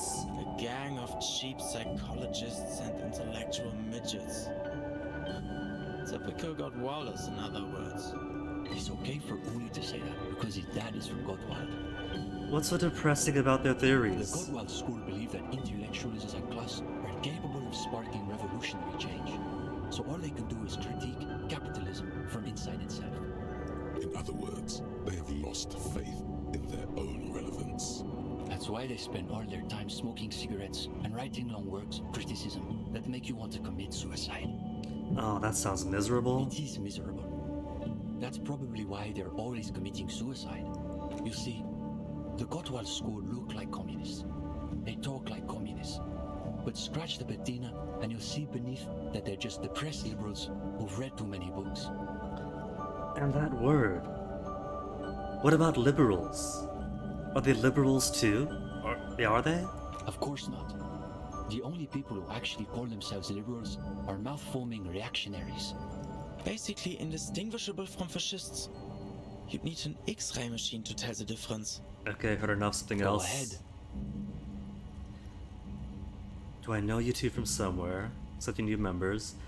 What were you doing with the matchboxes? Was that a metaphor? I'm pretty sure it was. Or is that just for fun? Nobody else is here. They ran out of books to pretend to read. Had to pass the time somehow, just two bros. The young man frowns at the little pile of boxes on the floor. I don't see it. Nothing, just messing around until the meeting started. They're watching those matchboxes awfully intently for two guys who are just messing around. Was it a summoning circle? Is that why they're watching it? Because it's not going anywhere. It's almost as though they were trying to create the most unstable structure they could, with predictable results. Saying it without actually saying it, that yes, it is a metaphor. Does the reading group have anything to do with the lynching? No, it doesn't. Unless Clausier or Ruby were former members. Lynching? No. We're not an operational cell. We think of ourselves as more of an intellectual vanguard. What is your group's stance on lynching? Is your reading group affiliated with the Union somehow? Are there any operational communists in Martinet? What's your stance on lynching? Our stance? What? Do you want to know if the SRV has established a party line on the lynchings in Martinez? Yeah, Though well. historically speaking, the SRV has supported direct action against right-wing paramilitary squads, especially when they are doing the Indo-tribes' dirty work. Good point. So as a provisional matter, I can say we support it. The pro-lynches? I don't know about that. Are they being sarcastic? You feel like you're caught in some elaborate joke labyrinth, but it's impossible to see your way through. Savoir-faire, it's past your bedtime. I lost by 2. By 2 measly points. Where's my savoir-faire? It's at 4. Ah, well. It's always that way. Beneath the crust of irony, there's a molten sincerity that threatens to erupt forth. You may witness it yet. Thank you, empathy. Savoir-faire's big brother coming to the rescue. Are you related? Affiliated to the Union somehow? No, we're an independent organization. We acknowledge and respect the Union's efforts, but our interests are more theoretical than Mr. Clare's. He speaks the truth. What is your stance on crime in general? That's easy. Crime is simply the inevitable expression of the injustice and incoherence embedded within capitalism itself.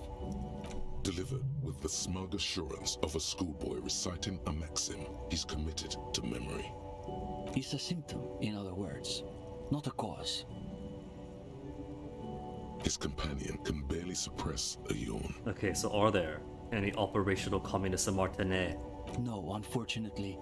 The communards were hunted down and killed nearly to a man. All that's left of them are bones and old rifles. Like this one? My Belle Magrave? His companion's eyes widen as you hold up the ancient weapon. Yes, like that one. I wonder how many of these are still lying around in cellars or sealed up behind the masonry. Turns out this entire city is held up with rifles as rebar. Can I hold it? Give him or put it away. Oh no. This is just to hold it. This isn't for keepsies. This is critical to my investigation as my sample weapon. It's heavier than I was expecting. Position reminds. Though what, exactly? You can't say. He turns the rifle over again, admiring the glint of light off the oily barrel. When he's finished, he returns the rifle to you with a nod of appreciation. Rest an open palm. Because this reminds me of something, but I can't say. Where do I know you two from? I don't think so.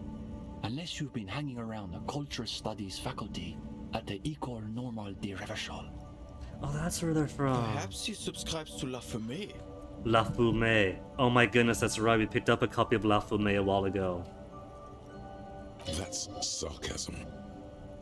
He does not expect you to subscribe to radical communist periodicals. And yet, show them La Fumée. You guys wrote this? You've read our article. Words seem to desert him. That I did not expect. The energy in the room has shifted ever so slightly in your favor. Savoir-faire has found a speed. They've somehow embarrassed themselves in front of you. Well, don't keep us on tenterhooks. What did you think of the essay? The delicate egos on these boys. Even though you're just some cop, they're desperate for your approval. So which way to take this empathy? Feed them what they want to make them happy with me? Or crush their egos and aspirations? Hey, you're not just some cop. You've got highly developed critical faculties. Now's your chance to show them off. Alright, conceptualization, fine. I fed him earlier. He's got all the energy. I'll go with him. It was a good article. You should be developing your ideas. By closing those books and traveling the world, see what other people are doing, how the indigenous do it, how other cultures do it. It's not just one Revachol man's idea, or the ideas of that one Revachol man's Revachol lieutenant. Well, of course that's just an initial foray. From like 400 years ago? We're hoping to return to it for a more substantial treatment next term. In any case, I'm glad our piece found its audience. That's always the hope with these things. Okay. Know. Now that I've read their stuff, are they accepting new members? We typically only accept new members once per semester. There's this whole process with essays and presentations on assigned topics. But given that we have some extra seating at the moment, I guess we could be convinced to expedite an application or two. Stefan, you can't be serious. For these gendarmes? For these gendarmes. I am serious. As materialists, we've got to adapt to conditions as they are. Besides, he'll still need to pass the interview portion of the entrance process. Assuming he's even still interested, that is. Impossible composure? They're harmless book slugs? It's a white check. Maybe I could roll some incredible 6/6s. I got composure boots, right? I got other composure shoes, or the composure clothes. Sure, we're here most every night. Maybe we'll catch you again. This has taken so long, the Jamrock shuffle is almost ready. Well, gendarme. Give it to me, give me the shuffle. The Jamrock shuffle. In a way, yes, you are treasure hunting. Most officers from Precinct 41 do what is called the Jamrock Shuffle, cracking open containers. Most of them are from Jamrock or Coal City, the poorest parts of Revachol, that also overlap with the network of royal catacombs called Le Royaume, just beneath the streets. So is there a As chance? children, you would all go underground, hoping to find treasure, and come back with a rat's tail or a used needle. That playful curiosity must still be in you. Who knows? Maybe one day the Orbe de Montagne, the Holy Scepter, and the Cocaine Skull will all be yours. At first I thought the cocaine skull was some non sequitur joke, but then I remembered exactly how infamous the parties of the prior sovereigns were. Find better loot? I thought it was gonna be that, with the name like Jamrock Shuffle. Feels like this one would have been better if I got it like way early in the game, considering how many locked containers are already open. There better be more game to go to take full advantage of this. And how much longer for sobriety, for Wasteland of Reality? Only 19 hours left to go. But first, it has been about 4 hours in real time, so I'm gonna give myself another BRB. And when I come back, gonna change my clothes, take a test, and then there'll be all these dots to get +1 XP on? But first, I'll be back.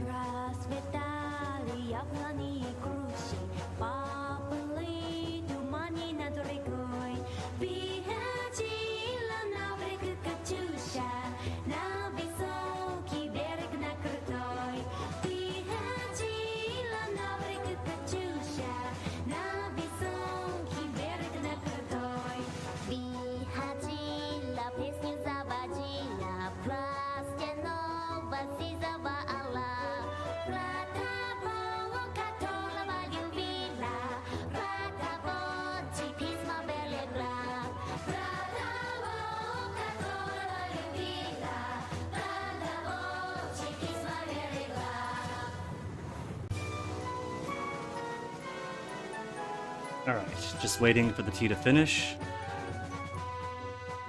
But for the most part back. So while it gets ready,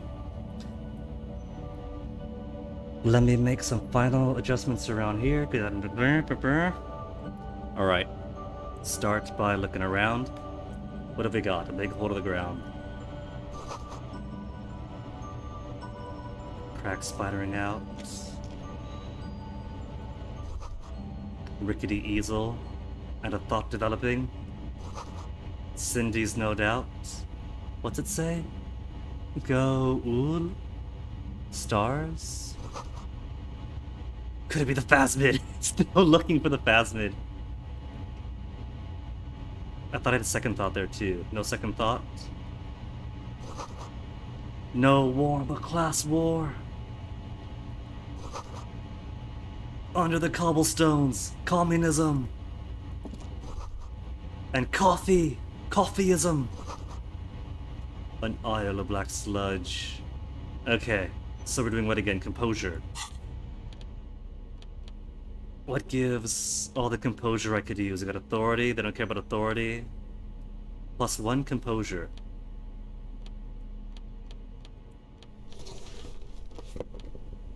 Got no better composure boots.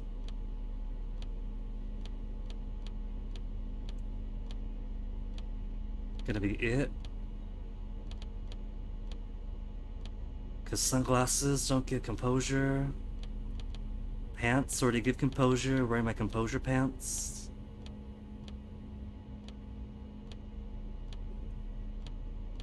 Okay, I think then that I am as ready for this test as I'm going to be. +3 composure from clothes alone. Let's do this thing. The gendarme returns. What do you need? But first the art supplies. Guessing these pots of gouache belong to Cindy? That might be a paintbrush. Are there any spare paintbrushes in here I could use for my art? Yeah, it's hers. She just sort of moved it all in a few months ago. I know, right, Corpse Eater? Raphaël says he's got drip. She said if she's going to make truly radical art, she needs a suitably radical workspace. And I don't think she could afford rent at an actual studio. Do you guys like her art? Oh, sure. It's definitely interesting, I would say. I guess you could call her latest stuff a sort of counter-bourgeoisie calligraphy. She's got a real taste for radical slogans. It's too bad she hasn't developed the theoretical foundation to do truly radical work. I think she'll get there, though. She's still looking for a subject equal to her ambitions. Now I'm wondering, what is the deal with this place? They're just squatting, aren't they? But first, my water's done.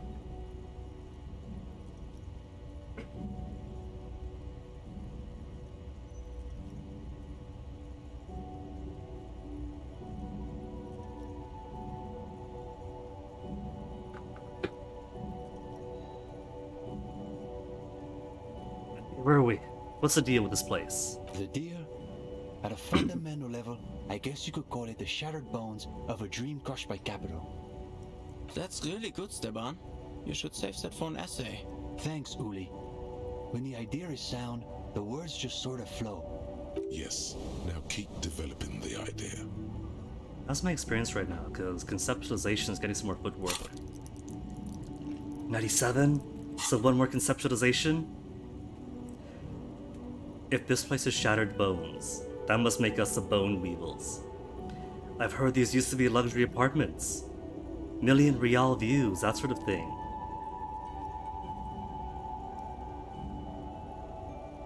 Shattered bones of a dream crushed by capital. Is that dream the luxury apartments? Or cling on to the bones, make us the bone weevils. Million real views? Maybe that's what got shattered? Housing?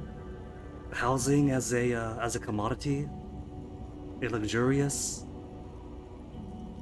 premier sort of luxury? That could be.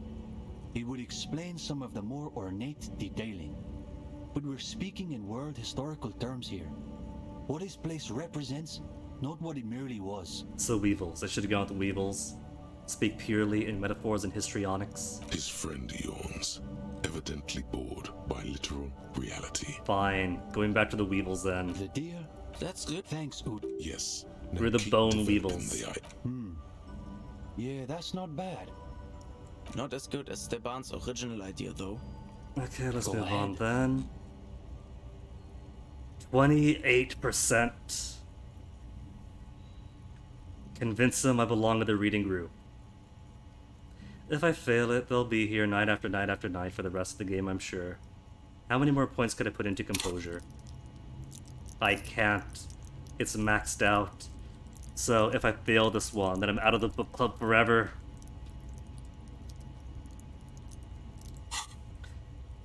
Unless there's something to give a +1 to Motorix.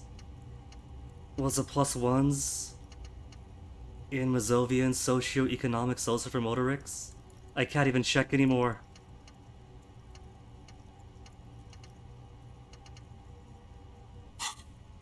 Okay, go for it. I've passed 1 at 28% check today. Could I do 2? Is it getting warmer? No, I can't do 2. There seems to be a little pool of sweat forming in the depression of your lower back. Definitely not sweating. No, sir. Dab the sweat with my shirt. It's because I don't do well in interviews. No, you're terrible at them. The thought of everyone looking at you, judging you, makes you want to heave, frankly. Why am I getting so worked up? They're just a couple of kids. Their combined age is still less than Raphael's. Let's be frank. They're probably way smarter than you. You bet they've read more books than you can even name. Of course, if you're nervous, it wouldn't hurt to read another book or two. The hardest part will just be working up the nerve to ask without soiling yourself. Everything all right, gendarme? You look a little green about the gills. Locked. Put points into composure to open this white check, but I can't. I literally can't. I'm never going to join a couple of freshman students who skip class to read theory outside of any context, academic or real. My ambitions of becoming a communist have become dead on arrival. Just for that, I'm taking this reflective construction vest. These guys are never going to be anywhere near an actual working class situation, so this is coming with me for my working class needs. But I physically can't get hip with the kids. My brain is at capacity when it comes to composure. I can't put any more in.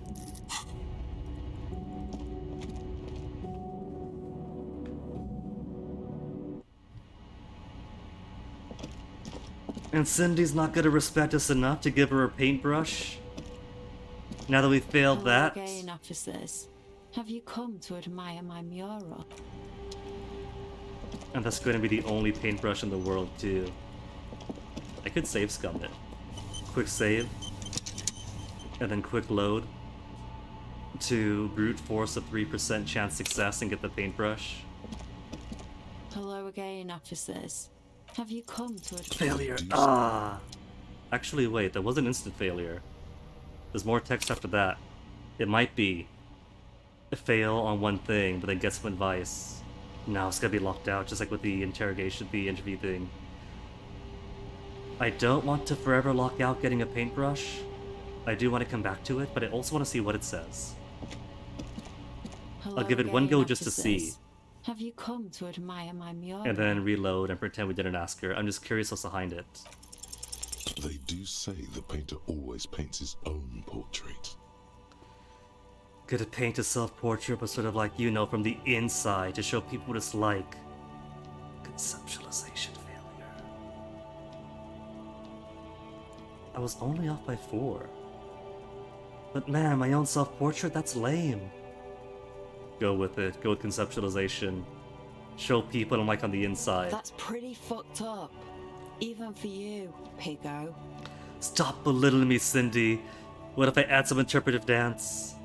I won't do that. Please just give me some paint and a brush. I need to do some art. You're a real sad sack. You know that?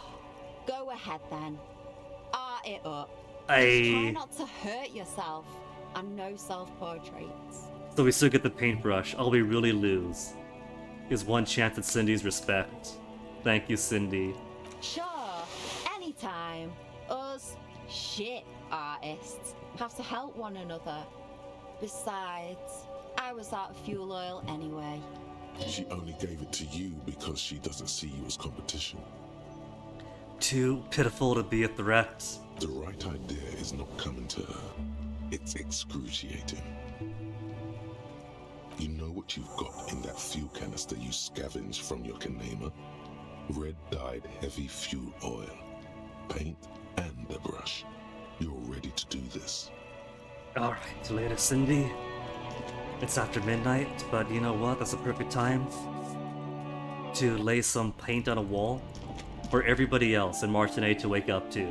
It is going to be my gift to the city.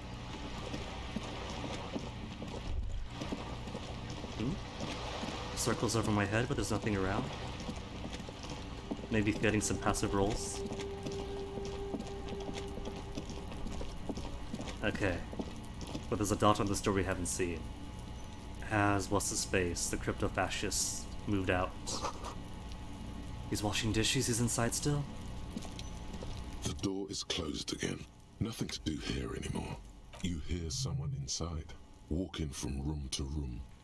Whoever lives here must be back home. We just can't do anything with, alright. Paintbrush time now. The paintbrush in your hand is like a loaded revolver. What will it be, Desperado? Quite a few things come to mind. Fuck the police. I love you, Kuno. Mother of all walls. What shadow lies there beneath the bright gleam? A 3,500-year-old pictogram of a human being. I like it. Something beautiful is going to happen. No parking. Are they my only options? Okay, it's gotta be 5 or 6 then.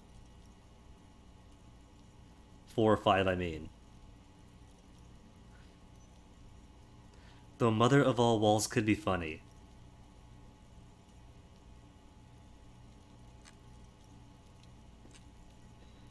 Conceptualization, this is all on you. I like the idea of the pictogram.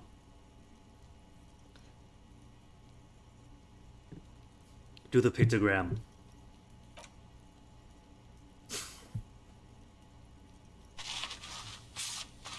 How long is this gonna take? It was midnight. Oh, not half bad, I like it. You've spoken. The wall will now silently repeat the message for a decade or so, until the sea air degrades the paint, adding another layer of detritus to the city. Lost the brush, lost the banged up fuel canister, but I left my mark. It's gorgeous, perfect. Very poetic. Real poetry. Should we Doesn't return sound to sincere. our murder investigation? I hear there's a really bad one we are supposed to solve. Kinda can, but it's after midnight. Everyone else is in bed. Which means there's no point even doing karaoke right now because everyone else is asleep, but that should be it for the endless meet this guy at 9 o'clock, meet these two guys at 10 o'clock. So tomorrow, hopefully, we should have some us time to relax, do some karaoke. Place is abandoned. Straight up abandoned now.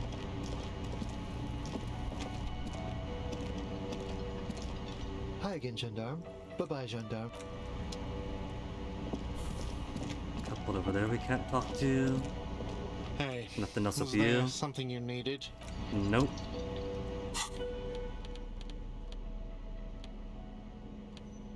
Empathy close, pain threshold close, endurance for reaction speed. My reaction speed's already shot. What was I wearing? Esprit de corps and visual calculus. Empathy and hand-eye coordination on top of being sharp. Perception boots. Or reaction speed plus hand-eye coordination. That'll do.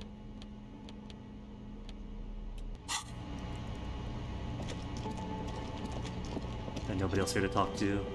Clausia is not going anywhere, but I could ask her about the missing passport. Assuming she's not already asleep.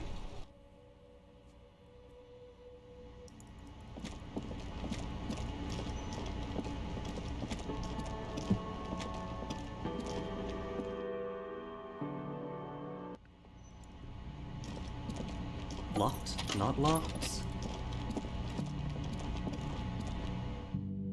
Sleep then? Now still outside.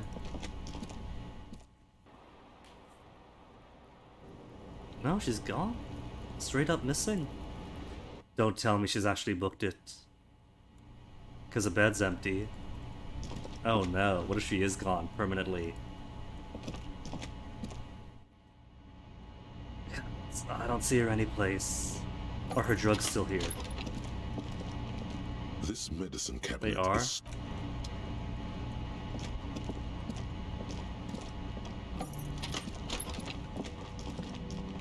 Okay, what else to do then? There's like nobody else up, so we could spend some time talking to the radio person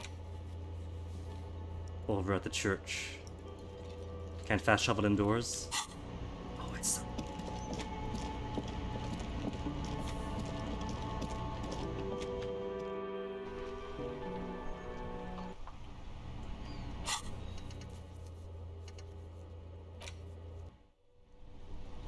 For midnight 11 too? No, no time passed? Okay, so I guess it's free for time.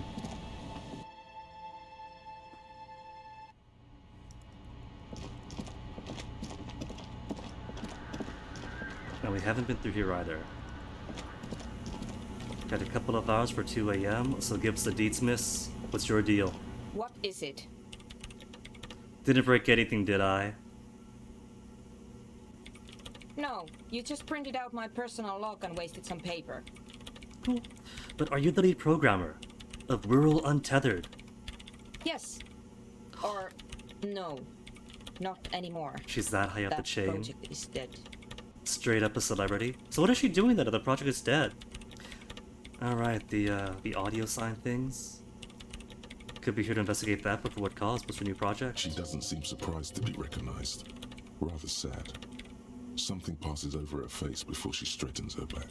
Who are you and what are you doing here? I am Soona Luukkanen-Kilde, the former lead programmer of Fortress Accident and RSA radios. I have over 16 years of programming experience, and I'm proficient in both Vox and Orbis languages. If you're not here to hire me, I don't really know how I can help you. Well, she's not Ruby. And it seems like nobody else has been in here. But the teenagers, this lead programmer, and the crab man. Which means Ruby's gotta be hiding someplace else in the village. Did she say over 16 years of experience? She must have started programming when she was still a teenager. Have you seen the crab man? Nope. But you know he's around? Yes. He's seen you. He must have seen you. He's seen you. And the crab man has seen you. I don't care. I don't care about crab men. Wow, she really doesn't. Not afraid, this one. Have you seen anyone suspicious? A woman named Ruby? What? No. No one's suspicious around here. Any other people then who you might deem aren't suspicious, but in truth truly are suspicious? She has not seen her, sire. 'Tis true. And explain the machines then. I brought them here. These are my machines. Please don't touch anything. We'll just point to everything. Why do you need the antenna? I use the AR1 as my RAIN prefix processing unit. And that's a radio computer? We ID'd it ourselves? Mm-hmm. And the antenna is its processing unit? Yes? You really don't know anything about radio computers, do you? I don't know much about anything in this world. Alright. Well, And so she all opens radio up, gets the history of computers it. perform operations up on air.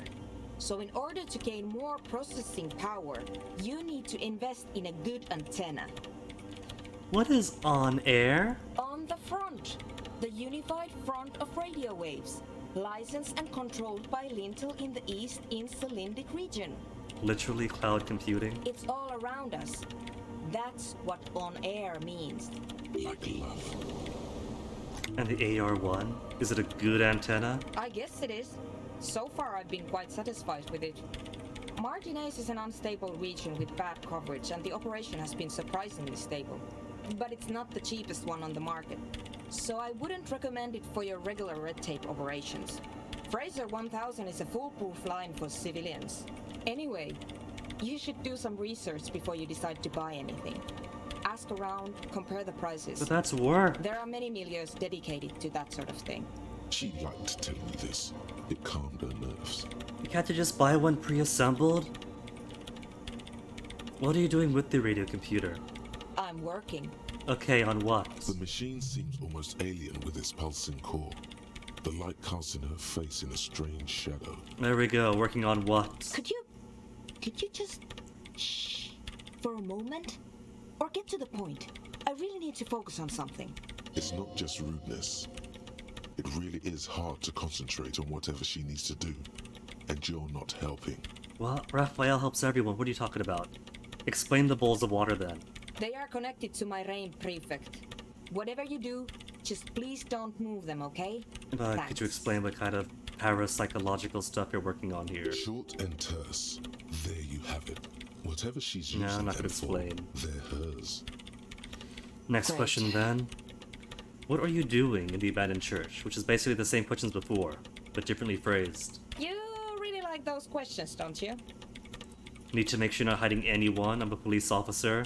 It's my job to ask. You're occupying a public space. Need to know what you're doing here. There have been complaints from your neighbors. There have been complaints. This isn't just me being nosy. I'm conducting scientific research here. You can't throw me out. What's research? I'm looking for the location of a 2mm hole in the world. What? Wait, what? What? She's looking for a disruption in the radio waves. That's what her personal log said. Yeah, interfacing is true, but don't forget this world is weird. This world has like planes of nothing between the Isolas. It might be literal. There might be 2mm holes of literal nothing that impact physics of Elysium in some ways that, in my mundane world, in my mundane mind, I cannot grasp or predict. The lieutenant raises his brows, but doesn't say anything. Is it tied to the data loss? Yes, that's what led me here. But I suspect it might be something a bit more complicated than that.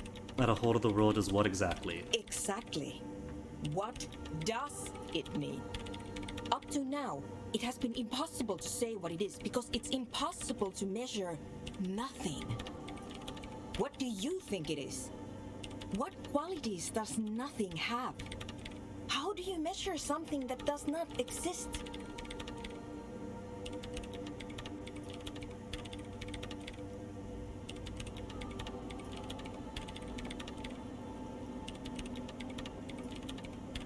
That's a little above your pay grade at the moment. Failure. But I got the hat. The hat's a plus 2 to logic. How far off was I? By one measly point. That's a shame though, because I've been given more lessons of the nature of the world, so it might be able to guess an answer. Does this mean we're living in a world that has holes in it? Can't even understand how we're talking about something that doesn't exist, let alone measure it. I'm not here for some science. Just want to solve a murder. Are we living in a world that has holes in it? There's apparently masses of massless mass, so it could be holes for all I know. I don't know. Are we? That's what I'm trying to figure out here. But how do I figure it out? Can't even understand. Or we're talking about stuff that doesn't exist. I mean, people talk about stuff that doesn't exist all the time. We're playing a video game with a world that doesn't exist. Talking about's the easy part. You measure it by its surroundings, by that which does exist, which is what I've been trying to do. I've tried using hydro transducers to record the silence, to find out where it begins. But honestly, it's not progressing very well. But does it have anything to do with necroplasmic life forms? Ghosts, in everyday parlance. Does it have anything to do with ghosts? Inland Empire wants to know. Ghosts? No, I don't think so. I don't believe in ghosts. And other supernatural entities? I don't believe in them either.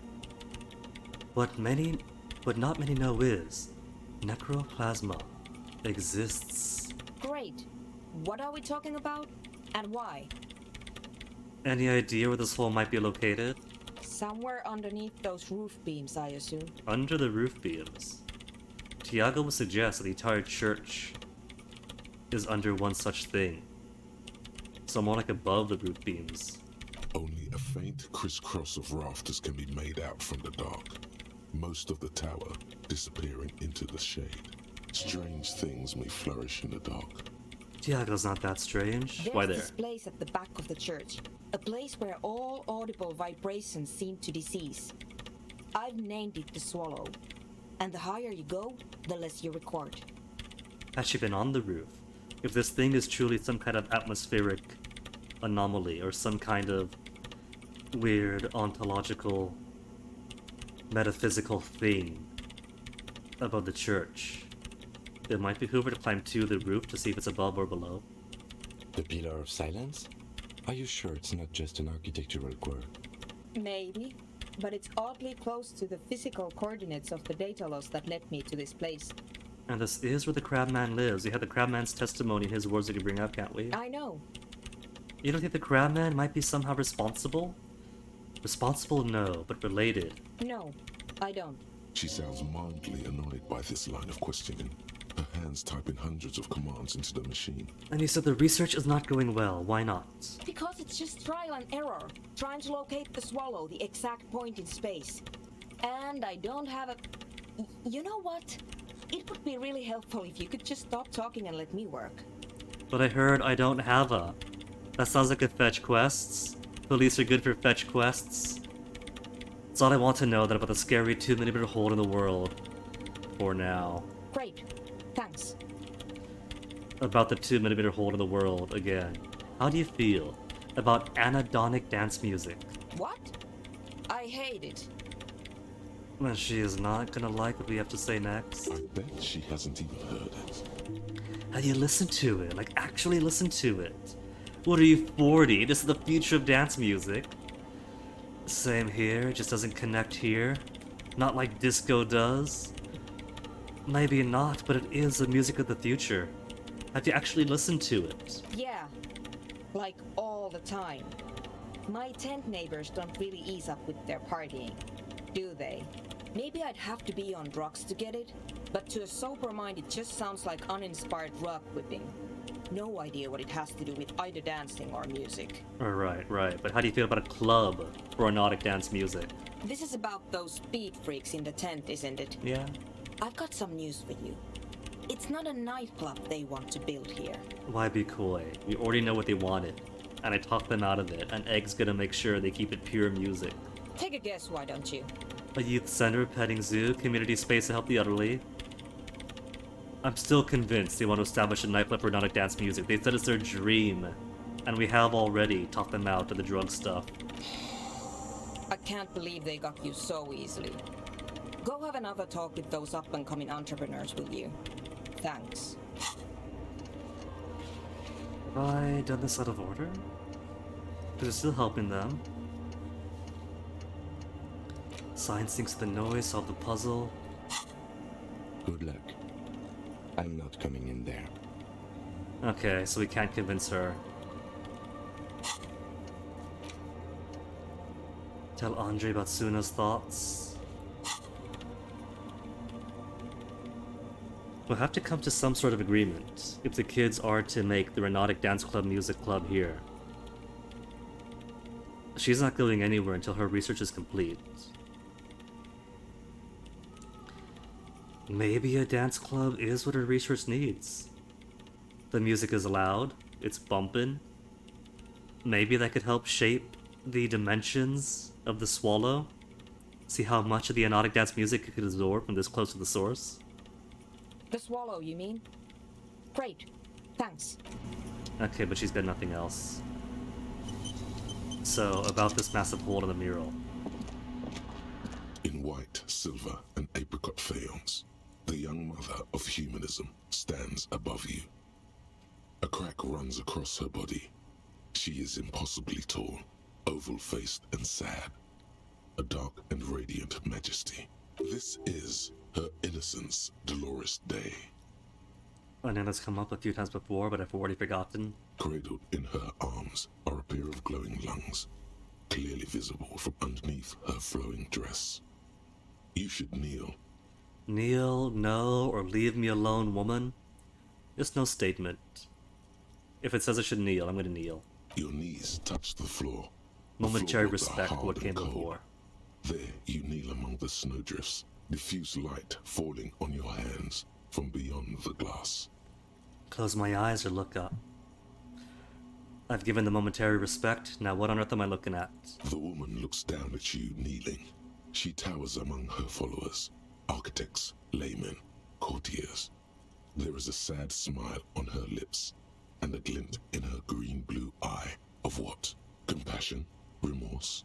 She acknowledges the passing of someone who is still alive. You. Passing of someone still alive in me. Remorse or mourning then? Mourning for this dead thing passing by, this Raphael occupying the meat-flesh corpse of Harry. As that terrible word passes through your mind, the lieutenant draws an X-shaped cross from shoulder to shoulder. Do the same. Your fingertips touch your chest 4 times. Then you rise from your knees into the apricot-colored light of the window. Above you, the woman still smiles her distant smile, sundered by the crack in the glass. I got 2 checks, but they're white checks. An even 58%, or a high 72. Visual calculus can be improved if I fail this one. So it's not the end of the world, but I'd rather not fail it. Encyclopedia and visual calculus. This is Dolores Day. Yes. I wasn't sure before, but this must be the DeLorean Church of Humanity in Martinez. It's called the Small Pinewood Church in some records. You knew, Kim? It's a minor landmark, not easy to find. Most maps misplace it. It was built not long after Ravachol's founding, 300 or so years ago, by first-generation settlers. Okie dokie. What else do you know? There used to be 7 stave churches on the coast. Les Setsa, they call them. The 7 Sisters. Only one remains. The rest were burnt in the revolution or used for building materials. So this is the last remaining relic? We should be respectful here, although the building appears to be deserted. I do not believe we'll find an instigator here. Something else, perhaps?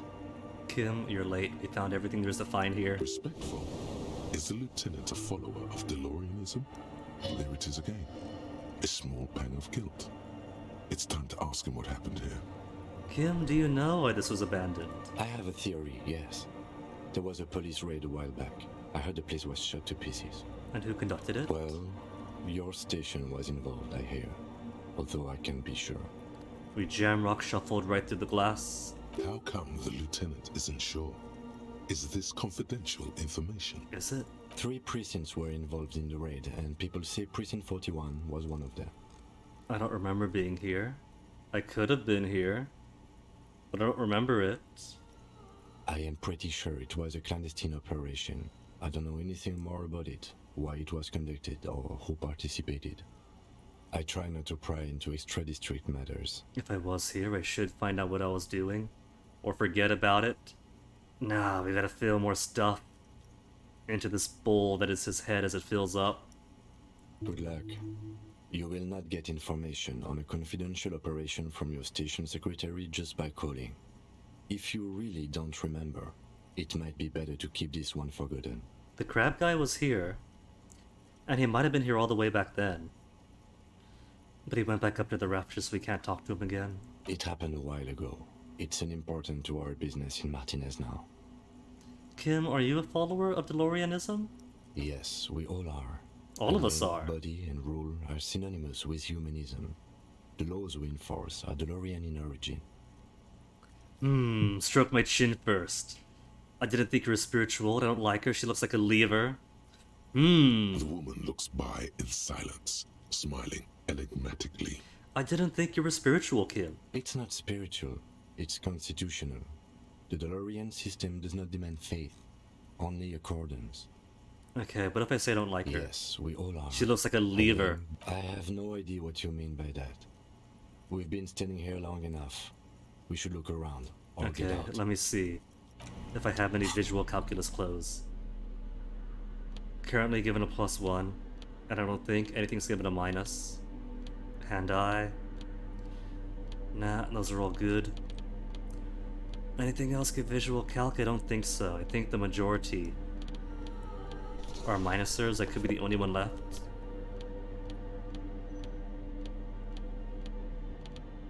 Sub-welfare minus, perception minus, sub-welfare plus, hand-eye coord.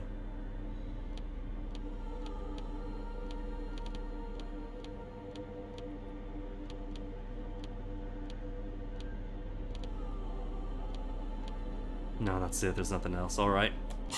It was 70 something to the right, so a couple pieces of clothes. 83. A precious and complex, a jigsaw of broken shards falls into place in front of you. A ghostly reconstruction of the stained glass window. Before it was shattered, there was an older woman beneath the younger one. Oh, there's a boat. And a text, a light motif below them both. What shattered this mosaic? Unknown. Something during the raid the lieutenant mentioned, or just hooligans looking for something to break. And who was the older woman? The escutcheon on her throne says, Irene the Navigator. She is depicted as an older woman wearing thick-rimmed eyeglasses, holding a golden rights apfel in one hand and a scepter in the other. This is the queen her innocence day advised. Above, she herself is whole. Small figures of wise men, common men, worshippers walk up the stairs to stand at her feet.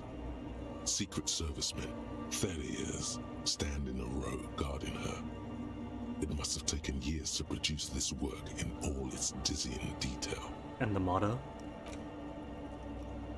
Below both women, in luminous black letters, Après la vie, mort. Après la mort, la vie de nouveau. I don't understand what to say. Logic, conceptualization, somebody help me out. And then, along the left side, Après le monde, la gré.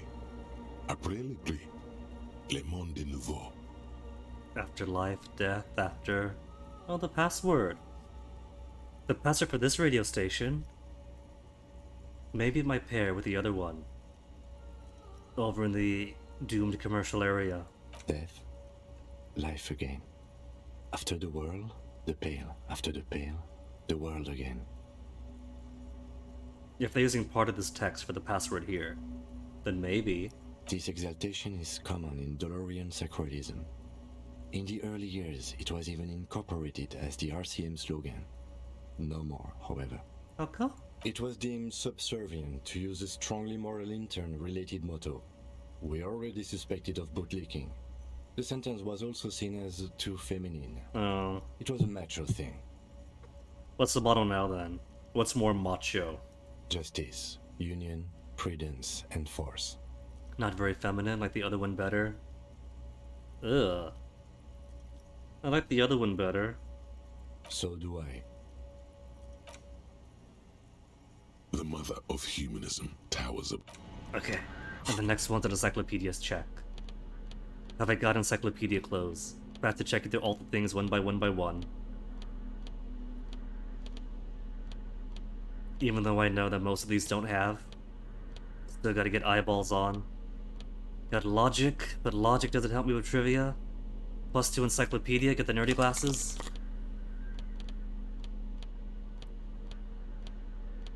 Anything else for encyclopedia? Nope. Okay, this clown outfit is the best I can do then. The mother of humanism stands above 83%, give it to me. Hey! The damage you've done to yourself. The title appears lodged in your hippocampus. This is Her Innocence Dolores Day.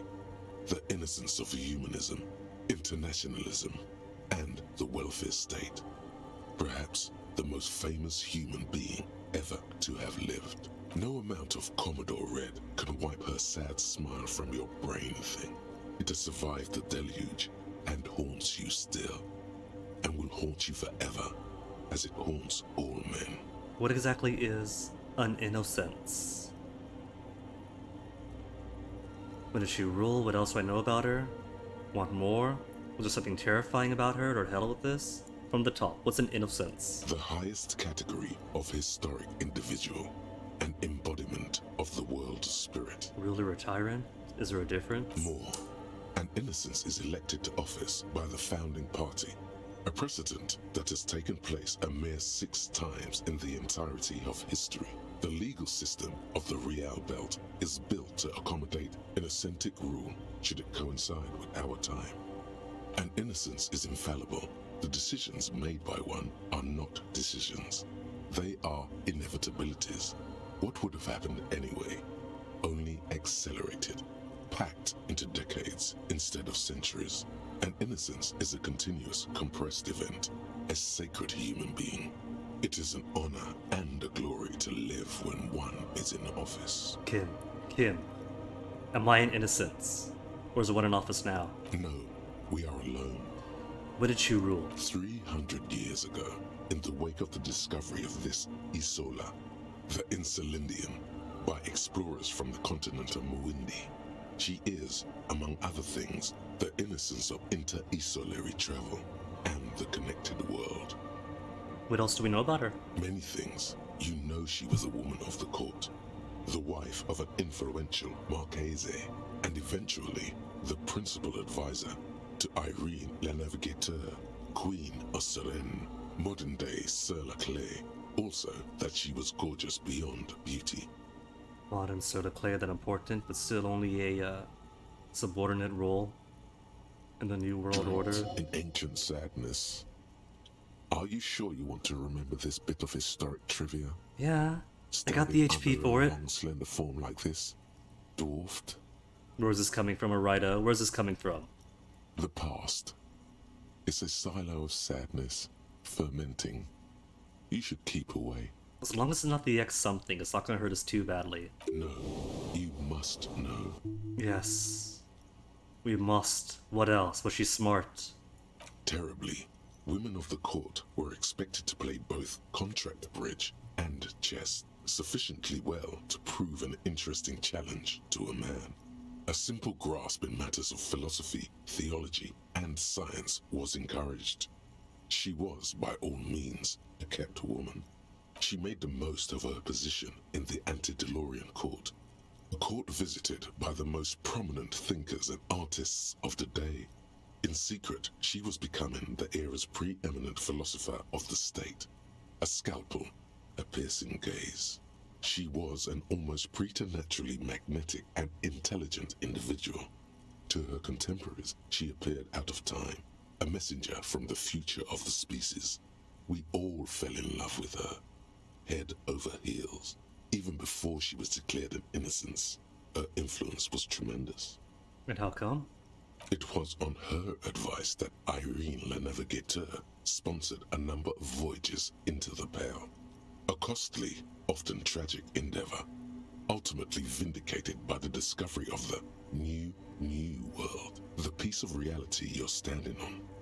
She was crowned 2 years after the first expedition returned, setting in motion what is widely considered the greatest era in history. The DeLorean era. Y'all better be taking notes. There is gonna be a test after the final stream of this. Wow. Wow, indeed. When her innocence was declared, and the queen she had advised for years fell on her knees before her, she was so overcome with emotion that her lungs started glowing in her chest. Oh, that's what this is. I thought she was holding a giant apricot, since apricots came up several times already. Lungs glowing in her chest. When we click our thoughts, we have our skeletal system that starts manifesting. Are we going to be an innocence? Have we just not been discovered yet? Bystanders reported golden filaments lighting the already sunlit chamber around her, clearly visible beneath her dress. That is why the lungs are the symbol of love for the cultures of the Real Belt. I want more. As did we all. The lands of the Mesk and the Occident, and even far away Supramundi. There's a Super Mundi as well as Mundi? 21 of the 40 Mundial nations of the time immediately accepted Innocentic rule, even before her crowning. In a city called Advesperaskit in Vesper Messina, her homeland, the name of the city means evening comes, but it happened on a winter's morning, with the canals frozen and slush falling out of the sky. It has a nice ring to it, doesn't it, Sap and Stars? Last Innocence, Raphaël Ambrosius Cousteau. She was dressed in a white and pearl dress on an emptied-out plaza with the crowd far away. Already, her Theriers, the secret servicemen of the Innocents, were worried about an assassination attempt. Must have been beautiful. Or I don't care how she looked. I don't care. It doesn't hurt me. That sounds like he's speaking in denial. If he's got that much denial, I must play into it. She must have been beautiful. Oh yes, she looked like humanity's young mother. A perfect mother. Insultingly beautiful. It was as if her face and shoulders and hands were covered in a soft down of underfeathers. You know this well. Very well. Do I? Is there a reason to? Is this going to hurt me? Midwinter snow was beating the cobblestones around her. A small attache of officials stood by as her Theriers placed a white gold wreath on her head. The crowning was mostly witnessed by secret servicemen. And then? One of the men in this secret service killed her 22 years later. A young man who had come to suspect that Dolores Day was not entirely human, but something else. Not only do we have regular humans who have now become a crab person, who apparently do not require food or drink, but this world is pretty weird. The more I learn about the world of Elysium, the more bizarre it gets. There could be intraplanar travel. It could even be completely physical realities between these Isolas. I have no idea. Anything's on the table. So there could be merit to the possibility that perfect Dolores Day might not have been human completely, or might not be human to the reality they were in. Something that had walked in our midst, watching us stumble for hundreds, if not thousands of years, until it decided to interfere in the course of our history. We were supposed to come up with this ourselves. The man was reported to have screamed at the Innocents. Maybe it's credence towards the,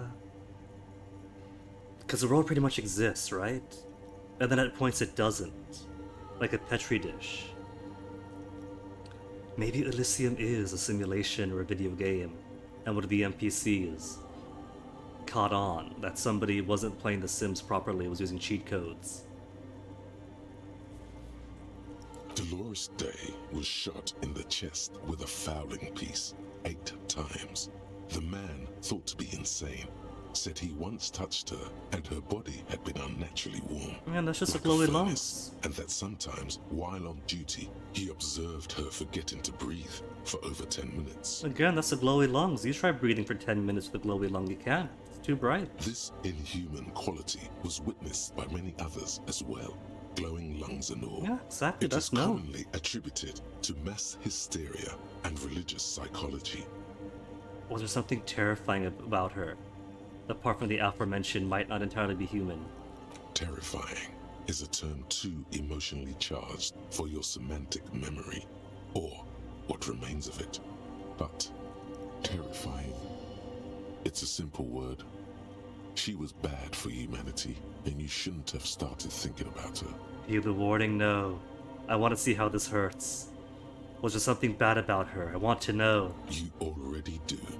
Although she's often considered to be the greatest human being to ever live, there was something ominous about Dolores Day, constantly surrounded by her Theriers. She was the most socially secluded and least self-aware of all the Innocences. Some modern thinkers would consider her a war criminal for the campaigns she waged against the Mesk state. And then there were the resettlement programs. If the shoe fits, Sounds like she would be culpable, and then what happened? The Misk state tried to detach itself from Innocentic rule. Parts of the world were experiencing whiplash from accelerating into secularism. Her mandatory education programs and mass resettlement of upstream Marguerite were problematic as well. Dissenters were suppressed by a military force she called the Army of Humanity. Problematic nothing? Mass resettlements is a total genocide? So they might have been onto something and trying to, what is this? Bump her off or at least break free? Suggesting those who fight against it are not part of humanity. She adored chess, yes, but also military war games. Dolores Day often holds a tiny tin soldier between her index finger and thumb. In icons such as this, she was also blonde, the blondest woman you have ever seen, with green eyes the color of the Pacentic, mare interregnum. Little is known of her Marchese husband. It's as if he vanished from history after completing his role, which was to introduce Dolores Day to court. In conclusion, yes, there is something lonely, paranoid, and even terrifying that people seldom mention, but feel when they think of her. The Inland Empire, that wasn't so bad. That's just history lessons. This subtle terror is part of her iconography. Lieutenant Yefreitor, you've stood there for over 5 minutes. It is 8 minutes after 1. Just having a moment, Kim, being introspective. What are you thinking of, if I may ask? She's somehow connected to the case. Glowing lungs is fucked up. Just looking around, she's beautiful, she's not human. War criminal! Could she possibly be somehow connected to this case? Other stereo investigations have come right back home and linked in. Could Dolores Day possibly? She's been dead for 300 years. You don't know, Kim. I am almost 1,000% certain she isn't connected to the case. Maybe not directly, but maybe somebody following out something. Something that started 300 years ago. Or something done in the name of her. Or in some organizational remnant. None of this is, in fact. This church, the coast, this isn't a good place to get lost in. Fine. Hey, her innocence Dolores Day liked little figurines, right? Liked holding little men between her fingers, remember? No, I don't remember anything. Don't want to think about this. Goodbye. Discard thought. No, what? You have the headless Fallen Rider figurine. We do. You should give it to her. Win her back. This her again. The reason we bought this Headless Fallen Rider like way ages ago was to an enigmatic her back, and now that we know there's some X something involved, it kind of feels like Raphaël has cemented some kind of relationship between Dolores Day and the X something, who clearly aren't the same person. Could this be how much he deified or put his lover up on a pedestal? Win who back? Can't win Dolores Day back, she's a long dead historical figure. Don't be so pessimistic. Love doesn't die that easily.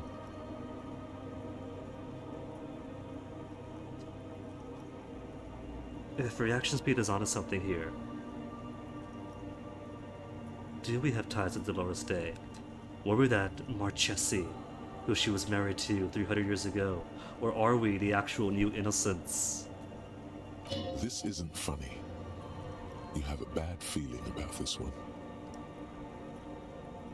I want to believe Inland Empire, but there is a bad feeling for this one. All the more reason to say yes, this is a task of mine now. So very, very, very nifty. Nifty and mysterious. This is surely what the figurines are for. And so begins another 20-hour side mission, where I gotta collect figurines all over the world to offer on altar to Dolores Day. The mother of humanism stands above you. A precious and complex. I can't give this figurine to her. Why? She's a stained glass window! That does seem to be a problem. Maybe you meant something else? Like, what is the task still on? What exactly is the wording of the task? Dolores was fond of figurines, deserves more. Should offer her any and all that you have one day if you meet her in person. What an odd task to give herself, but here we are. Is the task still on? I don't know. What are we thinking of? Part of your mind has gone on to other things already. Only a strange little sadness remains. The mother of humanism towers. That's all that then. And we can't go in through the back. Here we were, using the front door like schmucks. When there's a perfectly good snowbank coming in the back way.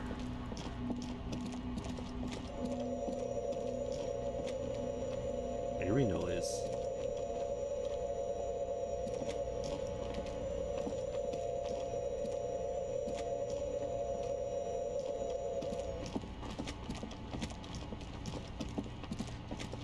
So I guess that's that then. There still is an hour though, so we could maybe talk to the teenagers before we go to bed and report on what the what's-her-face says. Or maybe, since the body is long gone, the initial inspection is long gone. Kim, where is that pissing contest? Yes? What do you want to know? Oh, there it is. It was hiding. Want to know more about this pissing competition you mentioned? What's there to say? It's just stupidity. Yeah, what kind? The cop kind. Our precincts can't decide if Martinez is part of Jamrock or the Industrial Harbor. Yours or mine, as if we somehow own parts of the city. Typical street gang mentality. So we've let the Union make a mockery of law enforcement here, and now it's come to its natural conclusion. So this is a struggle over who runs Martinet. Union. The Union does. His precinct and my precinct can't be bothered to do anything in here, and so they've become the law, they've become the government? Naturally, organically? Well, sort of. It's less a matter of who gets to police Martinez than who has to. It's an orphan district, in other words. I think the dispatch desk just told both our stations about the hanging. There was quite the brouhaha at the 57th, I can tell you that. Time to settle it, they said. Cop off. But I assure you, I am not their finest or toughest with 102 cases solved. What I am is least interested in a pissing competition. So my precinct sent somebody with a remarkable record to show off and ended up collapsing a very fragile house of cards. And thankfully the other precinct sent someone capable instead of something political to show off. So good on his. So he volunteered to represent the 57th, but not out of competitiveness. You volunteered to spoil it. Special Martinet, what it says about me, that I was sent by my station. You volunteered to spoil the pissing contest? Yes. I'm an unrepentant spoil sport. He says that, but he's been playing along and having so much fun with us. I thought he was going to be so much of a straight man that he'd have to reel us in a lot more than he has been. But it's been a good at least 94% playing along with us or indulging with us. And maybe 5% at most having to be the mother hen to keep us in line. What's so special about Martinet? But first, what to say about me, who didn't volunteer but was sent by the station?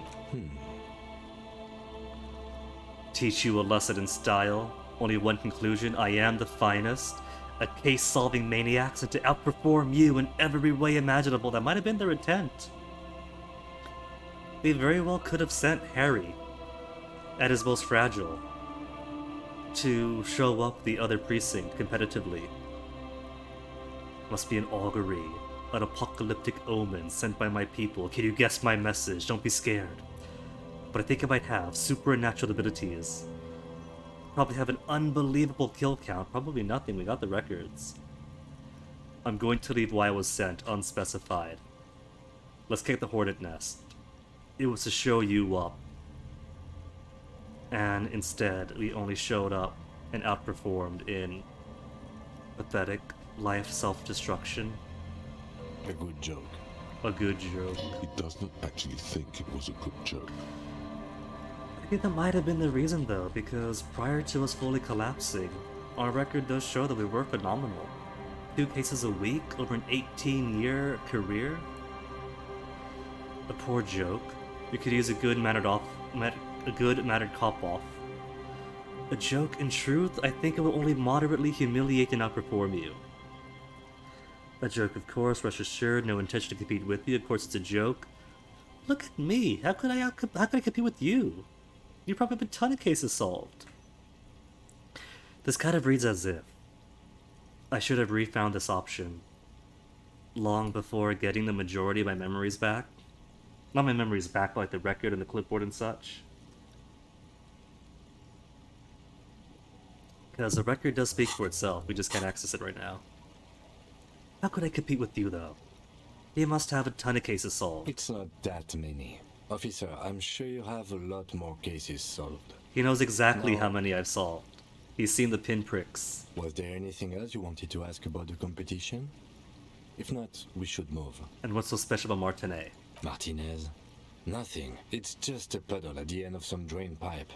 No one cares about this place. They care about sports. Most of our colleagues don't even know how to get here. North of the interchange doesn't exist. And that's it then? And that's at least going to be task complete? Finally ask about the pissing contest? Yes, it's a wholly pointless matter. Forget I ever mentioned it. He's actually glad it's addressed now. Formidable logic. Why did the 41st send me? I gave the answer already. +1 for sorry, cop. Not internalized, but the thought is there, floating around the back of my skull. And we know about the Sylvie suicide jokes. Maybe they didn't send me because of my fantastic record and the chance to show off the cop from the other precinct. Maybe they sent me because a hanged man in a union town that should be an open-shut case.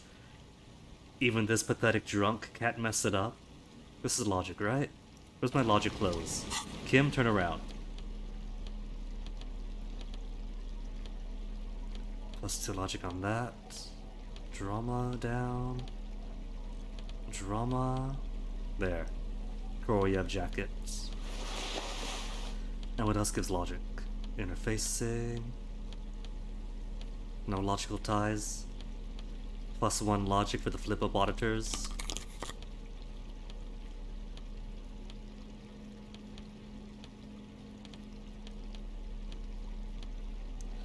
And already wearing the logic shirts. Yes? Look at you. It's because you're a failure. They sent you to Slight, Precinct 57. That can't be right. That makes more sense than the other stuff I thought of. Is that really it? They sent us here to embarrass Kim at his precinct? That can't be right. Just think about it for a second. You're a raging alcoholic who showed up 3 days late wearing piss-stained disco garb. You weren't sent here to win. But what about my phenomenal record? What about the 2 cases a week? Kim, what if my precinct sent me on this case because I'm a fuck-up? Like, as a joke? I've considered it. Oh, Kim! I thought we were getting along. So it's true! It would be immensely ugly of them, not to mention unprofessional. But I also think it's somewhat unlikely. Really? You don't buy it then? Why is that? I checked the records. This jurisdiction dispute, who polices Martinez, reaches back to the 30s. It's as old as my station. And all this time we can't decide who gets Martinez? I think, yes, both stations would prefer a win. Do you really see me as a safe bet then? You really are their finest first? I am the finest of nothing. But you really think I'm a safe bet? Safe? No. But you're old. You've made it this far. Something has brought you through. We've Ample only just started electrochemistry. working together, so I don't know what it is yet. But it's there. So no, I don't think they sent you as a joke. And even if they did, they are in for a surprise. Quickly, gonna plug this in. He's right. There are no airtight theories, just paranoia. You've given it some thought. Now let it go.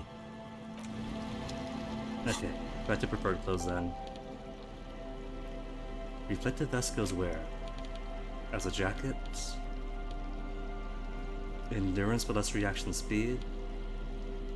Empathy shoes, pain threshold, esprit de corps, and visual calculus, as opposed to empathy and hand-eye coordination. Empathy is already phenomenal, but I could always use more hand-eye coordination. So casual wear for me is going to be between some more hand-eye coordination or visual calculus. I feel like I'll need visual calculus more often on the day-to-day.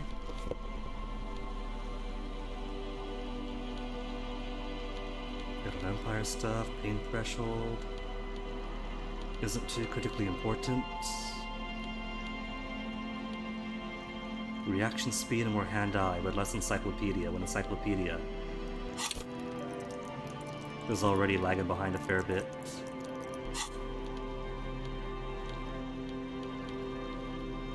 I do like more visual calculus classes though.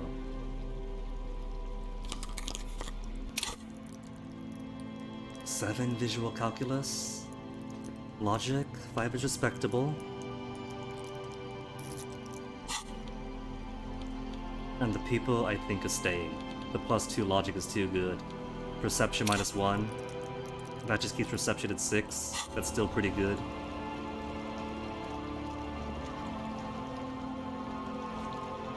Okay, it's 1:21. Maybe I'll ask around at the old lady again. See if she's willing to open up about Ruby. And whether or not she is, say goodnight to Kim, start day 5. And miss, you were standing out here in the cold, are you okay? Our tenant, the policeman. I hope the waves don't keep you up at night. What? Nah, she's got nothing.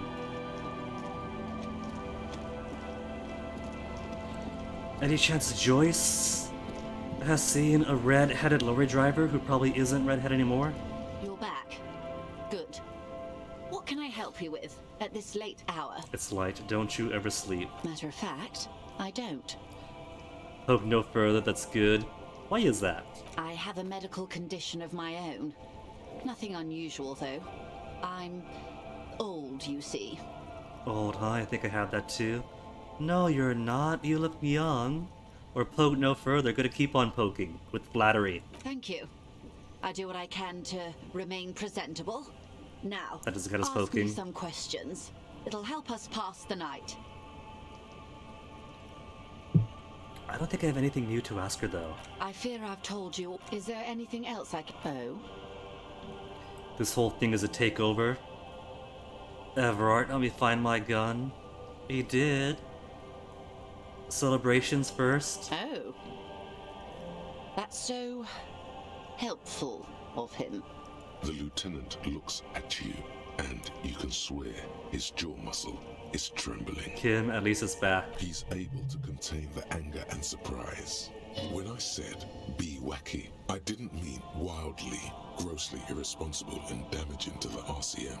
Unconventional police officers sometimes lose their Unconventional. guns. They then go around and tell people about this to gauge their reactions. It's all part of detecting. Incredible.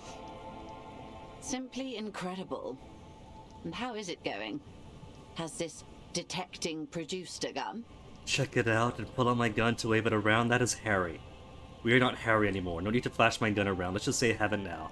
Thank God. And indeed, Mr. Everard as well. In this investigation, one may have use for a firearm. You wouldn't want to get caught with your pants down. No?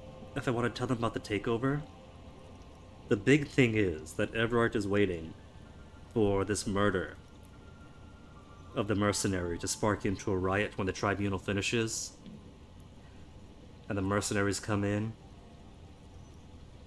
ready to take Titus and or the rest of the Hardy Boys. And then fighting starts.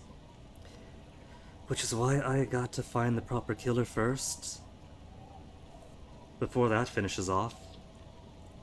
If I tell her that does what? What could possibly change? The Union is already doomed. if these heavily armored and heavily armed guys decide to attack. If I warn them, then what? More heavily armed and heavily armored people come in to protect their assets? I'll keep that information as internal stuff between the Union and the company. Of course, Detective. You can always drop by later.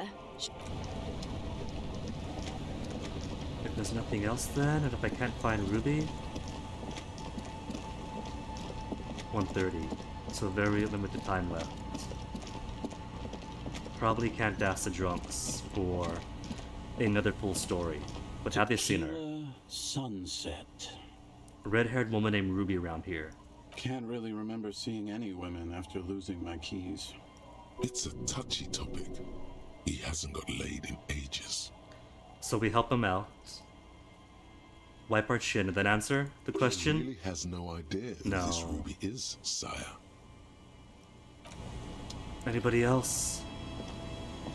Good to see you, friend. Do I have deals set up for you, buddy boy? Good to see you too, friend. So what do you want? I've got smokes. They're cheap. Very cheap. I've got Pilsner. Medicinal great deal. spirits, You won't 300. get a better deal on that piss. Spirits I can let go for 300 real. I also have speed. And by speed, I mean amphetamine. +1 Motorix. Why does the spirits cost 300 real? More money than I've ever seen this whole game combined. See, friend, it's real valuable. Worth every real, if you catch my drift. Got it from a bit of a business venture. Not on speak. No one can buy spirits for 300 real, that's crazy. Just so the spirits of the story today. No one can buy spirits for 300 real, that is crazy. You know what's crazy, actually? He's finding it difficult to focus his watery gaze. What is? What? What do you mean what? What did you think was crazy earlier? This guy. Conversation might bring a discount, no? Maybe. It's only 1:30. Where'd you get the bottle of spirits? Oh, this is medicinal spirits. The good stuff. Got it from the doctor's office. I don't think I've seen a hospital, but there's supposed to be one around here, isn't there? I got one of those scientific ampoules a few months ago. Torpedo, they call it. It's supposed to keep a man from taking a drink. Didn't stop me for shit, that's for sure. 5 lemons with half a pack of butter and you're good to go. That's a good tip, should remember it. It really isn't. In a week, the goddamn kidneys started giving me all kinds of hell. Finally, the missus took me to a private doctor's office. Not a charity, the real thing. Those arseholes charged me 4 real to remove the damn thing. But I came out on top after all. That is so cheap, only 4 real? Have they no shame, taking money for a service they provide? But the idiots left me alone in there. Now, I used to teach high school biology. I know what doctors use to preserve dead fingers. 4 real, that is really affordable. Shoes are more expensive? That's pretty good compared to booze. Compared to other goods and services, that's remarkable. And that was what? Kidney removal, that's full-on surgery. Quality surgery in a private institution. Exactly, that's how you know it's a fiction. Like 3 cans of this blue medicinal stuff from the back room. Threw the snakes out and voila! What's left is this beautiful blue stuff. 98.7% almost pure alcohol. 2 I already sold to these fine gentlemen here. They have to get a This last real. one is yours for 3 real, if you 3? want it. I'm taking advantage of him. This guy can't keep his head straight. And now that he said 3, there's no going back. Don't say it. I think it'll prove useful, yes. 3 real and it's yours, friend. The deal of a lifetime. Well done. You got it. I got the friend discount. That's a much more reasonable price right there. Makes sense now.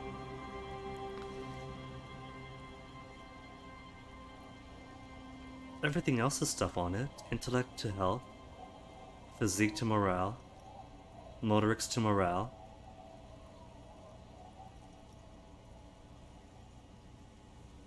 But a mystery, what the allegedly 98.7 whatever proof was. What it does. Sure, take 3 Real. That'll almost make up the cost of the kidney. Really helping him out here. Just make sure to enjoy that one, friend. New task, spirit is eternal. In the civilized world, it's a custom to tip the shopkeep, friend. But come back anyway. And don't call what's her face? Don't call Abigail? Don't call Abigail. This guy is gonna be the one who breaks the case. The noxious odor emanating from the drunken man is strong and familiar. Don't you call her? Yeah! Don't call Abigail! Who's Abigail? Abigail. Don't you fucking call Abigail. Abigail is his wife or girlfriend. Chances are she's gone. Calling her wouldn't make it any better or worse. You're not going to get anything out of this guy. He's too drunk. He's been sleeping it off for 4 days. I'm sure he's sober by now. Never thought you'd see such a thing in your life. But this guy's a little too drunk. Have you seen any women around here lately? Abigail? Abigail, where are you? Yes, Abigail, where is she? What's your name? Don't call Abigail! Okay, Mr. Don't Call Abigail, where am I? What is this place? The man hiccups, then mumbles something unintelligible. Why should I not call Abigail? He snorts and beckons you to lean in closer. Oh, he's gonna barp into my ear. Lean in. Don't call Abigail. Don't call Abigail. Alright, I think I get it. What about your friends then? Don't you fucking call her! I shouldn't laugh. Abigail? But he's a fictional man. The performance is good, so I could laugh. Don't call. There was little chance he'd be a reliable witness anyway. And he's already lying on his side, so that'll prevent him from choking at his own vomit or swallowing his tongue. Where have I not been? The Alley-Vuin house has lights on in it, but there doesn't appear to be a door inside. Maybe Ruby's in here. Maybe she's been right next door the past couple of nights. She flees here to escape Tequila Sunset, the superstar cop, and he's come here to move in right next to her. Because Oleanda's here, and her kids are asleep now. I don't think there's any other buildings. There's this, but it should be empty. Unless somebody's manifested. Nobody's manifested. Alright, back to sleep then. If I can't find her, there's nobody else to speak to. Could maybe check on the phasmid traps. But it could be a whole thing. Might want to wait till morning for that too. Locate a working firearm. Report to Lena in the Whirling that it restocked, but she's not there. Check the boardwalk for bullet traces, but here's the thing. I went to the boardwalk and there's no interaction. No interaction, no dots around my head.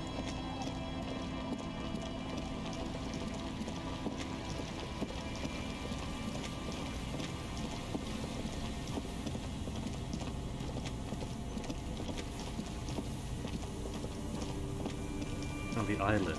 I'm not even sure what island there is to check.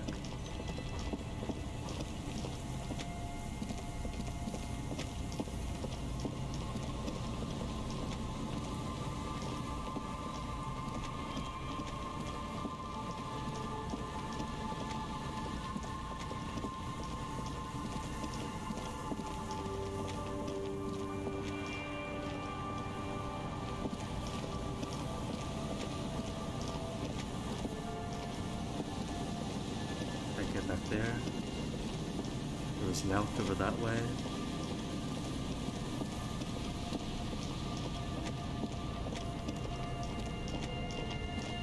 I'd assume they mean here for the boardwalk.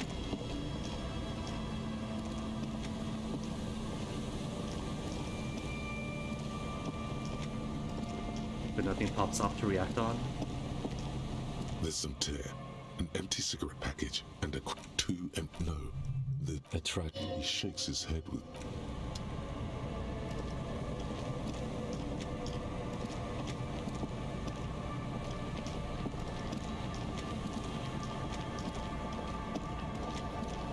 Well, can't do a thing it gives nothing to do with.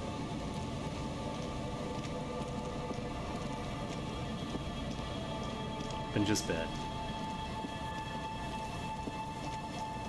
If there's nothing to do at the boardwalk, to check out the boardwalk.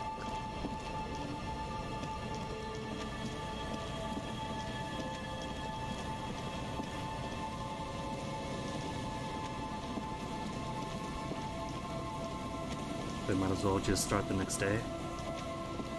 Get the next dream in.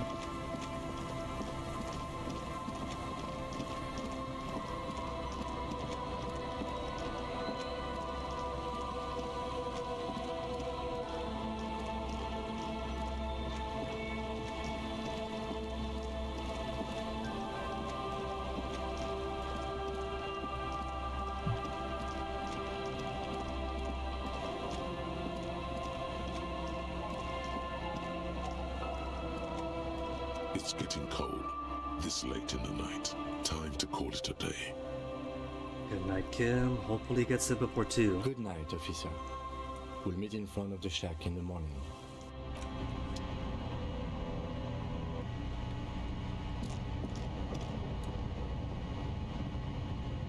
And then Ruby crawls out from the stove with a gun in hand. What's this? As you look at the floorboards in this corner of the shack, it's clear one of them isn't quite level with the others. That's new. Been in the shack several times already, but that never popped out. Has Ruby hidden her murder weapon, the functional rifle, in here? The edge of a floorboard next to it looks scratched. It's nothing. Probe your nose in here. Hollow space underneath the floorboards is dark and damp. You can barely make out the mixture of sand and sawdust below. And what's in here? Just beach roaches? Nothing particular catches your eye. Looks like more reeds. There might be something hidden inside the sand, though. Something bad. Someone's night thoughts. A last resort. A bad idea. Inland Empire, your warning was sound once. But the last few warnings have not been substantial. I am digging my fingers through here. You stick your hand in and start combing through the sand. Dry, not like outside. Fine dust. And then something hard wrapped in paper. Hard and wrapped in paper. To keep the moisture out of the mechanical parts. And the sand out of the mechanisms, perhaps. A small cylindrical object. You pull it out. A bullet. Just a bullet. Not a whole gun? A 9mm bullet. 9mm, that's too big. For all muzzle loaders of that caliber. Like your own Villiers pistol, for example. Isn't for a breech loader like a murder weapon. The floorboard isn't interested. Maybe the washerwoman is. You have enough to confront her with.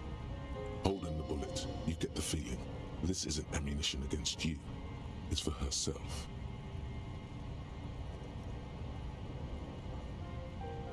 Though, I'm sure many people have been in and out of here before the washerwoman. I'll confront her in the morning. There's only 15 minutes, and sometimes conversation takes long. The bed is comforting. For now, Raphael goes to sleep. The bed underneath you is soft, if lumpy. Waves wash the sand underneath the hut, then grow distant to your ear. In the quiet hum of the organic heater, you fall asleep. Like a deftly cast fishing net, sleep pulls you out of the world and into its dark shore. The rough mesh chafes, tight flattening around you, it digs into your brain. Really chill. Dark Shore, my ass, I know what this is. Yeah, just let me sleep. Great, this is gonna be chill. How have things been going for you out there? Helped anyone lately? Saved anyone lately? Murdered anyone lately? We'll save somebody once Titus gets back to the whirling.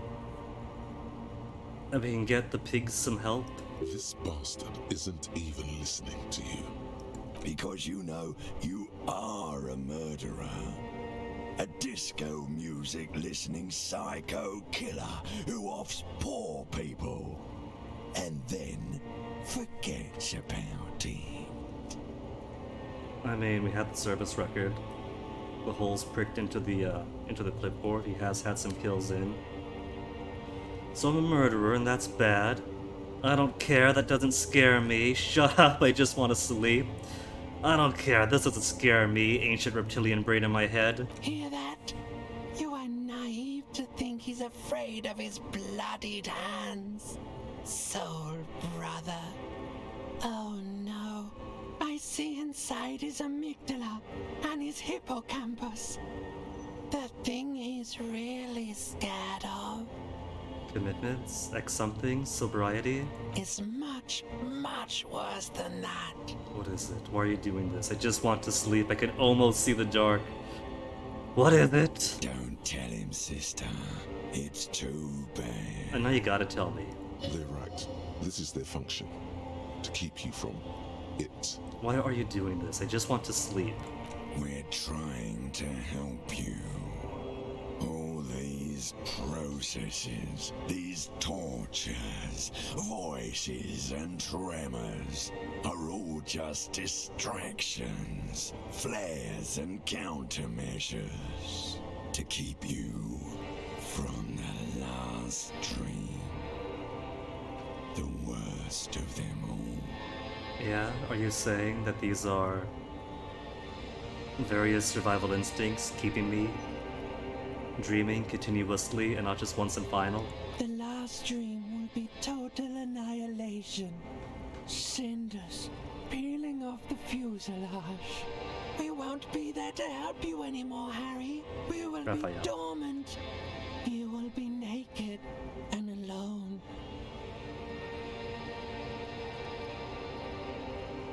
Surface level interpretation, maybe what I said about survival instincts and living, basically.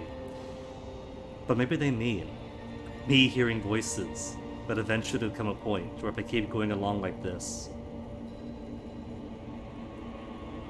maybe be too sober, too clean, too settled back into the world, and these voices around me will start to dissipate one by one. Even the most basic and primitive voices in my head. And the air will smell of apricots. Her face forms in summertime. I don't want to anymore. I don't want to think either of these things. Do it! Confront it! The air will smell of apricots. Of hell. An ancient sadness, brother. 10,000 years later. In front of the video rental. There is a warm breath on your face again. Everything is okay again. Everything is so okay. This doesn't sound like it's gonna be okay. Your eyelids flutter open for a moment. When you close them again, you sense the light of the room around you. You're back. In 2 seconds, the alarm will ring. That's it? Dream over? The last thought in your head before waking is, maybe you shouldn't have seen that stained glass window in the church. It's fine. If the church puts some seed of idea into my head, it's gonna be fine. What's the worst that could happen? Apart from my innocence awakening, maybe I am the second coming of Dolores Day.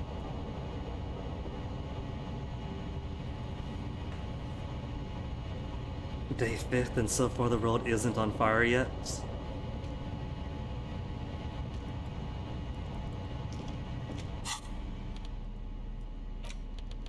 Let me see.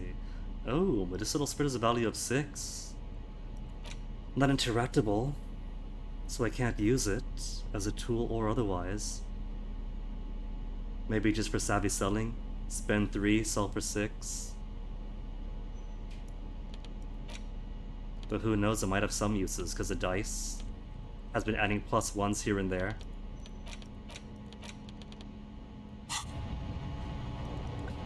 Alright. I got 349 in real time. That's enough for a couple of things, since even small interactions can take ages depending. Could accost the cleaner woman again. Maybe tell the kids the news about the church. And then call it.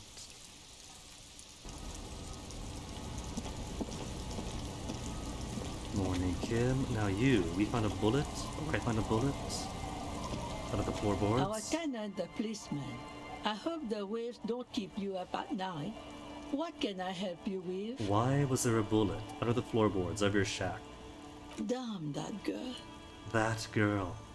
Is that saying she was staying in that shack at some point?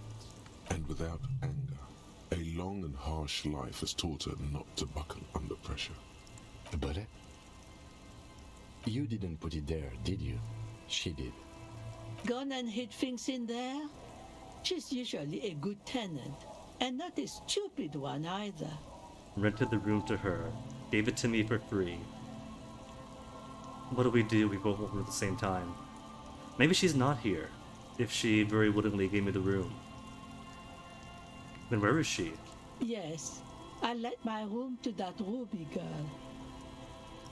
As I've done before when she's been in trouble or just looking for solitude. I've made it clear. We welcome all kinds of people here. And when was this? She came last Friday, left on Monday in a hurry. What has she gotten herself into? That girl. She seems genuinely worried about her previous tenant. She's seen her hiding out from trouble before. But this seems different. That's for the police to find out. Right there. Please answer each question to the best of your ability. I'm sure we have a few. Okay, from the top. You said she left on Monday. 4 days ago now. When the canal lock was still when the canal lock was still closed. She could have found some way across? Or it could mean she's still here someplace, just not here. Left on Monday? Yes, early with the dogs, around 8 o'clock I think. More mention of dogs, but I haven't seen any. She probably heard the lieutenant's Kanema drive by, and it woke her up, just like it did you. Yeah, she must have heard a Kanema. Yes. That is a downside of having a 130 kilowatt engine. It lets the bad guys know when you're coming. Is the room exactly as she left it? Razor and all? I cleaned it, like I always do. Anything else there then when she cleaned it? No. The truth, sire. What's she like, Ruby? She's good company. Knows how to talk to an old woman. At my age, you don't get a lot of quality conversation. So I really appreciate that about her. Did she talk to you much during her last stay? No, she was mostly silent this time. What do you Kept to mean? herself. She tried not to let it show, but I could tell she hadn't come to fish. Usually she likes to cast a few lines, but this time she mostly stayed in her room. Why do you think she left the bullet there? For later? How would I know? She's a gruff one, but not violent. She doesn't go around toting a gun. This could be statement in support of Ruby not being the killer. But she only knows Ruby when she comes to the village to hide out, cast a few lines, and so doesn't know her on the day-to-day. You could ask her about your hunch, that it was a desperate measure. See if she thinks Ruby fits the bill. Have a possible explanation in mind? Aye. Do tell. An exit plan. What do you think, miss? If she was truly desperate and no way out? Exit from what? Her life, the world, all this? The lieutenant stops writing for a moment. He looks at you, then at the old woman. One of the lorry drivers, the one that was friends with her and wasn't scared of her like the other lorry drivers were, did say she did kind of seem, to his estimation, to kind of be in a worrisome state like that. Or if I'm too hard in pursuing her, she might go over the edge. No, she's a fighter. She really believes that. You say that, miss, but I heard she was a heavy drinker with anger issues. You ever witness that kind of behavior? Nothing of the sort. Sure, she was no stranger to the bottle. She fit in that way. But I only knew her to have a beer on the beach while watching the sunset. The sun sets for everyone. She isn't what you'd call a drunk.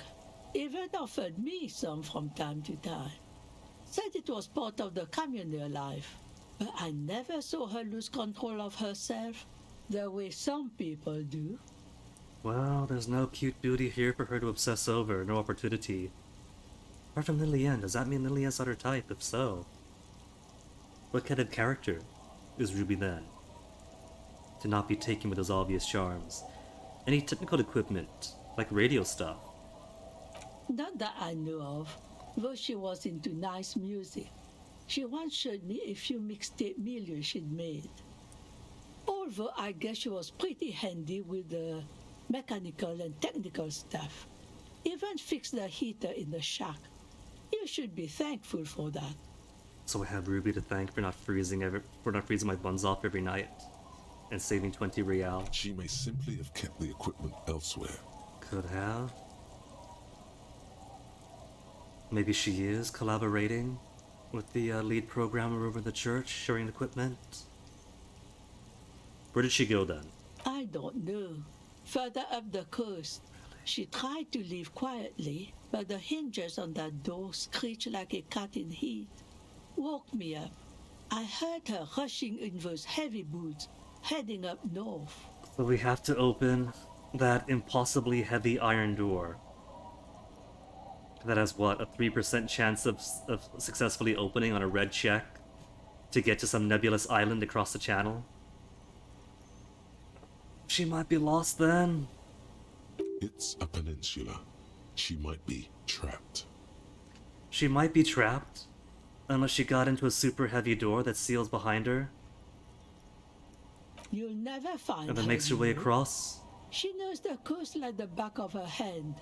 You only just arrived. But there's not too many places she can go. There's only limited interaction. I wouldn't worry about that, ma'am. We are persistent. Further up the coast we go then. Place is huge, needle a haystack, wipe your brow. I was really hoping she'd be hiding in this village. Are you sure it didn't go somewhere more pleasant and less wet? The coast we go, might be phasmas there, 2 birds in 1 stone. Are you sure you would rather stay here? Get a nice cozy fire going in the heater? Seems like a better idea to me. The Feld Electric Mural. You feel like you should go look at it again. Step closer this time. What are you suggesting in an empire? That there's a hinge somewhere in there.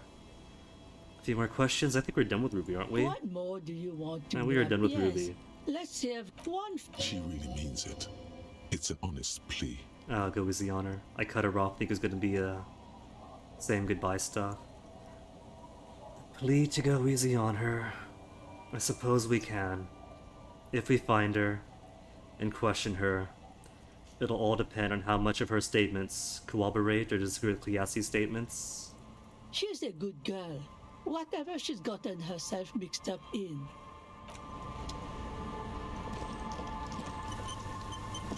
But before I go out there and do all that, I do want to go get to Titus. Titus should be back in the whirling. And get some help for the pigs.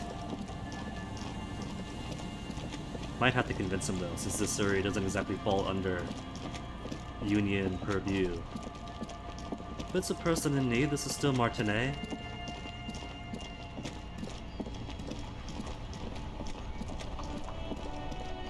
And if he's nice and goes along with it, maybe I'll treat him to some karaoke.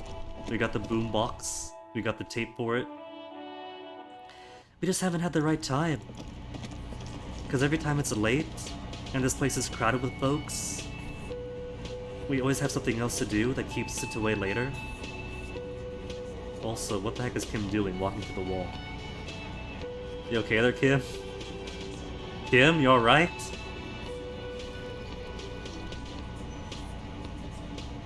Is he gonna do it? He's doing it. The madman is going through the table. Go, Kim, go! How far could you go? Is he going outside? Is he going to see what else is in the hawthorn bushes? Kim, no, that's too far. Get back over here.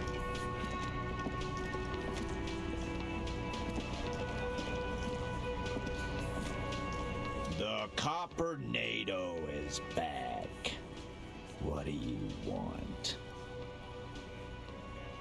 There's an old catatonic lady in the old fish market, other side of the bay, who's been out there in the cold all night. She needs help. What's that, Copper? You want us to help little old ladies now? They are part of the community. Aren't you guys the authority here that helps out the community and the health thereof? You're local law enforcement, aren't you? Helping troubled civilians should fall under your jurisdiction. Yeah. We'll send someone out. Who is? Wait. It's the pigs, isn't it? Yeah, it's her, so what? God. Poor lady. Don't worry. We'll handle this. I think she got some family in Courant or something. Bastards left her alone when she got sick. We've been getting complaints.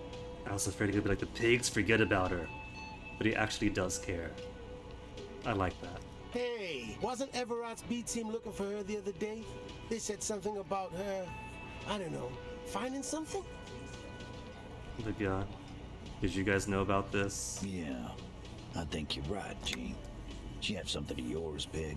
Not anymore. Whatever you do, do not admit to these punks you lost your gun. You will suffer if you do.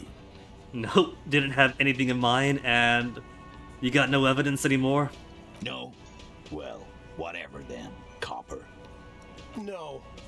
They totally said what it was. What was it? Anyone remember? I don't remember. I was fucking drunk. Let me know if you figure it out back there. Party and now, the pigs done. Anything else we can help you with? Guess you could ask about her. Who was she? Was like before. Just an old lady. Her kids moved away years ago. Never come to visit. Never took her calls. She gets out every now and then. She did right by lots of us when we were kids. Always was a little off, but still. Speaks of her in affectionate terms. Us kids? That must have been ages ago. She was better then. The children kept her together. What's her real name? Auntie LaPlante, we always called her. Something LaPlante. I mean, that's better than pigs. Gonna call her Auntie again, now that you guys gotta take care of her? Marianne, amigo. Marianne Amigo LaPlante. Fuck you, pig. What the fuck you are playing at, huh? Easy, Al. Don't let him get to you. Have one for Auntie LaPlante, huh? Don't disrespect Miss LaPlante. No disrespect, man. She's good people. Just hang out with you guys. Get a little crazy sometimes. So how'd she get like this? Wanted to be a cop, you mean? Well, shit. I don't actually know. Anyone know why she started acting like a pig? No fucking clue. It's gotta be the crazy. Who'd want to be a pig? Someone who want to set the world right before it ends? Ever think of that? Who wouldn't? Cool uniforms, fast machines, packing heat? She did listen to a lot of radio shows. Law enforcement is a respectable occupation, sir. I can't help but feel partially responsible for the unhealthy culture that Poor Moon latched onto. I'm sorry. I mean, it's true. There is that whole super cop thing, making it glamorous. But I don't want to put more points to sorry cop. Maybe she wanted to set the world right. This was her way of reaching out in a world she had no control over, to grasp some sense of control over it. No, I didn't. Because I'm not fucking stupid, Polizante. But you guys are the police here. Let's gotta do you guys as ghoul. You guys ID yourself as a local law enforcement. Just of the militant enforcement branch of the Union. And you guys identify yourselves as trying to set things right around here, so I think I answered correctly. Yeah, Carl. That's some pretty fucking weird shit to say. The pigs level weird. Yeah, exactly. Try to get inside her Whatever head. gets you through the day. Where'd she get her gear from? Dunno. She lives by the water. Shit washes up all the time on the beach. Fair enough. Police paraphernalia doesn't just wash up on the coast, people. It might. It's not like we dump it at night. She bought it, collected it. Station 41. A man carries a crate of rusted, unused badges. You think these would net us something at the annual auction? A balding detective drags a comb futilely across his head. Shit, who'd want those? Just dump them into the river. So we totally dumped them at night. Thanks for helping us out, Titus. He's actually doing a good solid this time. No problem, old cop man. We take care of our mentally ill here in Martinez. Ain't that right, boys? Good. Most important thing to do is get her among people, get her community, some love, some support. Sure enough, we're the real heroes on these streets. Hey, no contest here this time.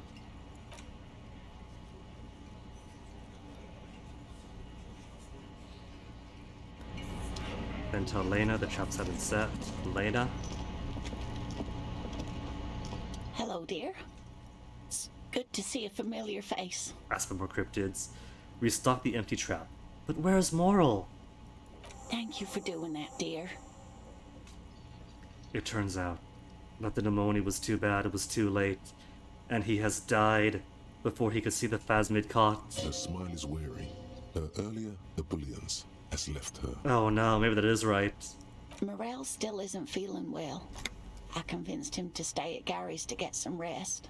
At Gary's? I'm afraid the cold has really gotten to him. So that's who's staying out in that room down there. Probably for the best, awfully cold out in those reeds. I'm sorry, dear. You've had to drudge through them so many times. Such is field work. A young person's game, as they say. Her voice is shaky.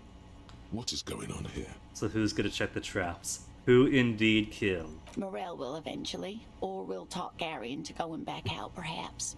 The lieutenant stares at his shoe, caked in mud. He doesn't say anything. So he tells me it's up to me again, enthusiastically will take care of it. Once more, into the breach then, with undue optimism. Good luck with that, bug-chasing days are gone. Take on the case. That really is too much, sweetie. Thank you for your dedication, but I can see you're coming down with a cough yourself. We're headed out there anyway. Gotta go back out there to find Ruby and get her side of the story. And the traps are en route, they take no time at all. Unless there is some phasmid to catch. Very strange. Why is she not letting you do this? It's like she's given up. She might have. They're both coming on old age. We had the adventure trying to find it, but no luck so far. She might be giving up. I don't think it's as simple as she doesn't want me to find it without Moral, so that I could take all the credit.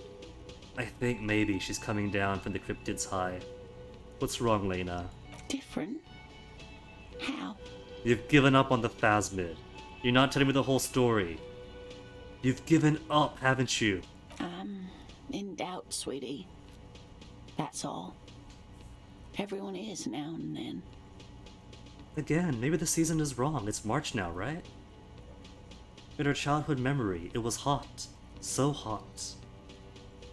It's still March. If they wait for June or July, not only would it be better weather for them, but maybe that's the ideal temperature or season. Maybe take it next season. It's a strange feeling. I haven't really told this to anyone, but you are a police officer. You haven't told anyone I'm a police officer? And when a police officer asks, you must answer. Do you ever wonder if some lovely story from your childhood is just that? A story? Or a dream? Hunching her shoulders now. She seems even smaller than she is. Like a sad young girl. Seeing the Insulindian phasmid was just a story I used to tell people. I didn't really think about whether it was real or not. This is a world where a man of devotion could eventually become a wall-crawling crabman who doesn't need to eat or drink and subsists entirely with subservience to the silence. Who was to say there aren't bugs that disguise themselves as reeds under the size of a grown human's arm?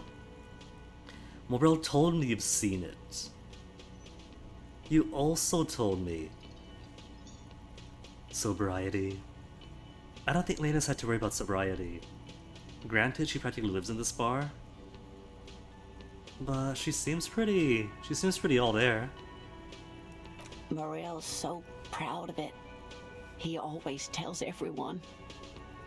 A terrible sting in the heart. Regret. Are you saying you made it up, but it perfectly matched the description? You seem to really believe it happened. Doesn't that count for something? So you haven't seen it? Should arrest you for lying. But you seem to really believe it, though. No, sweetie. There's more to it than that.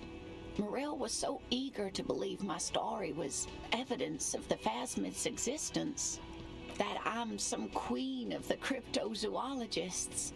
That, and for years his belief made me believe too. Well, look. Say they can't ever find it, right? Worst case scenario, the bug doesn't exist, but they tried their hardest to scientifically attempt to find it, had some good adventures, some good years together.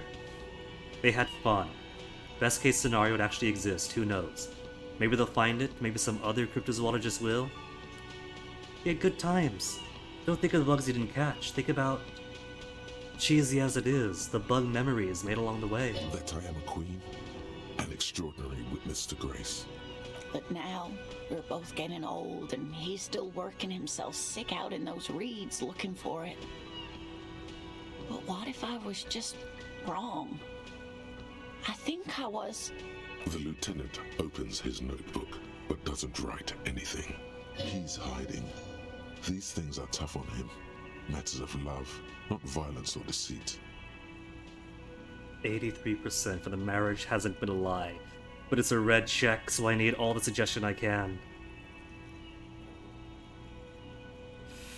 I want to go back out and empty my hands, because I got the thought that gives me +1 suggestion if both my hands are empty. I still believe you saw the Phasmid. Thing is, you're not sure you made it up either. It's a false memory. Doesn't mean all cryptids aren't real. Chase another one. But this has been their thing. They got the whole sunk cost of decades. Right about all of it. Need to get back to my work.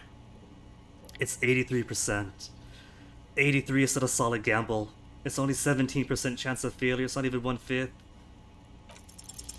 But it has, hasn't it?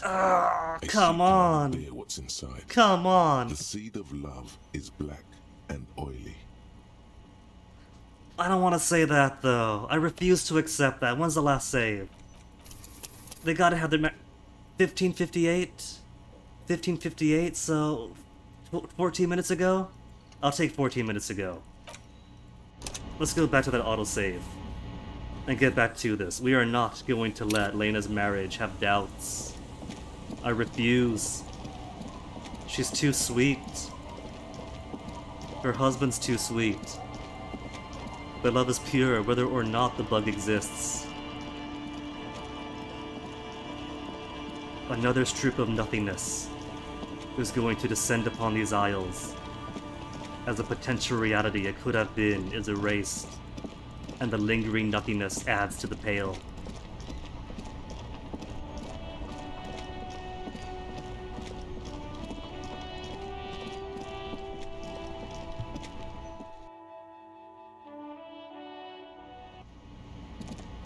First get help. The Coppernado is back. What do you want?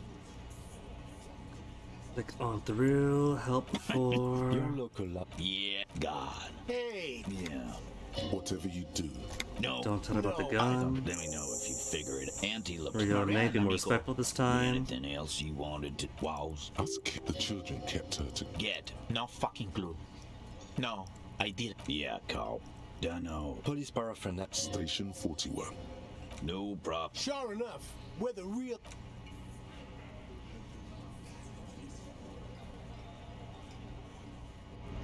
Okay, back to where we were. Or love, Raphael. Hello, dear. Thank you for doing. Her smile. Morel still isn't feeling well. I'm sorry. Her voice. Morel will have. The lieutenant stares at his shoe. That. Very strange. Different. It's And when do you punch it, seeing that Morel? a terrible sting in the heart. Knows Okay, that I. now, That time. save that But marriage. now, Support we're that both marriage. The lieutenant, he's hiding. These things are tough on him. Matters of luck. There we go. The way the dice are supposed to go. That requires time, diligence, and care. And need something good here. All qualities these two seem to share in abundance. Wrong or not, relationship with moral isn't just about the phasmid. There we go. Correct thing to say this time. Suggestion, you're on thin ice now. But it is. We've spent years searching for the phasmid, hunting it together. Without it, what are we? Just another pathetic old couple. Or a charming old couple who have spent years of their life together, chasing a romantic dream, and whether or not that dream was real or not. They were happy. We had fun. That is real. That is tangible. If I hadn't led him down this path, he could have a steady job lecturing at a university. Normally, when I think about stuff like women and marriage, I feel bad. When I think about you and Morel, I feel okay. That counts for something, doesn't it? They are my emotional anchor. Be happy for my happiness. Oh, of course it counts for something. But we've had our hard times too. Well, that's all couples. And you've persevered. I was a paraplegic before we met. He didn't know before I arrived. On our first date. If I weren't the queen of the cryptozoologists, if I didn't tell him that story... Lena, did you spend 24/7 talking about phasmids? As you ate dinner? As you shared a bed? As you listened to radio shows? No, there was life beyond the phasmids. She has to swallow to relax her throat. It's keeping her from talking. He'd still be into you? It's not how these things work? Now I understand we haven't told about your doubts. Love is hard. It is, but you gotta say something, not nothing. He'd still be into you, though. We get why she hadn't told him. But love isn't that simple. People are complex, and love is complex. Maybe. But then why do I not dare tell him? Because you are human, you have doubts of your own. I've wasted enough of your time with this drama. I really must stop talking about it, lest I start crying and waste more of your time. What you have to know is, the Insulindian phasmid probably does not exist. Probably. Only probably. Let us fools chase our ghosts. There are a million better things to do with your life. This is still important, though. It's important enough to reset on. Are there? Some of the other things are pretty bad. To hell with this, I still believe. Thing is, you're not sure you made it up. She's not sure that she made it up. It's a childhood memory. And while some people may say that every single childhood memory inherently is unreliable, and human memory kind of is. She's seen what she's seen, that the memory exists, is objective fact. Maybe upon critical analysis it may only be the imagination of a child. Maybe seeing branches blow or whatever. Maybe she actually saw it. It's a false memory. She's not sure herself she made it up completely. I'm not sure of anything. Sometimes I still see it, you know. The real memory. Not the memory of the memory, but it's so hard to tell the two apart. Rising, unfolding from the reeds on a hot summer's day, like a benevolent god. And there are definitely weirder things in this world than an insect. Either way, I should go. Poor Morel is running a fever, and I need to get him home to Jamrock before we overstay our welcome with Gary. You sure you don't need help into Gary's? You do that? Conclude. You sure you don't need help getting to there? Oh no, thank you, but I can get there on my own. This old thing is gas-powered. And then a taxi home. It's not so bad. Alright, and we'll reaffirm we're going to check those traps. Really? Really, Kim, we're this deep in already.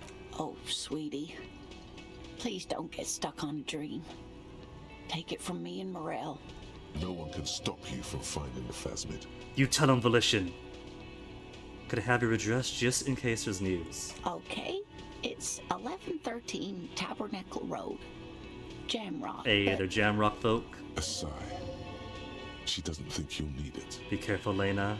Been a pleasure, ma'am. The rest of it is pretty grim. Thank you for bringing some light. Be careful out there, Lena. First name benefits. You too, sweetie. Thank you for everything, truly. Even though it turned out to be a... Even if it is. The relationship, the history is real. Nothing could erase that as a false memory. A waste of time. A dream. A lie. A fool's hope. Say her lips moving in silence. Like that, she drives off. The gas tank utters quietly as she gets to the doors, then pushes them open. Not exactly Outside, quiet. it's snowing. We should go too. Somewhere out there, a kilometer to the southeast, a gust of wind shakes the felled building, rattling dusty windows, beckoning with strange coldness. To ask the wind once more. How much time? 4:20 on the dot. Could maybe squeeze in one more thing. And then leave big investigations for tomorrow. Ask about Ruby. Explore the coast for signs. There was a fire. Tell Andre about Suna's thoughts. Spirit is eternal. Horrific necktie. Is getting ready for the endgame. For the love of God, do not remove it till the magic happens. I was supposed to not remove the tie? Nobody told me not to remove the tie. Fine, I'll put the tie back on. It's not too late. Well, there, the tie's on.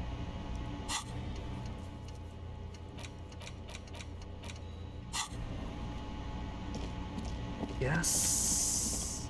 Well, that brings drama down to 4. 4's not bad. And how many skill points? 2? 2's not bad. Okay, let's get ourselves back across the river.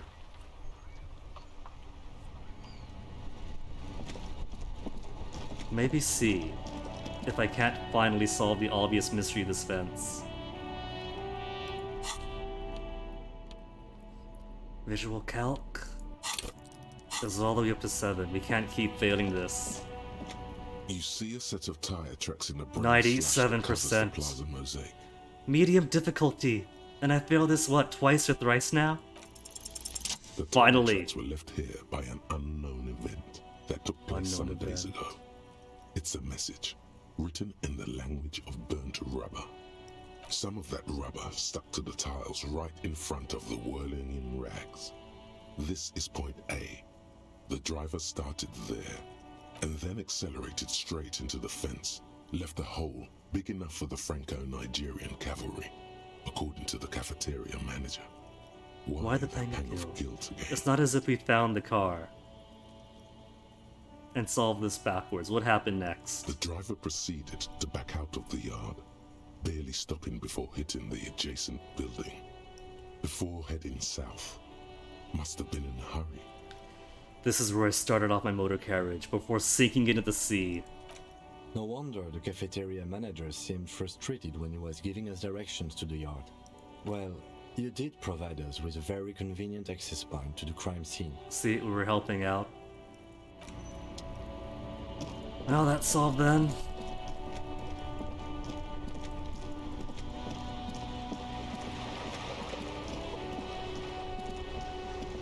The ball players aren't here?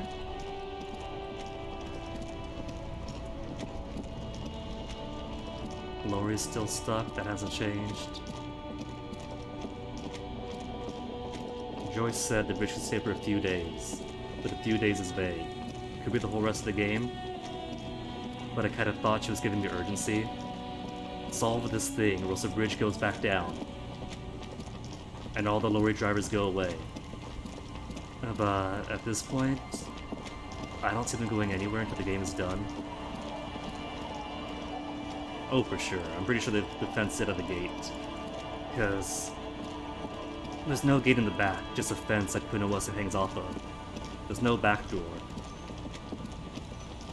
So all I've really done is taken their pre-existing gate and widened it to make the investigation easier. If anything, he should be thanking me.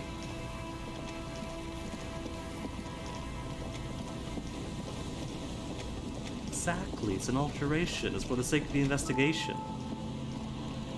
He could build the RCM, or the RCM could build him for the generous architectural advancement. On the wall of the trap. The rest are piled in a heap in the corner, dead. No Phasmid any poor things. No Phasmid. Maybe one of the other traps. Ooh, you know what? Couldn't think of it. It could be Classie's taking the documents. If Ruby and Classie were close, in some way, she probably knew about it.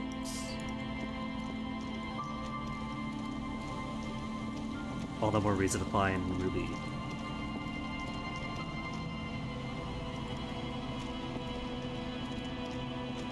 Oh cute, if I hold tab you can see the locusts bouncing around. The trap is filled with dead and dying locusts. Most of them aren't moving anymore. You still can't see a Phasmid anywhere. Raphael, you're forgetting. The Phasmid might be invisible. There's dead locusts. Maybe they were being snacked on. Poor things.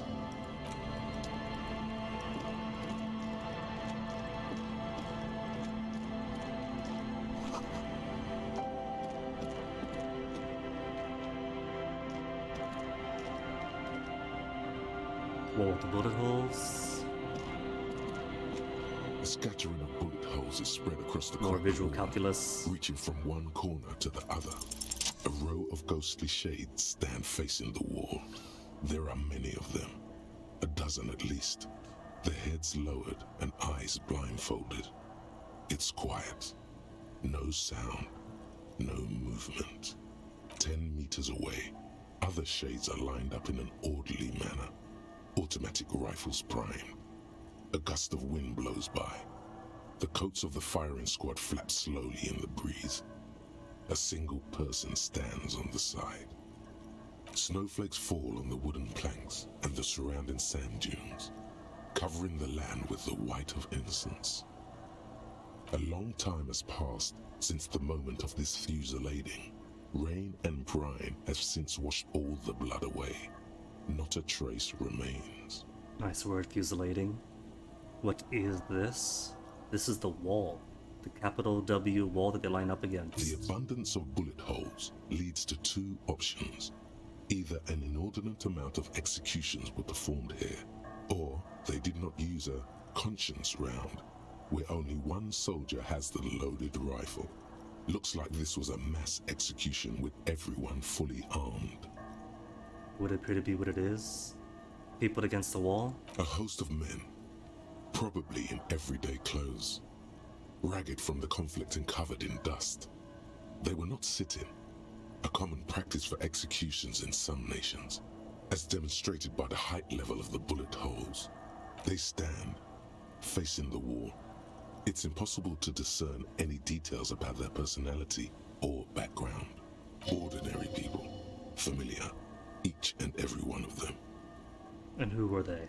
Comrades, the forsaken, the wretched, who tried to rise against the horrors of the world. 7 men in combat uniforms and dark coats, holding automatic rifles aimed at the people. Soldiers from some side, but from which one? That is a big question. This is revolutionary times, right? But the automatic weapons would maybe lead me to believe more professional forces doing the shooting, especially given The low vertical variation of the shots. Men of duty. Dark duty. And who precisely? Murderers. Twisted by orders. Young boys forced into killing. That really doesn't clear up which side it was. And the person on the side. The commandant. The one who gives the order. Machine gun fire crackling through the air. The lights of the muzzle flashes dancing on his face. Kim, who was this? Who was who in this execution? I don't know. I don't know who died here, lined up beside that horrible wall. It could have been any of the parties involved in the revolution. Perhaps the ones executed here were the loyalist conservatives, killed by the communists at the start of the Civil War. Or it could have been the communists, put to death during the last stretch of the conflict by the coalition forces. Could have been both, one time than the other. Remember what Trent Heidelstein said about Feld? What if it was Feld personnel, when assets were being seized by the revolutionaries? Another likely scenario. Or maybe... What about the coalition? The so-called moralists? Yeah. It's very unlikely the coalition forces were the ones who died here. They were always the last ones against the wall. To be honest, if a coalition member was anyone in this situation, it was a commandant, the superior giving the orders. Well, at least it's that mystery solved. A cold sea wind blows away the figures.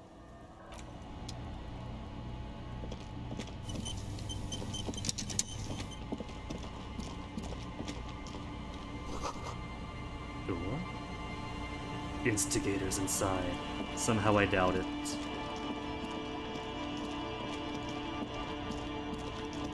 Maybe now it's daytime.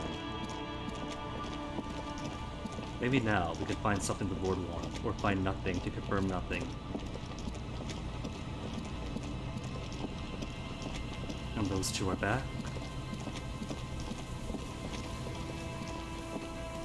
Anything special to say to him now that we've seen a vision of him in our esprit de corps? Hello. Isn't this a fine morning? Have you been talking to other police officers? Other police officers. I don't think he's ID'd himself even. Me? Yes, at some point, I'm sure I have. There was this one rather memorable instance when I had a chance to meet the head of Dominion Police of Königstein. And as you know, they have this very distinctive dress uniform with scarlet breeches and little cylindrical fur caps. I think these are called... Wait, what was it that you wanted to ask? Looking for a suspect? Here again about the Feld building narrow. He's already given us a whole history lesson. Looking for a suspect. Seen anybody around? No, I'm afraid I can't help you with this one, officer. It's just a regular day off for me and Mikhail here. Several days off for Mikhail and you. Staring at the same wall day in, day out. So you haven't seen anyone around? No, I'm sorry. As I said, this is just a day off. We just arrived anyway. How'd you just arrive? I've seen you here the past 3 days. There's something friendly and familiar in how he says that. A day off. He's telling the truth. He hasn't seen anyone. What about the wall? You see, a once bright mural towering above you. The signage has peeled off over the years, but you can still make out Feld Electrical R&D. A slogan used to intertwine with the loops a long time ago. Now, only a shadow of peeled letters remains. It says, tomorrow is just a whisper away. Approach it. Step closer. Enter that distant past. Above the mural, a collapsed roof. Broken windows set in walls that are cracking and will soon also fall. And the coastal breeze rustling and sighing in the remains of the edifice. Fell electrical. How ironic. All these dark rooms. Use skill points again. How many? Three more to spend? There's something in the wind. Sometimes the only way to go forward is to fail first. Why do I feel like I know this place? Why do we? Indeed. Somehow you knew it was here. An urban ruin gutted by looters that once used to consume money and dispense warmth and light. If the looters have gone in, There should be a way for us to go in. There's a ladder, a broken ladder. Is there a door? Could Ruby be in here? In there? She could. Or she could be in the identical room over there, or in that boat shack, in that church tower maybe. Kim, you know for a fact there's no one in the church tower but the crab man. Why single out this one building? Impossible shivers. My shivers is as low as 2. But it's all the way up to 92% success. Found the empty trap, heard latest true story. Went on a date, reconstructed the execution, confirmed the pigs, death notification. There's a death notification? But the empty trap and latest true story. Either this involves a phasmid, or we are so in touch with everyone who has lived or touched this place that we can get a good sense of the environment. So why check could we try it? And I put no points into shivers, so if I have to, I could. I'm gonna trust at 92%. Even though you're and a high roll too. You succeeded. All is quiet. There is no cold hand brushing against your forehead. Excessively no high. Rustle in the reeds. The wind has died down. The ruin in front of you is silent as a tomb. What am I even attempting to do here? Trying to talk to the wind, the city. Whatever you thought would happen did not. And now you're just standing there in the pale of the morning, with your hands fallen to your side. Is trying to talk to the city something you've done before? Is it in your secret repertoire? A trick for when you're out of ideas? A prayer of sorts to Revachol. It's sort of worked before. We got the pulse of the city a couple of times. But if we got nothing, maybe this means she truly isn't in this building. Kim, she could be anywhere. How do we find her? How do we? I was really hoping she'd be in the village. Okay. Considering we're getting low on possibilities, the big metal door, supply depot or ferry whatever, seems to be the likely solution, but who knows where she could be. She's probably north of the village, and this place is a peninsula. We already scanned most of the outdoor areas on our wild cryptid hunt, so we have an understanding of the geography, at least. You see, Kim, there was a purpose to it, not just exercise, not just a break, not just a fantasy hunt for insects. It was orienteering. And then there's the church. We've already searched that and can rule it out. I know it doesn't feel like progress, but exclusion is a step too. Mm-hmm. Anyway, we do it the old-fashioned way, sector by sector. Go over the whole peninsula, ask the locals, enter the places where we can enter first, like we did in the village. And if that fails, if we don't find her, then we have to take somebody in, and Titus is going to make a decent enough scapegoat. Then, if we're desperate, we can look where we can't enter. Bunkers, storm drainage, displays. I'm sure it won't come to that. There's been a few times where perception triggers. It's like, hey, that's a storm drain. Is that a sewer? There's a crack in the wall over here. But I don't think there's going to be any chance to explore said storm drains or sewers. Walk the coast, the old boardwalk, the reeds. You can always come back here and talk to the wind again. Look where it already got you. It got us a plan. An adventure awaits. An adventure on the windswept urban coast. Buckle up and raise your collar. This search is going to be wet and cold. I could do it again. I could keep on shivering. That was success last time, wasn't it? And I think it's going to be the start of that adventure, where I called it for tonight. We actually got to do a lot of cool stuff today and make some cool progress. Didn't make as much with the communists, sadly. But what could you do? Raphael's never read the theory, so he couldn't keep up with everybody else. But still, we got our gun back, we got some leads, got to some cool stuff. Boy, music come back. So tomorrow then, tomorrow we are going to fully explore day 5. And with a lot of side investigations out of the way.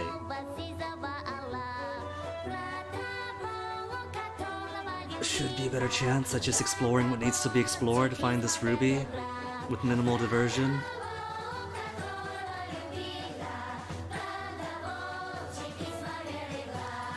Who is online? I am actually not seeing many people online today because everybody's watching GDQ.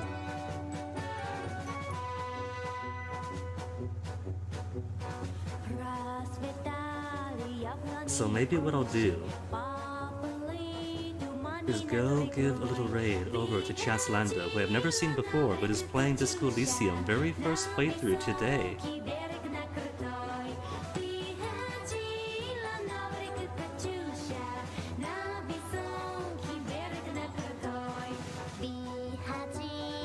And that sounds like as good a reason as any to go check him out and get more disco in. So for now, folks, go say hi to Landa. We'll see what he's like. And thanks for hanging. Tomorrow, hopefully, we'll find the smoking gun. Until then, take care of yourselves, have fun, enjoy the rest of your nights. See you guys around tomorrow. Or whenever. I'm not the cops.